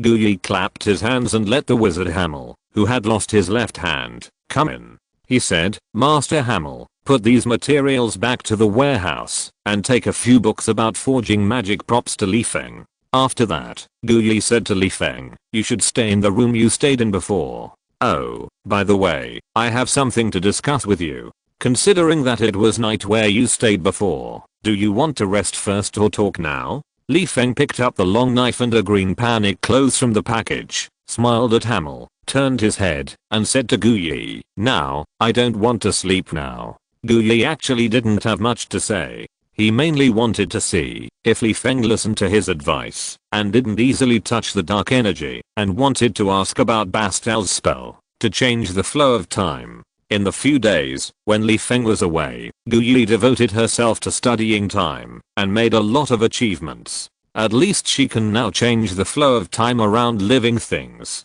As Li Feng's spirit appeared in the Merlin magic ring, Guyi saw that Li Feng's growth potential had increased again, and that Li Feng's talent for space was not only growing in that energy shock, but also deepening his talent for time. After Li Feng finished performing his practice, Guyi thought about it and explained time in a way that Li Feng could understand, which made Li Feng feel wrong. He felt that it was time for him to practice spells related to the passage of time. Chapter 20 Mordo's Teachings. In the early morning, when the first ray of warm sunlight shone through the window onto Li Feng's face, who was sleeping in a big shape, Li Feng subconsciously covered his ears, hoping to block out the humming and hawing sound of the mage doing morning exercises outside the window. After a long time, Li Feng reluctantly got up and sat at the head of the bed, yawning and complaining, "Aren't mages just practicing magic quietly? What's the matter with you guys humming and hawing and shouting slogans all day long? Those who know understand that you must have a good body to be a mage, and those who don't know think that you are a group of coolies, or coolies who get up at the crowing of the cock." With faint dark circles under his eyes, Li Feng held a few basics of alchemy books placed by Master Hamel on the head of the bed in one hand, and a pot of tea heated by the fire calling spell in the other hand. He dragged his slippers and ignored the apprentice formation who looked at him speechlessly, and walked straight to the shade of the tree in the corner, sipping the tea and slowly flipping through the books in his hands. After a long time, Li Feng, who was reading a book, suddenly saw a pair of Valtor's jumping shoes appear in front of him. Li Feng looked up, then continued to read and asked, "Mordo, do you have something to talk to me about?" Mordo was not very familiar with Li Feng, but he knew that the Ancient One was good to Li Feng. Adhering to the principle of the Ancient One is the sky, the Ancient One is the earth, the Ancient One is the gods, and is everything to me. Mordo smiled and said to Li Feng, "Master Ancient One told me that you have a talent for space spells, so I was specially asked to teach you the high-end spellcasting techniques of portals and mirror space spells." Closing the book, Li Feng stood up and subconsciously asked, "Where is Master Ancient One?" Mordo shrugged and said, "The Supreme Sorcerer has his own responsibilities, and cannot always act as a mentor to a rookie." Reaching out to motion Li Feng to go to a quieter practice ground, Mordo said, "I don't know why the Ancient One took a fancy to you, but didn't recruit you into Kamatage, but I know she hopes you will receive daily spell training in Kamatage. Of course, your main task at present is to quickly use portals and mirror spaces. Is Ancient One going to perform his duties?" "What you mean is that alien creatures have invaded the Marvel world? Which blind world dares?" to invade when the Ancient One is still alive and kicking. Aren't you afraid of being hung up by the Ancient One and beaten until he holds his head and calls for his mother? Li Feng nodded to show that he understood that the Ancient One was saving the earth and had no time to pay attention to him. He turned his head and looked around and said uncertainly, "Practicing mirror space here? Are you sure?" Although there were not many apprentices disturbing the corner of the training ground, it was indeed a good place for Li Feng to practice portals, but the mirror space was dangerous. Wasn't Mordo afraid that when Li Feng used the mirror space, he would accidentally wrap a nearby unlucky apprentice into the mirror space? What if this unlucky apprentice was caught between reality and the mirror image? Then he would be doomed and torn apart by the space energy on the spot. Mordo looked at Li Feng with an idiotic look and said, "What do you think? Of course I will teach you the skills of using the portal first, at least so that you can use it flexibly in battle." After that, Mordo kicked the heel of his left foot with the tip of his right toe, pulled out the baseball bat-shaped magic weapon behind him, walked around Li Feng, tossed the baseball in his hand that was shining with magic light, and said, "Actual combat is the best teacher. Now I'm attacking. You can only use the portal to teleport the baseball I hit you." Li Feng stared at the baseball in a daze. "I have to pose to open a door now, and you want me to open the door to catch the baseball? You just want to see my handsome face turn into a pig head, right? Let's make a deal. You give me a baseball glove, and I promise to catch your ball." Mordo would not care what Li Feng thought, and threw the baseball high up, swung the bat in his hand and hit the baseball, letting the baseball fly towards Li Feng like a cannonball. Li Feng, who didn't even hear the word start, subconsciously moved sideways to avoid the baseball. He turned his head to look at Li Feng, who was flying to who knows where, and said with a smile, "Aha, the ball was hit by you. Is today's training over early?" Mordo shrugged, waved the bat in his hand to make a hitting motion, and said, "If I were you, I would learn how to use the portal as soon as possible." Li Feng saw the magic light flashing from the bat in Mordo's hand, and suddenly felt something was wrong. When he heard the sound of breaking through the air behind him, he dodged the baseball behind him, and glared at Mordo, saying, "Your bat and baseball are a set of magic tools. Can the baseball return to the bat after being hit?" Mordo hit the baseball towards Li Feng's face again, and smiled. "Of course. Otherwise how can I help you practice the portal with only one ball?" The baseball was hit, and flew in a straight line. This was good news for Li Feng. At least he could easily avoid the baseball, even if he couldn't open the door, and his face would not become a pig's head.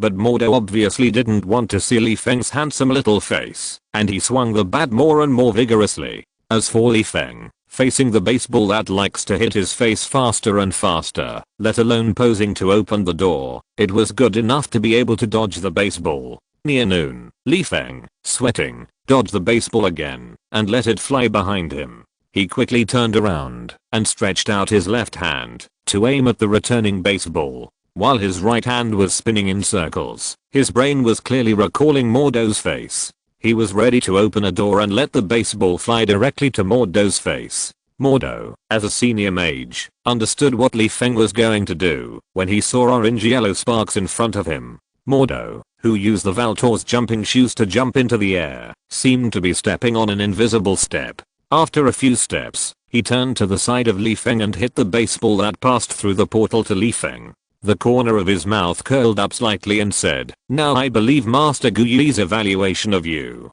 The speed of understanding space-related spells is indeed good.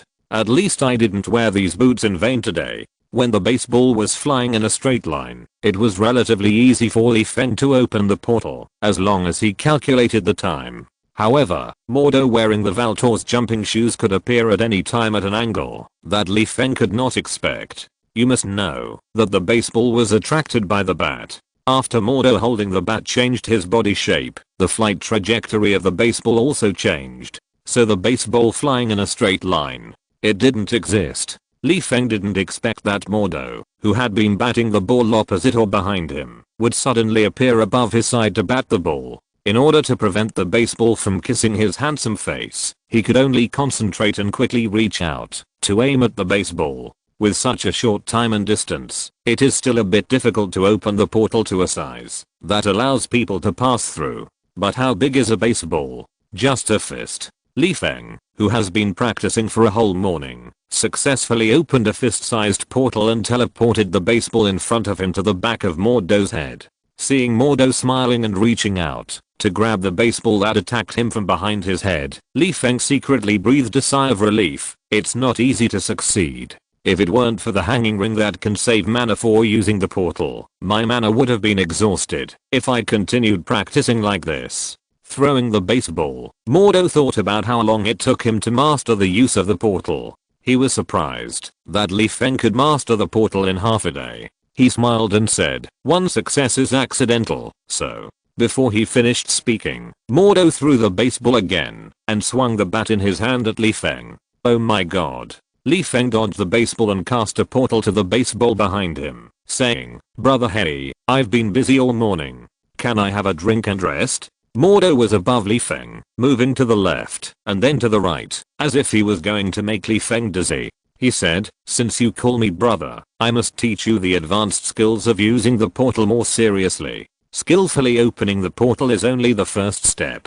What you need to do now is to move the portal after opening it and teleport the high-speed flying baseball away. As for rest, do you want me to arrange a massage for you so that you can relax and have a good rest?" Mordo said sarcastically while hitting the baseball away. "Or do you think he will give you time to rest and recover your mana when you face the enemy in the future? Massa? Does Kamatage have this service? I want to say give me 2 massage masters. As for the enemy, he won't give me time to rest, but can't I run?" Helpless, Li Feng could only reach out to open the portal while maintaining the stability of the portal and constantly adjusting the angle of the portal so that it would face the baseball flying towards him. He understood Mordo's attitude towards Ancient One. It was not an exaggeration to say that Mordo would only treat Ancient One's words as imperial decrees. As long as Ancient One personally told him to teach Li Feng well, Mordo would never be perfunctory. He would definitely train Li Feng to death.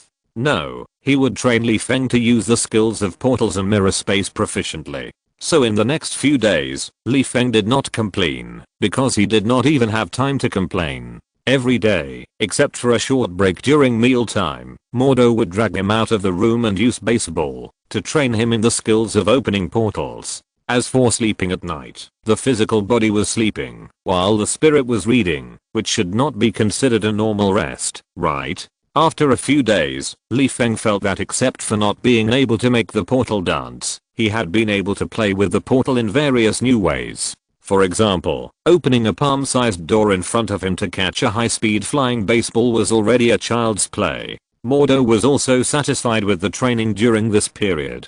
He couldn't be dissatisfied, because when Li Feng faced him hitting the baseball for the last time, he directly teleported the baseball over the Atlantic Ocean. Although the baseball would automatically sense the bat and fly back, it would take time to fly back, and Mordo didn't know whether the baseball over the Atlantic Ocean could still sense Kamatage's bat. It would be fun if it could sense it. I don't know what kind of impact it would have if SHIELD detected a baseball with energy light flying straight from the Atlantic Ocean to the Himalayas. However, Mordo didn't care about these. If he checked it, he would check it. Is he afraid of SHIELD? Just opening a door would be enough for SHIELD to look for him for a while. Besides, SHIELD satellites really couldn't find him in Kamatage. Do you really think that the magic shield covering the sky above Kamatage is for nothing? Unless SHIELD satellites are modified to see through the magic circle, SHIELD doesn't even know where Kamatage is, let alone the name of Kamatage. Chapter 21. Not losing face in another world. On the first day, after he could skillfully use the portal, Mordo carried Li Feng, who was lying on the bed, by the neck like a chicken, and walked straight to the practice room for practicing the mirror space. Mordo put his hands behind his back, glanced at Li Feng who was opening his innocent eyes, and muttered with a twitch of his mouth, "This is the first time I have seen such a lazy wizard. Who would be lazy after knowing that they can practice magic? What about you? I can tolerate that you eat more than a pig. After all, casting spells also requires a lot of energy, and food can restore your energy very well. But you obviously sleep as soon as the sun sets, and you don't get up until the sun rises to the sky. What does it mean? If you want to waste your talent, just say it directly. If it weren't for the order of Master Guyi, I wouldn't bother to pay attention to you. You also want me to squeeze out the time I spend practicing magic to teach you. Do you really think I have nothing to do? Mordo was getting angrier and angrier as he thought about it. His tone was obviously unhappy. He said, the end of the portal training does not mean that your magic training has ended. Now, use your mirror space and let me see how much talent the some talent mentioned by the Ancient One really is. Li Feng said that he was innocent. Last night, his spirit was so engrossed in reading alchemy books in Merlin's magic ring that he forgot the time and failed to return to his body in time to rest, which led to oversleeping in the morning. But he shouldn't be blamed. After all, it is normal for most people to stay up late to read a book they are interested in. Besides, he didn't stay up late on purpose, he just forgot the time. Li Feng stood up straight and pouted. He knew that, no matter how he refuted, Mordo would not care. Mordo only cared about when he could play the mirror space. As long as he played the mirror space as fancy as the portal, Mordo would not care how long I slept. Li Feng silently thought about how he should spend his time when Mordo would no longer care about him in the future while posing to release the mirror space. Not to mention the slow casting and the waste of mana, but the size of the space in your mirror space. Mordo shook his head and muttered about where Li Feng's spells failed and said, is this your mirror space? Why do I feel like it's a glass shard space? Not to mention the space that breaks at the touch. Isn't the space a bit too big? It's enough for an ant to jog around in a circle in 1 minute. Li Feng poked his head out to check his mirror space and retorted inwardly, at least there are 3 square meters of area. Can your ants go around 3 square meters in a circle in a minute? I'm afraid you don't raise ants, but Hank Pym's old ant-man. Shrugging, Li Feng said innocently, you are the boss. I will practice whatever you say I should practice. Mordo glanced at Li Feng, stretched out his hand and swung it. A magic whip appeared in his hand, and said, compared to practicing in the mirror space, you must first grasp the precise output of mana. The magic whip is the best object for practice. You must convert mana into a whip, and also stabilize the output of mana. Waving the magic whip and making a sound, Mordo continued, when the mana is unstable, the whip will disappear. If the mana is unstable to maintain the whip will lengthen or shorten its length. After that, Mordo seemed to have anticipated Li Feng's predicament. He took out a book that explained the magic whip in detail and handed it to Li Feng. He walked to the tea table beside him to make tea for himself, put a baseball in his hand, and said, now I will watch you learn the magic whip. When you learn to use the magic whip, stand 3 meters away and hit the baseball in my hand. Then we will talk about the mirror space. Li Feng looked at the book in his hand and then at the baseball in Mordo's hand. For some reason, he always felt that Mordo had a special obsession with baseball. Probably he was chased and hit with a baseball before he became a wizard. After Li Feng put his hands together and silently said amen in his heart, he sat cross-legged on the ground and looked through the book in his hand. When he encountered words in the book that Li Feng did not understand, he turned his head and asked Mordo his doubts. Although the quality of Mordo's teaching is not as good as that of Ancient One, it is still above the standard. At least under Mordo's teaching, Li Feng spent a day to understand the casting process of the magic whip. As for releasing the whip, that is another story of hard practice. Success is equal to 99% sweat, plus the more important 1% talent. Mordo has to admire Li Feng's talent in space magic. Just like constantly asking for advice on space magic and adding his own good talent, Li Feng finally released the mirror space freely after playing with the magic whip for more than half a month. Mordo believes that it took him nearly half a year to successfully release the mirror space perfectly. After all, not everyone has the talent of Doctor Strange, who can understand spells by reading books and studying by himself. Li Feng is currently unable to treat the mirror space as a clay toy like Ancient One, rotating the space to turn the blue sky above to his feet, and rotating the building like a kaleidoscope to dazzle people, but he can at least open the mirror space in seconds now, so that he can hide at any time. A few days later, in Li Feng's mirror space, Mordo's eyes twitched as he watched Li Feng reach out and copy a mirror in the room and fill the entire space, allowing him to look down, look up, and sideways to see his own dark face. especially after Li Feng slowly rotated the layers of mirrors around him. Mordo felt that he was about to vomit because of his own image in the mirror. In this mirror space, where you can see your dark face in front of you, even if you close your eyes, fighting is indeed a hassle. And you don't know which mirror Li Feng is hiding behind, to peek at you who are dizzy and want to vomit. Mordo reached out to stop Li Feng and opened a portal while opening it, saying, "Don't let the mirror turn in front of me. I feel like I'm falling in love with my handsome face. You have already completed the spell casting in the mirror space, and I don't have much to teach you about the rest." Just after stepping out of the portal, Mordo turned his head and said to Li Feng, who was still hiding behind the mirror, "With your current control over magic power, you can go to Master Hamel to learn how to forge magic tools." After that, Mordo waved at his own portal and closed it. Li Feng scratched his head and walked out from behind the mirror, thinking about Mordo's change in attitude towards him in the past few days. Although Mordo usually looks serious when teaching and practicing spells, what he taught me is all practical stuff. Otherwise, how could my spell training progress so fast? Just relying on my talent? Just kidding. Without a competent teacher to teach, no matter how good the talent is, it's useless. This is a magic tutorial that can't be found on the internet. Does it mean that under the influence of Ancient One, Mordo went from being indifferent to me to loving me? Or does Mordo think that I'm a friend worth associating with? Do you really want to be my friend?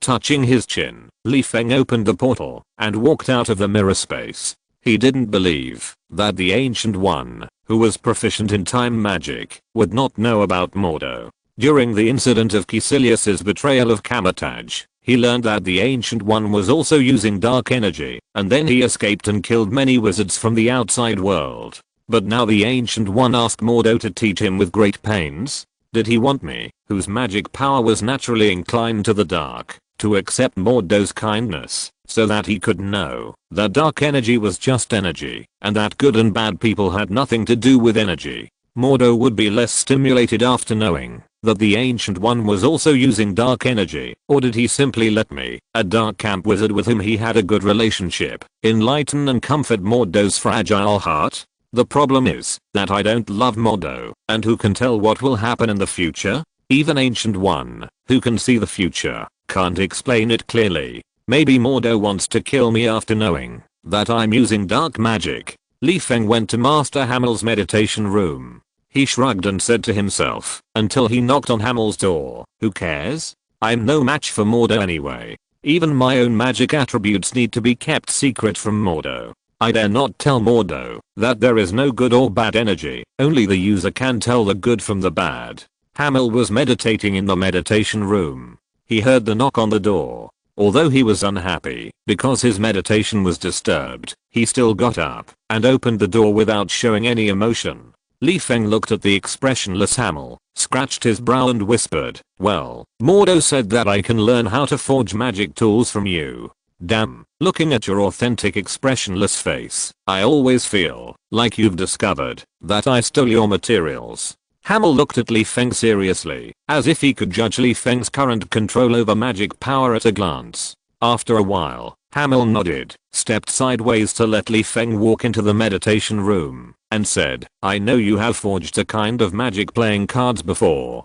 Take it out and let me see it, so that I can have a preliminary understanding of your craftsmanship." Well, it seems that he really discovered that I secretly took a few more materials. Scratching his head, Li Feng handed a magic playing card to Hamel. When Hamel took the playing card, he glanced at Li Feng, pursed his lips to show disdain, and muttered in his heart, "If Ancient One hadn't known and agreed to let you take the magic materials, I really wanted to slap you to death.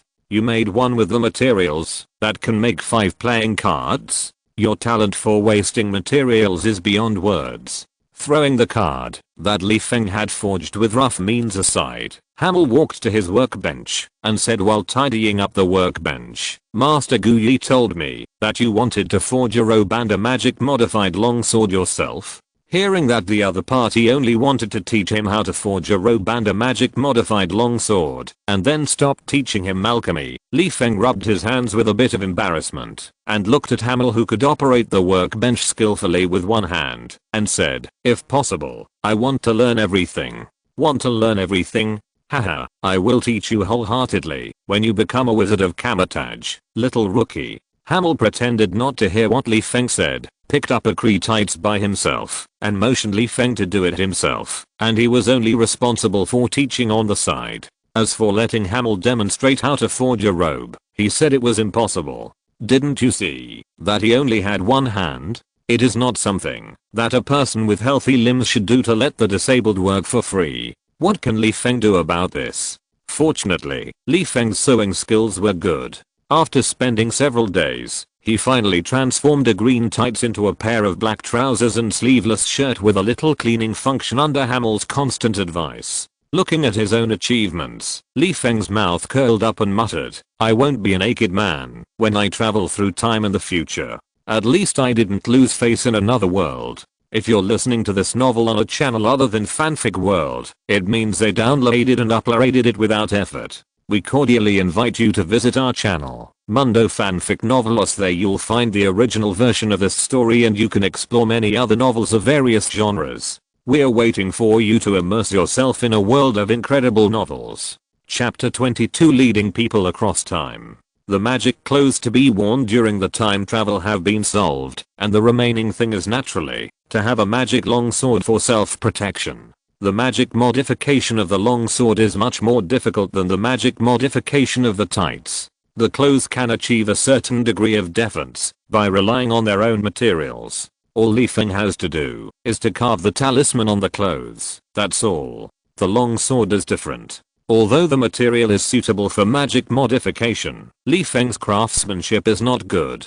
In Hamel's eyes, Li Feng has wasted a good sword and good materials. Look at how Li Feng modified the longsword. First, he carved the fire summoning technique to make the molecules of the blade move at high speed to increase the sharpness of the blade, and then what? Only a layer of flames is left to ignite the longsword and increase the flame attack. That's it. In the end, Li Feng picked up his longsword and walked out of the meditation room, while Hamel looked at him, not knowing whether he was upset or heartbroken that Li Feng had wasted a lot of materials. On the way back to the room, Mordo, who was wearing magic equipment, stopped Li Feng, who was holding a longsword and grinning all the way. He glanced at the magic longsword in Li Feng's arms and the black sleeveless shirt Li Feng wore under the wizard's cloak, and said with some embarrassment on his face, Master Ancient One asked you to take the magic book to her reception room. The master is back? Li Feng asked blankly. As for the trace of embarrassment on Mordo's face, he didn't notice it at all, because his face was so dark that he couldn't see his expression clearly.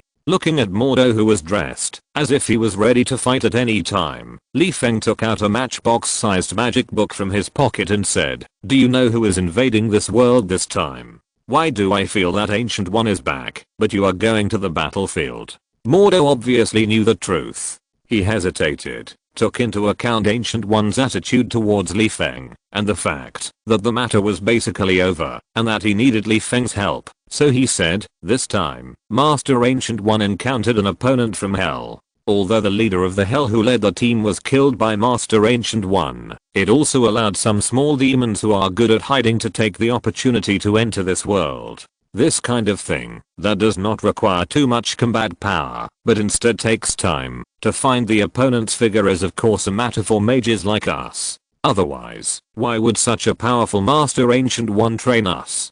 To be honest, I really don't know how strong you are. I just want to ask, can you remain calm when facing machine gun fire? Although I can only modify a longsword now, I will definitely modify a car like Basto in the future. In the near future, maybe I can see a modified space battleship. The modified battleship is too far away. I'm still holding a modified Vulcan cannon. I just want to ask if you are afraid. Mordo sent Li Feng to the front of the Ancient One's living room. Li Feng finally saw a hint of ambiguity in the other party's words. It seemed that he wanted to say something to him, but Mordo didn't say anything in the end. He just waved goodbye to Li Feng and said that he was busy chasing demons. Li Feng scratched his head, shrugged and gently pushed open the door of the living room. In the living room, Ancient One, who didn't know whether he was resting his eyes or meditating, sat cross-legged on the futon. Li Feng walked in front of Ancient One, put his hands together and saluted, then sat cross-legged in front of Ancient One, with an expression of waiting for Ancient One to open his eyes. After a long time, Gu Yi stood up and walked to the window. He sighed at the scenery in the distance and whispered, "Fate, another batch of apprentices are going to sacrifice." Although Li Feng opened his eyes and looked at him, when Gu Yi stood up, he said that he could not continue. Gu Yi sighed. From Gu Yi's tone, Li Feng clearly heard that Gu Yi saw that this batch of apprentices went out to hunt demons but failed and were killed by demons instead. How could Li Feng answer this? Let those who are destined to sacrifice stay in Kamatage. Wouldn't Gu Yi know to do this? This is equivalent to changing the present after seeing the future through time. What if some people survive and the long river of time is diverted or flows to an unknown direction? How can you let Gu Yi protect the earth? You know, it is because Ancient One is familiar with the future that the entire earth has become her home. The moment the invaders land on the earth, Ancient One can know the opponent's weakness, which makes Thanos, Dormammu and others afraid of this strong man who has lived for an unknown period of time. If the home advantage is lost, although Ancient One is still very strong, the effort spent will be doubled, which is equivalent to accelerating the time of Ancient One's death. After all, Ancient One still has to spend his mind to resist the dark energy. Anyway, Li Feng said that he couldn't take the blame for affecting the long river of time, so he should just pretend that he didn't hear what Ancient One said. After a while, Ancient One turned around and sat back opposite Li Feng and stretched out his hand to signal Li Feng to take out the magic book. Li Feng obediently handed the magic book to Ancient One with both hands, but Ancient One did not take the magic book, but tilted his head to organize his thoughts and stretched out his hand to touch the magic book. Li Feng had seen the scene of turning on the magic book. Bastow had done the same when he recorded his own spells in the magic book. Seeing that Ancient One had withdrawn his hand, Li Feng looked calm on the surface, but he was smiling so hard that his back teeth were exposed. He couldn't wait to open the magic book to see what magic Ancient One had recorded. Ancient One was not in a hurry either. It would be fine to wait until Li Feng finished looking through the spells about the flow of time that he had sorted out before talking. After a long time, Li Feng, who felt that he had gained a lot, looked up and said to Ancient One, "Thank you for your teaching, Master." Ancient One smiled and shook his head, saying, "You can still do this without my help, just like you can now use the time flow to slow down and increase the growth time of plants." Li Feng looked a little embarrassed. He was practicing time spells in secret, and Ancient One, who was extremely sensitive to time, would definitely find out. He just didn't expect that the other party even knew the progress of his spell casting. Fortunately, Bastow's time spell would not affect the long river of time, otherwise Ancient One would not have given Li Feng the spells about time that he had sorted out with great effort. Ancient One hesitated slightly and said, "Li Feng, what do you think of Mordo? What do you think?" His face was black, no matter how you looked at it. When he took off his clothes, his whole body was black. He was a typical black man. Li Feng scratched his head and asked, "I don't know what you are asking, Master." This question itself was a bit broad, and Li Feng really didn't know the answer. "Little rascal," Gu Yi said after a smile, "you know too little about your ability to travel through time." Li Feng really didn't know this. He didn't know where to start if he wanted to understand. He only knew to activate the quantum energy in his body to communicate with the long river of time and then open the portal to travel through time. He was passively swallowed by the portal and experienced a journey of squeezing rubber pipes and then arrived in another world.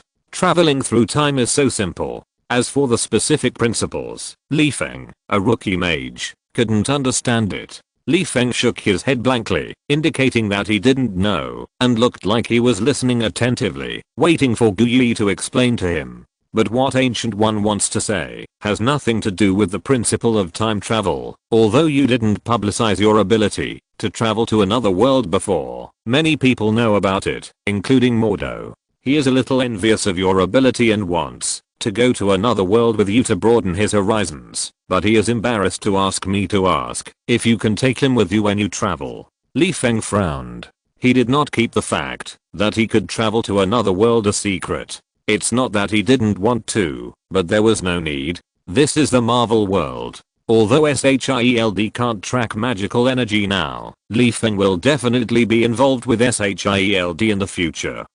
SHIELD will definitely collect Feng's information and energy characteristics in secret. At that time, the energy fluctuations caused by Feng's travel will definitely be discovered by the other party. When Fury comes to him, how will Feng explain the energy fluctuations and his disappearance in the Marvel world caused by his travel? Moreover, time travel is also one of Feng's means of intimidating Fury. Don't mess with me, or I will escape in a minute, and then return to the Marvel world with a bunch of magic viruses and let you know what magic zombies are killing the city. It doesn't matter if you haven't heard of zombie viruses. It doesn't matter if you haven't heard of ghouls and zombies. You must know about the Black Death, right? In many legends, the Black Death is a kind of black magic. But now, Feng has a new idea. According to what the ancient said, I can not only travel through time myself, but also lead others through time. Does this mean that I can organize an army in another world and dominate the Marvel world?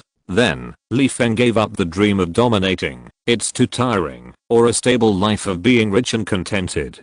First of all, he is not a leader level figure, and he has no ambition to dominate, so let alone dominate the world. Even the thought of organizing a force makes him feel weak and twitching. A person who has been lazy for 2 lifetimes. The word lazy has long been engraved into his genes. Even the gene-directed therapy target technology cannot cure it, so he wants Feng to change? Impossible. But it is still interesting to bring a few compatible partners back to the Marvel world. Who should I bring? How about Merlin? The expressions of Guyi and Fury when they saw Merlin must be very interesting. And Odin's expression must be very interesting when the descendants of the gods come to this world. With some uncertainty, Feng asked slowly, Master, how can I bring people through? Hearing Feng's words, Guyi couldn't help rolling his eyes. It's not me who can open the door. How do I know how you cross? However, Guyi still heard Feng's idea of bringing people back from another world. After thinking about it, Guyi warned seriously, the laws of the world are different. Don't bring some people here easily. If you can't adapt to the rules of this world by accident, you will die on the spot. It is possible that the soul will be detained in this world forever. Once the soul is detained, it is possible that the other party will turn into a demon or other creatures under years of torture. Considering that Feng was not a worry-free guy, and that he already knew how to evade the magic detection of the temple, it would be difficult for her to detect if he secretly smuggled a few magical creatures into this world. Guyi stared at Feng's eyes and said sternly, I'll make a rule with you. Any magical creature you bring back must be reported to me. Chapter 23 The Devil and Silas. The duty of the temple wizard is to prevent the invasion of magical creatures from other dimensions. Once Feng brings back any magical creatures, it will definitely trigger the alarm of the temple. Even if Feng knows how to avoid the detection of the temple, he can only hide for a while, not forever. My goal is to collect infinite gems, and then open the door and go home. I haven't thought about bringing any creatures to the Marvel world. Merlin and other big figures are just thoughts. I want to take people through time and play, but they may not be willing. There is nothing wrong with agreeing to the registration request of the Ancient One. After all, who can say what will happen in the future? What if I really bring some creatures back? Just register these magical creatures. After all, you need to apply for a passport to go abroad. There is no reason not to apply for a passport for cross-border travel. Compared with being chased and killed by a group of wizards, it is better to register with the Ancient One to save trouble.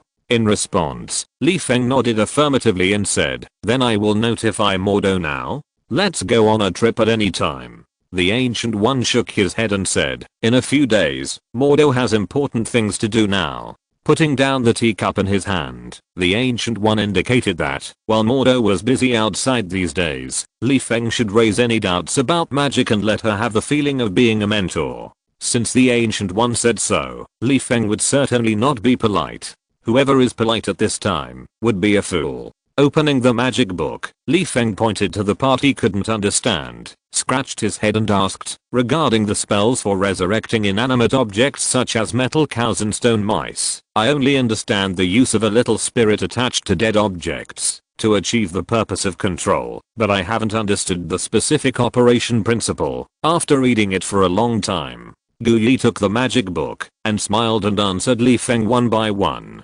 Time quietly came to night as the two asked and answered. Even the Gu Yi wizard who was in charge of the Eye of Agamotto could not stop the passage of time. Li Feng returned to the room and looked at the magic longsword sideways, thinking, should I find a coach sometime to practice swordsmanship? I can't always rely on ruthlessness and black hands to chop randomly when facing the enemy. What if I meet a swordsmanship master who takes the white blade from me with bare hands? Wouldn't the long sword that I worked hard to modify say goodbye to me? But who has the better swordsmanship in the Marvel world, but is unknown? Li Feng, who didn't want to be easily found by SHIELD, first excluded people like Hawkeye. What's the difference between finding Hawkeye to learn swordsmanship and going to Fury? After thinking for a long time, Li Feng couldn't think of who to learn swordsmanship from. He thought that he should go to the other world to find a master to learn swordsmanship. After all, he was famous in the other world.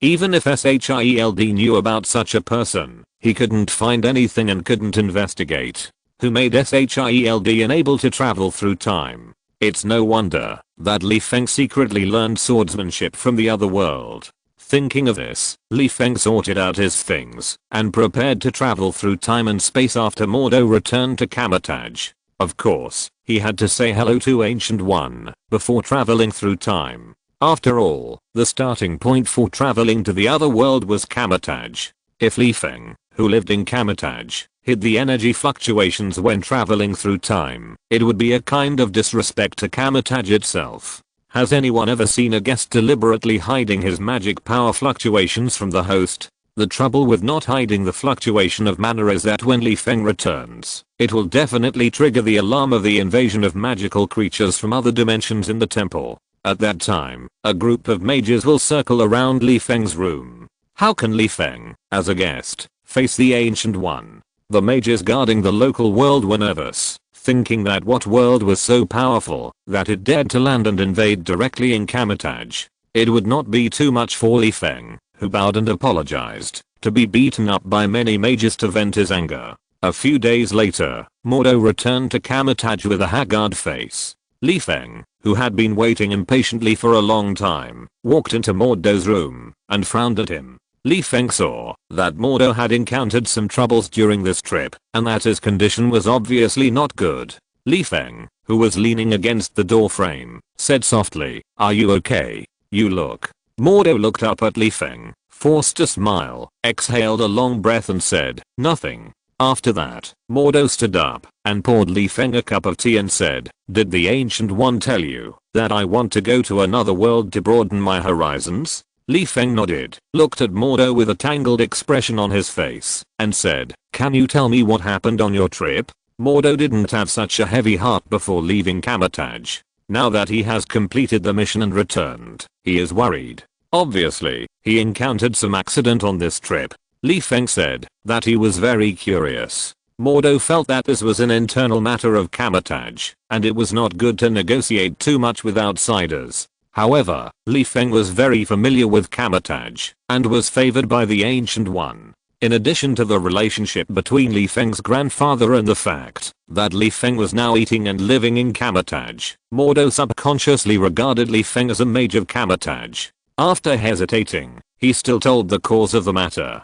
The mission to find and destroy the devil was set out by 3 masters with 6 apprentices. This was not only a mission to protect the earth, but also a preliminary screening for the 3 masters, to test the apprentices' performance in actual combat and to focus on future training. Such missions were very common in Kamatage. In Mordo's opinion, there would be no casualties if 3 masters were in charge and 6 apprentices were fighting against a weak devil to hone their spells. Unfortunately, an accident happened in the end. A seemingly weak devil actually learned to hide its strength. Surrounded by 6 apprentices, it suddenly burst out with strength beyond Mordo's expectations, killing 3 apprentices on the spot. When the 3 masters reacted and prepared to do it themselves, only Cassilis escaped because of his clever dodge. After that, the devil was severely injured by the 3 masters. When victory was in sight, the devil turned around and fled. Mordo and the other 3 mages naturally went to chase him, leaving Caecilius waiting in place. The reason why the devil is called the devil is because it is good at deceiving, and its methods are not something that ordinary people can discover. Just like now, Mordo and others are only chasing a phantom of it, and the real body is still hiding in the same place. The seriously injured devil was discovered by the cautious Caecilius while hiding in the same place. Caecilius knew that he was no match for the devil, even if the devil was seriously injured. After discovering that the devil also noticed him, Caecilius decided to use his mouth to delay time and wait for Master Mordo to realize that he had been fooled by the devil and return to rescue him. However, before the devil launched an attack, Caecilius felt that he still needed to pretend, as long as he could scare the devil and make the devil feel that he was a tough nut to crack.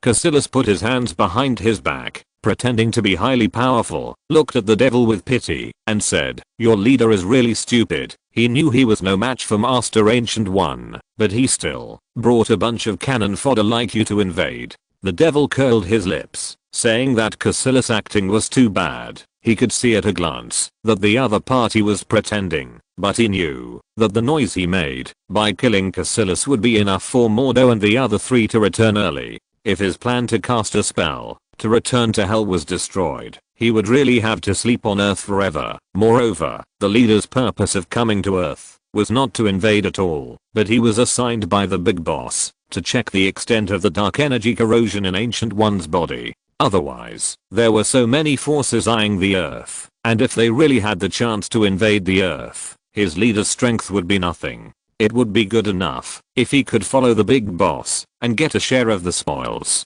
So far, the mission has been completed quite well, and the leader has used his life to find out the specific situation of Ancient One. The devil turned his head and looked around, thinking, although I have stayed in the glamorous world of Earth for a few days, Earth is indeed the fat meat in the eyes of many big guys. Such a beautiful woman, she has to return to hell before she can enjoy the power. But the devil narrowed his eyes and looked at Caecilius, thinking, but before I return to hell to report the news, it is not a bad idea to sprinkle some rat shit in the pot of you damn wizards. Thinking of this, the devil said dimly, it's nothing that the Ancient One is powerful. After all, everyone uses dark energy, and her Ancient One's talent is indeed higher than that of my leader.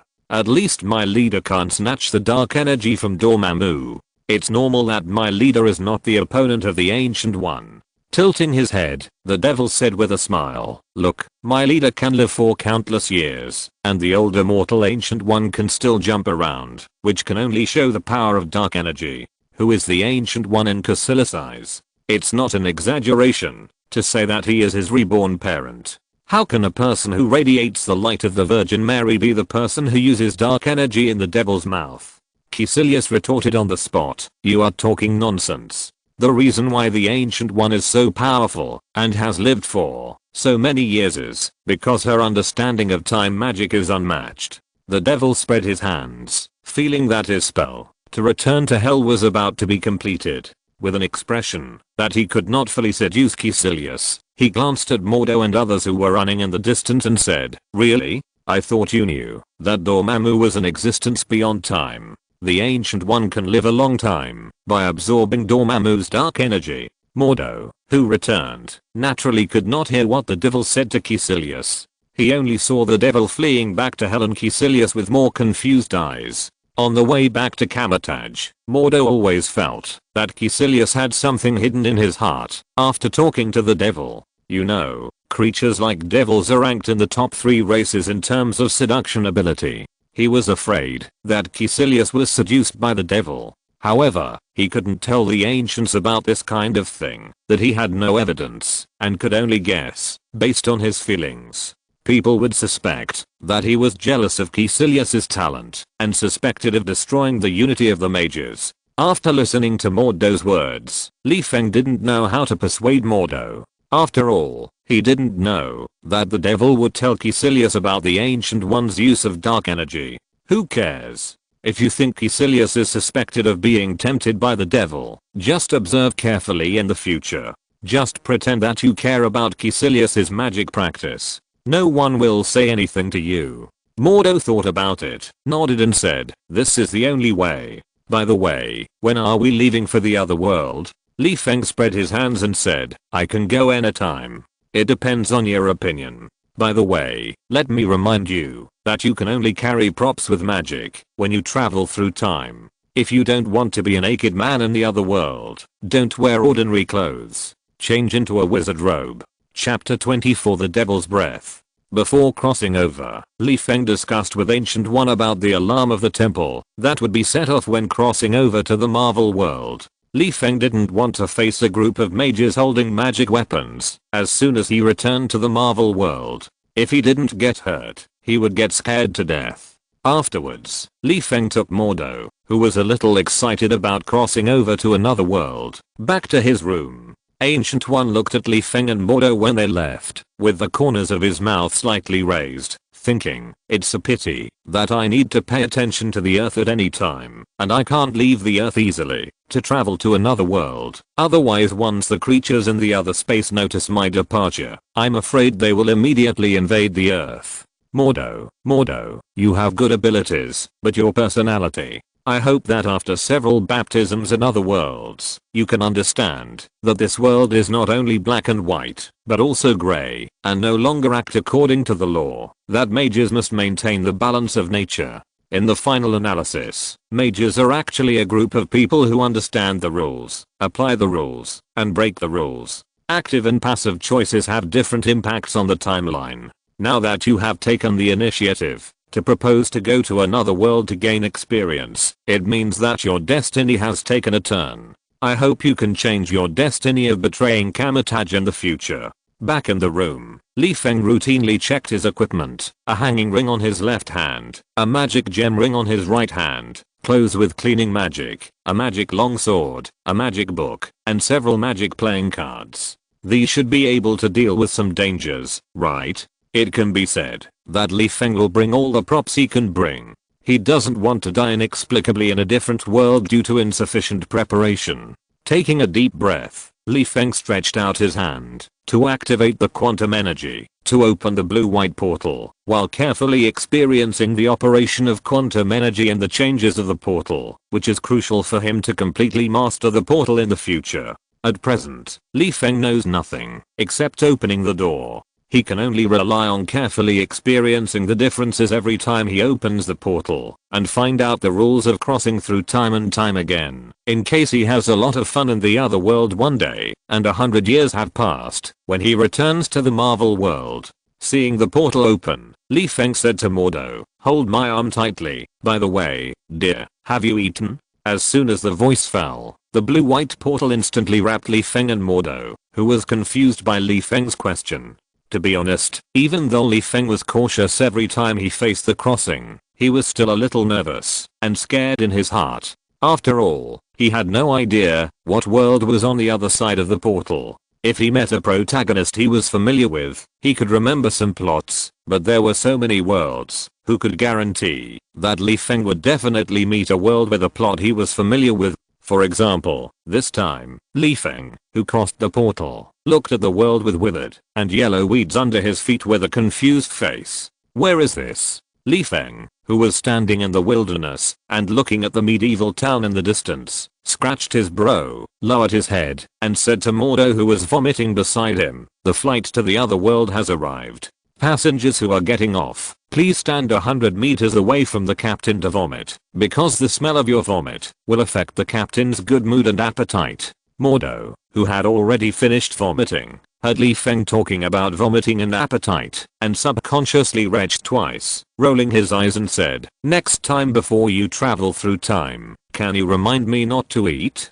I vomited up all the lunch I just had. Holding Li Feng's shoulders, Mordo looked at the town in the distance and said, by the way, the flight service of your airline is too poor. It will go bankrupt sooner or later. What kind of time travel experience is this? I feel like my whole body is kneaded like dough and then stuffed into a water pipe and squeezed. Li Feng shrugged, looked down at his toes, and said, you will get used to it like me if you are squeezed a few more times. Look at me, I don't show any signs of vomiting at all. My god, the clothes are worn on my body, but I forgot to prepare a pair of magic shoes, so I came to this world barefoot. My poor slippers, how can you abandon me and stay in the Marvel world? Don't you know how deeply I love you? Mordo on the side was also in a bad mood. Although Li Feng kindly reminded him before the crossing, his shoes were magic shoes and his clothes were also vestments, but his underwear and socks were not magic products, so he was now naked. Where is this? Mordo, who felt better, rubbed his stomach and asked, why do I feel like I'm back in the Middle Ages? You ask me. Li Feng spread his hands and said as he walked towards the town, who should I ask? I still want to know what world I came to. Every time I cross to another world, there is no instruction manual. I will slowly experience what kind of world this is. Near the entrance of the town, the two looked at each other and did not dare to approach the town easily. Mordo stroked his chin and looked at the cross flag of the church flying on the city gate in the distance, and the soldiers guarding the city gate with crosses on their chests, and muttered, trouble, this is really the Earth of the Middle Ages, when the church was the only one in power.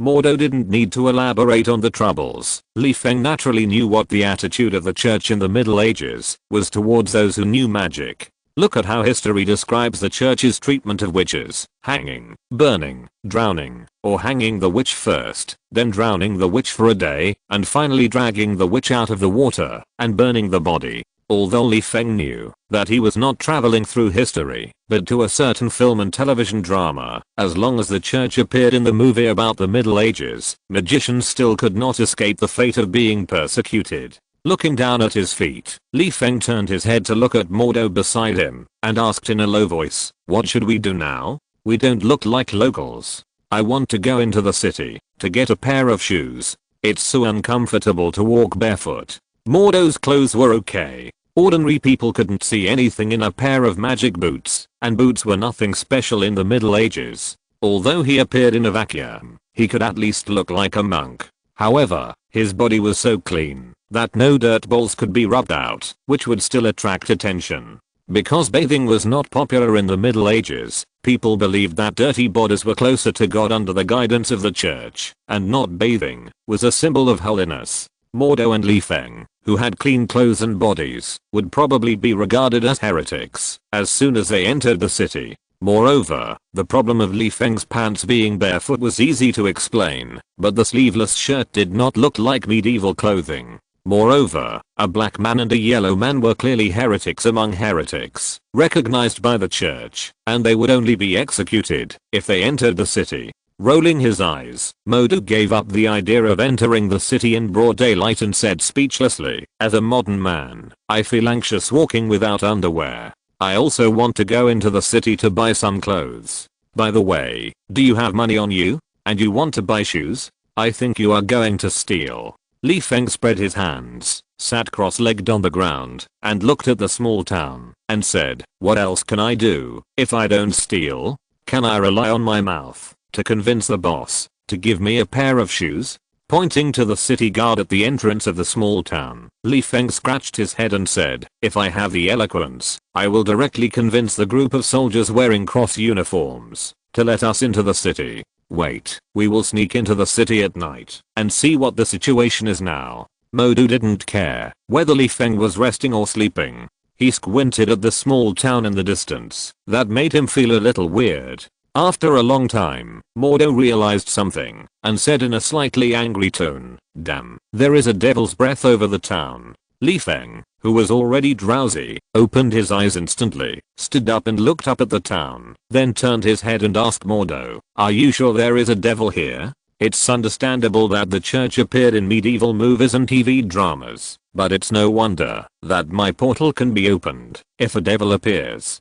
Doesn't the appearance of the devil prove from the side that there are extraordinary powers in this world? Li Feng, who lowered his head and wondered what world he was in, smiled bitterly and complained, there are too few clues, and I can't analyze which TV drama it is. I don't know. Mordo touched the scepter behind him and whispered, I only sensed a very faint devil's breath. We need to go and check in person to see if there is a devil. Li Feng said that he could understand Mordo's attitude towards the devil. After all, a few days ago, Mordo saw a devil kill 5 apprentices like cutting vegetables. Now he suspected that a devil appeared in front of him. It would be strange if Mordo was not excited and didn't want to kill the devil, but Li Feng looked at Mordo seriously. He felt a headache. Two magicians were tracking down the devil in the Middle Ages, and they were under the eyes of the church. If things went wrong, they would be wanted by the church for colluding with the devil. Would a good journey to gain knowledge turn into a journey of escape? Before Li Feng could think about why Mordo gave up tracking down the devil, the quiet town in the distance suddenly became noisy. Li Feng could vaguely hear, "Kill the devil and avenge the family. Kill the witch. She brought the plague." Li Feng believed that his ears would not be wrong, but he was still a little uncertain. He turned his head and asked Mordo, "People in the town talked about the devil and the plague."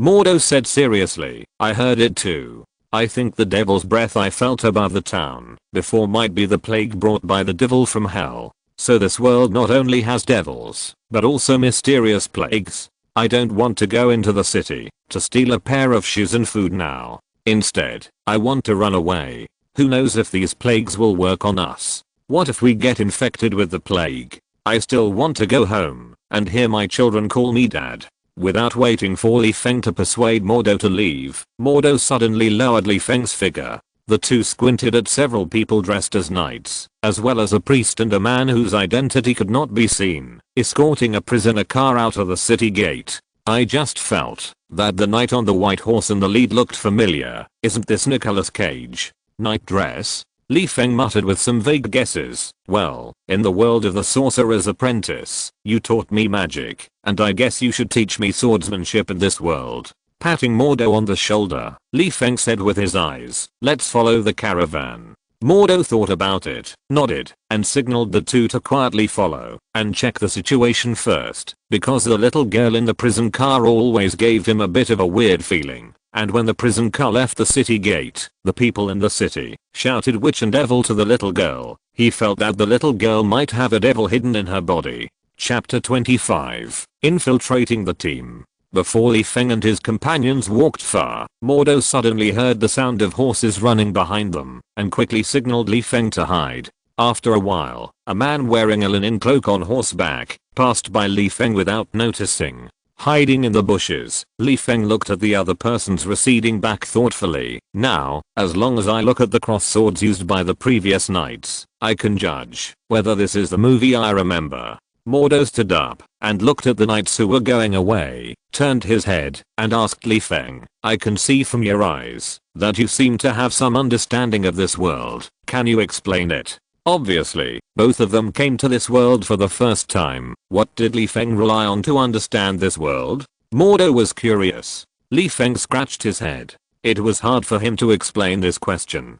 He curled his lips and said, "I just remembered that I saw the symbol on the cross sword of a knight in front of me. It seemed to be the symbol of the Holy See Crusade." Mordo was a little confused. The cross flag of the small town behind him had already shown that the Holy See existed in this world, so it was normal for the crusade to appear. Moreover, Mordo, who thought he had better eyesight, did not find out what the cross sword was. How did Li Feng notice it?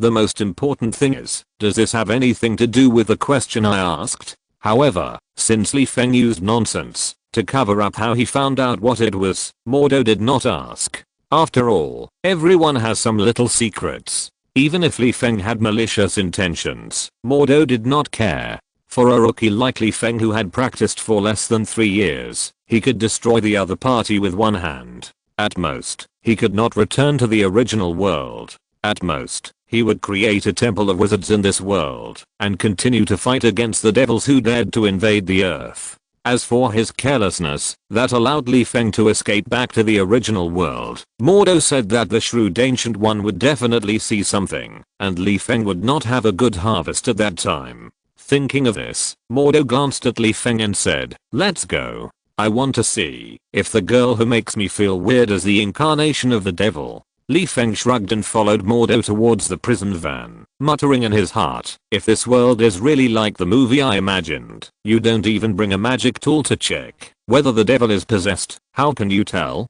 The two of them caught up with the prison van in a short while and saw an old man with a white beard beating a young man with a sword in his left hand. Seeing this scene, Li Feng curled his lips. He was sure that this was the world of Season of the Witch. The knight who looked like the 777 level magician Bastar was the protagonist of this world, Bailey Brock Bayman, who believed in God, but was disgusted by the church using faith to massacre women. The man who was beating the young man with his left-handed sword in the distance was Bayman's friend Fersen. The two were originally victorious generals in the Crusaders. They had been on the battlefield for decades, but they quit the Crusaders because they were dissatisfied with their superiors' orders to slaughter women and the elderly. After wandering for a month, they entered the small town discovered by Feng and his team because their horses needed to eat and rest. As soon as they entered the city, they were discovered by the Crusaders and imprisoned. During this period, the bishop of the town hoped that the two would escort a witch who brought plague to the world to the Svorlak monastery, where there was a magical Solomon spellbook that could effectively eliminate witches and purify the plague in the world. Nehemiah, who was disappointed with the Holy See, refused the bishop's request without thinking, until he found in the bishop's mouth in prison that she looked more like a witch from a little girl. In the end, Bayman, who was moved by compassion, proposed that as long as the little girl suspected of being a witch received a fair trial, he would be willing to escort the little girl to the Svorlak monastery. Then Feng saw the little girl being sent to the prison car, and Bayman led a knight, a priest, and a liar out of the city to the Svorlak monastery. Bayman and Fersen have been in the battlefield for decades and their bodies have no missing parts. They just keep a high level of alert in battle and habitually observe the surroundings to prevent hidden enemies around. Bayman quickly stopped Fersen from fighting with the young man, and the two turned their heads to look at Feng and Mordo, who did not hide at all. Mordo switched the cross sword to his right hand to prevent a sudden outbreak of the battle, and said to Bayman with a pout, the sacrificial boy who followed us before could say that he wanted to get our recognition and fantasized about becoming a knight, but these two people don't look like sacrificial boys at all. They look more like monks and heretics. Mordo could feel that the team escorting the witches were all ordinary people, but he didn't care, even if there were extraordinary people. He only cared whether the little girl in the prison car was a devil. If the little girl was a devil, there was no need to say anything nonsense. He would kill the devil on the spot.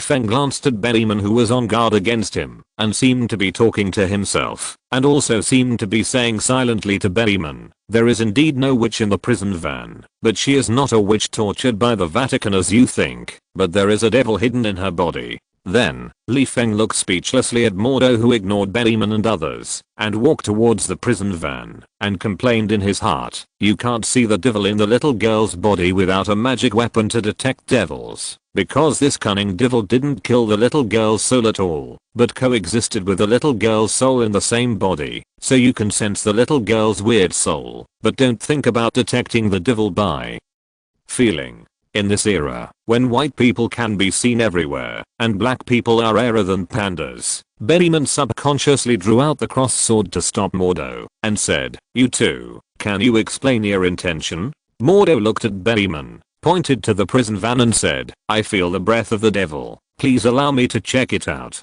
Bayman felt a little ridiculous. It was obviously for the poor little girl. The church said she was a witch, and this guy who looked like Charcoal said the little girl was a devil. So the question was this poor little girl a witch or a devil? The devil in the prison car was stunned when he heard Mordo's words. He squinted his eyes and looked at the two people who suddenly appeared. He sensed the magic power in Mordo and Feng's body and knew that these two people were not ordinary people, but he also knew that the two people could not see his true form at all. So he looked at Mordo and Feng leisurely, especially Feng. He could feel that the other party's magic power tended to be dark. Bayman looked at Fersen, who spread his hands to show that he did not believe what Mordo said, turned his head and sneered at Mordo. But why do I feel that you are more like a devil, a black ghost? Bayman's word black ghost made Feng feel that it was time for him to appear. Otherwise, if he did not stop Mordo and Bayman, he would see the scene of the wizard fighting the knight. Feng walked up to Bayman, touched the magic sword on his waist and said, we are travelers who travel around. Can we temporarily join your team? I want to learn swordsmanship from you. The priest said that he knew the church altar boy who fought against Fersen, and knew that the other party was named K. In addition, the wonderful battle between Kay and Fersen was recognized by Behrman, so the priest did not refute that he let a person who knew him well join the team to escort the witch. But the priest was not so friendly to the yellow man Li Feng and the black man Modu. He just hid in the distance and shouted to Behrman, "No, I don't agree that you join the team. You are heretics. Heretics." Your sister, Li Feng, who was inexplicably accused of being a heretic, said that he was very unhappy. He reached out and took out the magic playing cards from his pocket, ready to greet the priest with a fireball. In this world, Li Feng was only interested in a spellbook called Solomon, and swordsmanship and other things had to be put behind. Now the priest made Li Feng feel unhappy. Li Feng didn't care how the devil living in the girl's body wanted to occupy the world. He wanted to kill the priest directly and go to the Svorlak monastery to grab the spellbook and then return to the Marvel world to slowly study the spellbook. Mordo, who was observing the little girl in the prison van through the figure of Behrman, was unhappy to be called a nigger, but he still reached out to stop Li Feng. For now, he cared about the devil. Mordo frowned and asked Li Feng in a low voice, "I can't feel the devil's breath on the little girl, but this little girl gives me a weird feeling. Can you see anything? What are you looking at? Isn't it just..." Halfway through the words, Li Feng noticed that the little girl in the prison van squinted at him, and her eyes seemed to be full of warning. Li Feng suddenly realized that it was fun to reveal the plot, but it was fatal, especially when he was still a rookie with limited mana and spells. If he exposed the identity of the devil here, and let the angry devil run out of the prison van, everyone present would be finished, except Mordo, who had some fighting power, including himself. Li Feng was not sure that Mordo could keep pestering the devil so that he could leisurely open the portal and escape, especially since he had exposed the devil's identity and caused twists and turns in the devil's plan. Who would be the first target of the devil who revealed his identity? Of course it was Li Feng. Damn, you devil dared to threaten me with your eyes. Wait until I have a spell ready to escape at any time and let Mordo deal with you. Or wait until I find the Solomon spellbook so that I have the means to restrain you and then kill you myself. Thinking of this, Li Feng rubbed his cheeks, put on a fake smile, and said to the priest with a smile, "Since you say I'm a heretic, I have to join your team so that you have time to see clearly whether I'm a heretic or not. You wait and see how I will kill you, a priest who likes to talk nonsense." Behrman glanced at the poker cards in Li Feng's hand. As a soldier who has been fighting with his head tied to his belt for many years, he felt the threat brought to him by the cards in Li Feng's hand. Originally, Behrman did not agree to Li Feng and the other two joining the team. After all, the two had unknown origins and purposes. However, after hearing Mordo say if you disagree, just follow the team quietly, Behrman had to agree to the two joining the team to escort the witch. Compared with the two making trouble behind the team, Behrman believed that the two would not make trouble under his nose. In this way, Mordo and Li Feng joined the team, while everyone looked at them with defensive eyes from time to time. During this period, Li Feng did join the team with the purpose of learning swordsmanship from Behrman, as he said before, and kept asking Behrman how to practice swordsmanship. End of this chapter.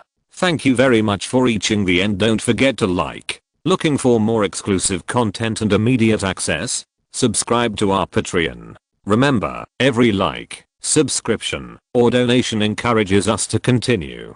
Thanks to everyone. See you in the next video.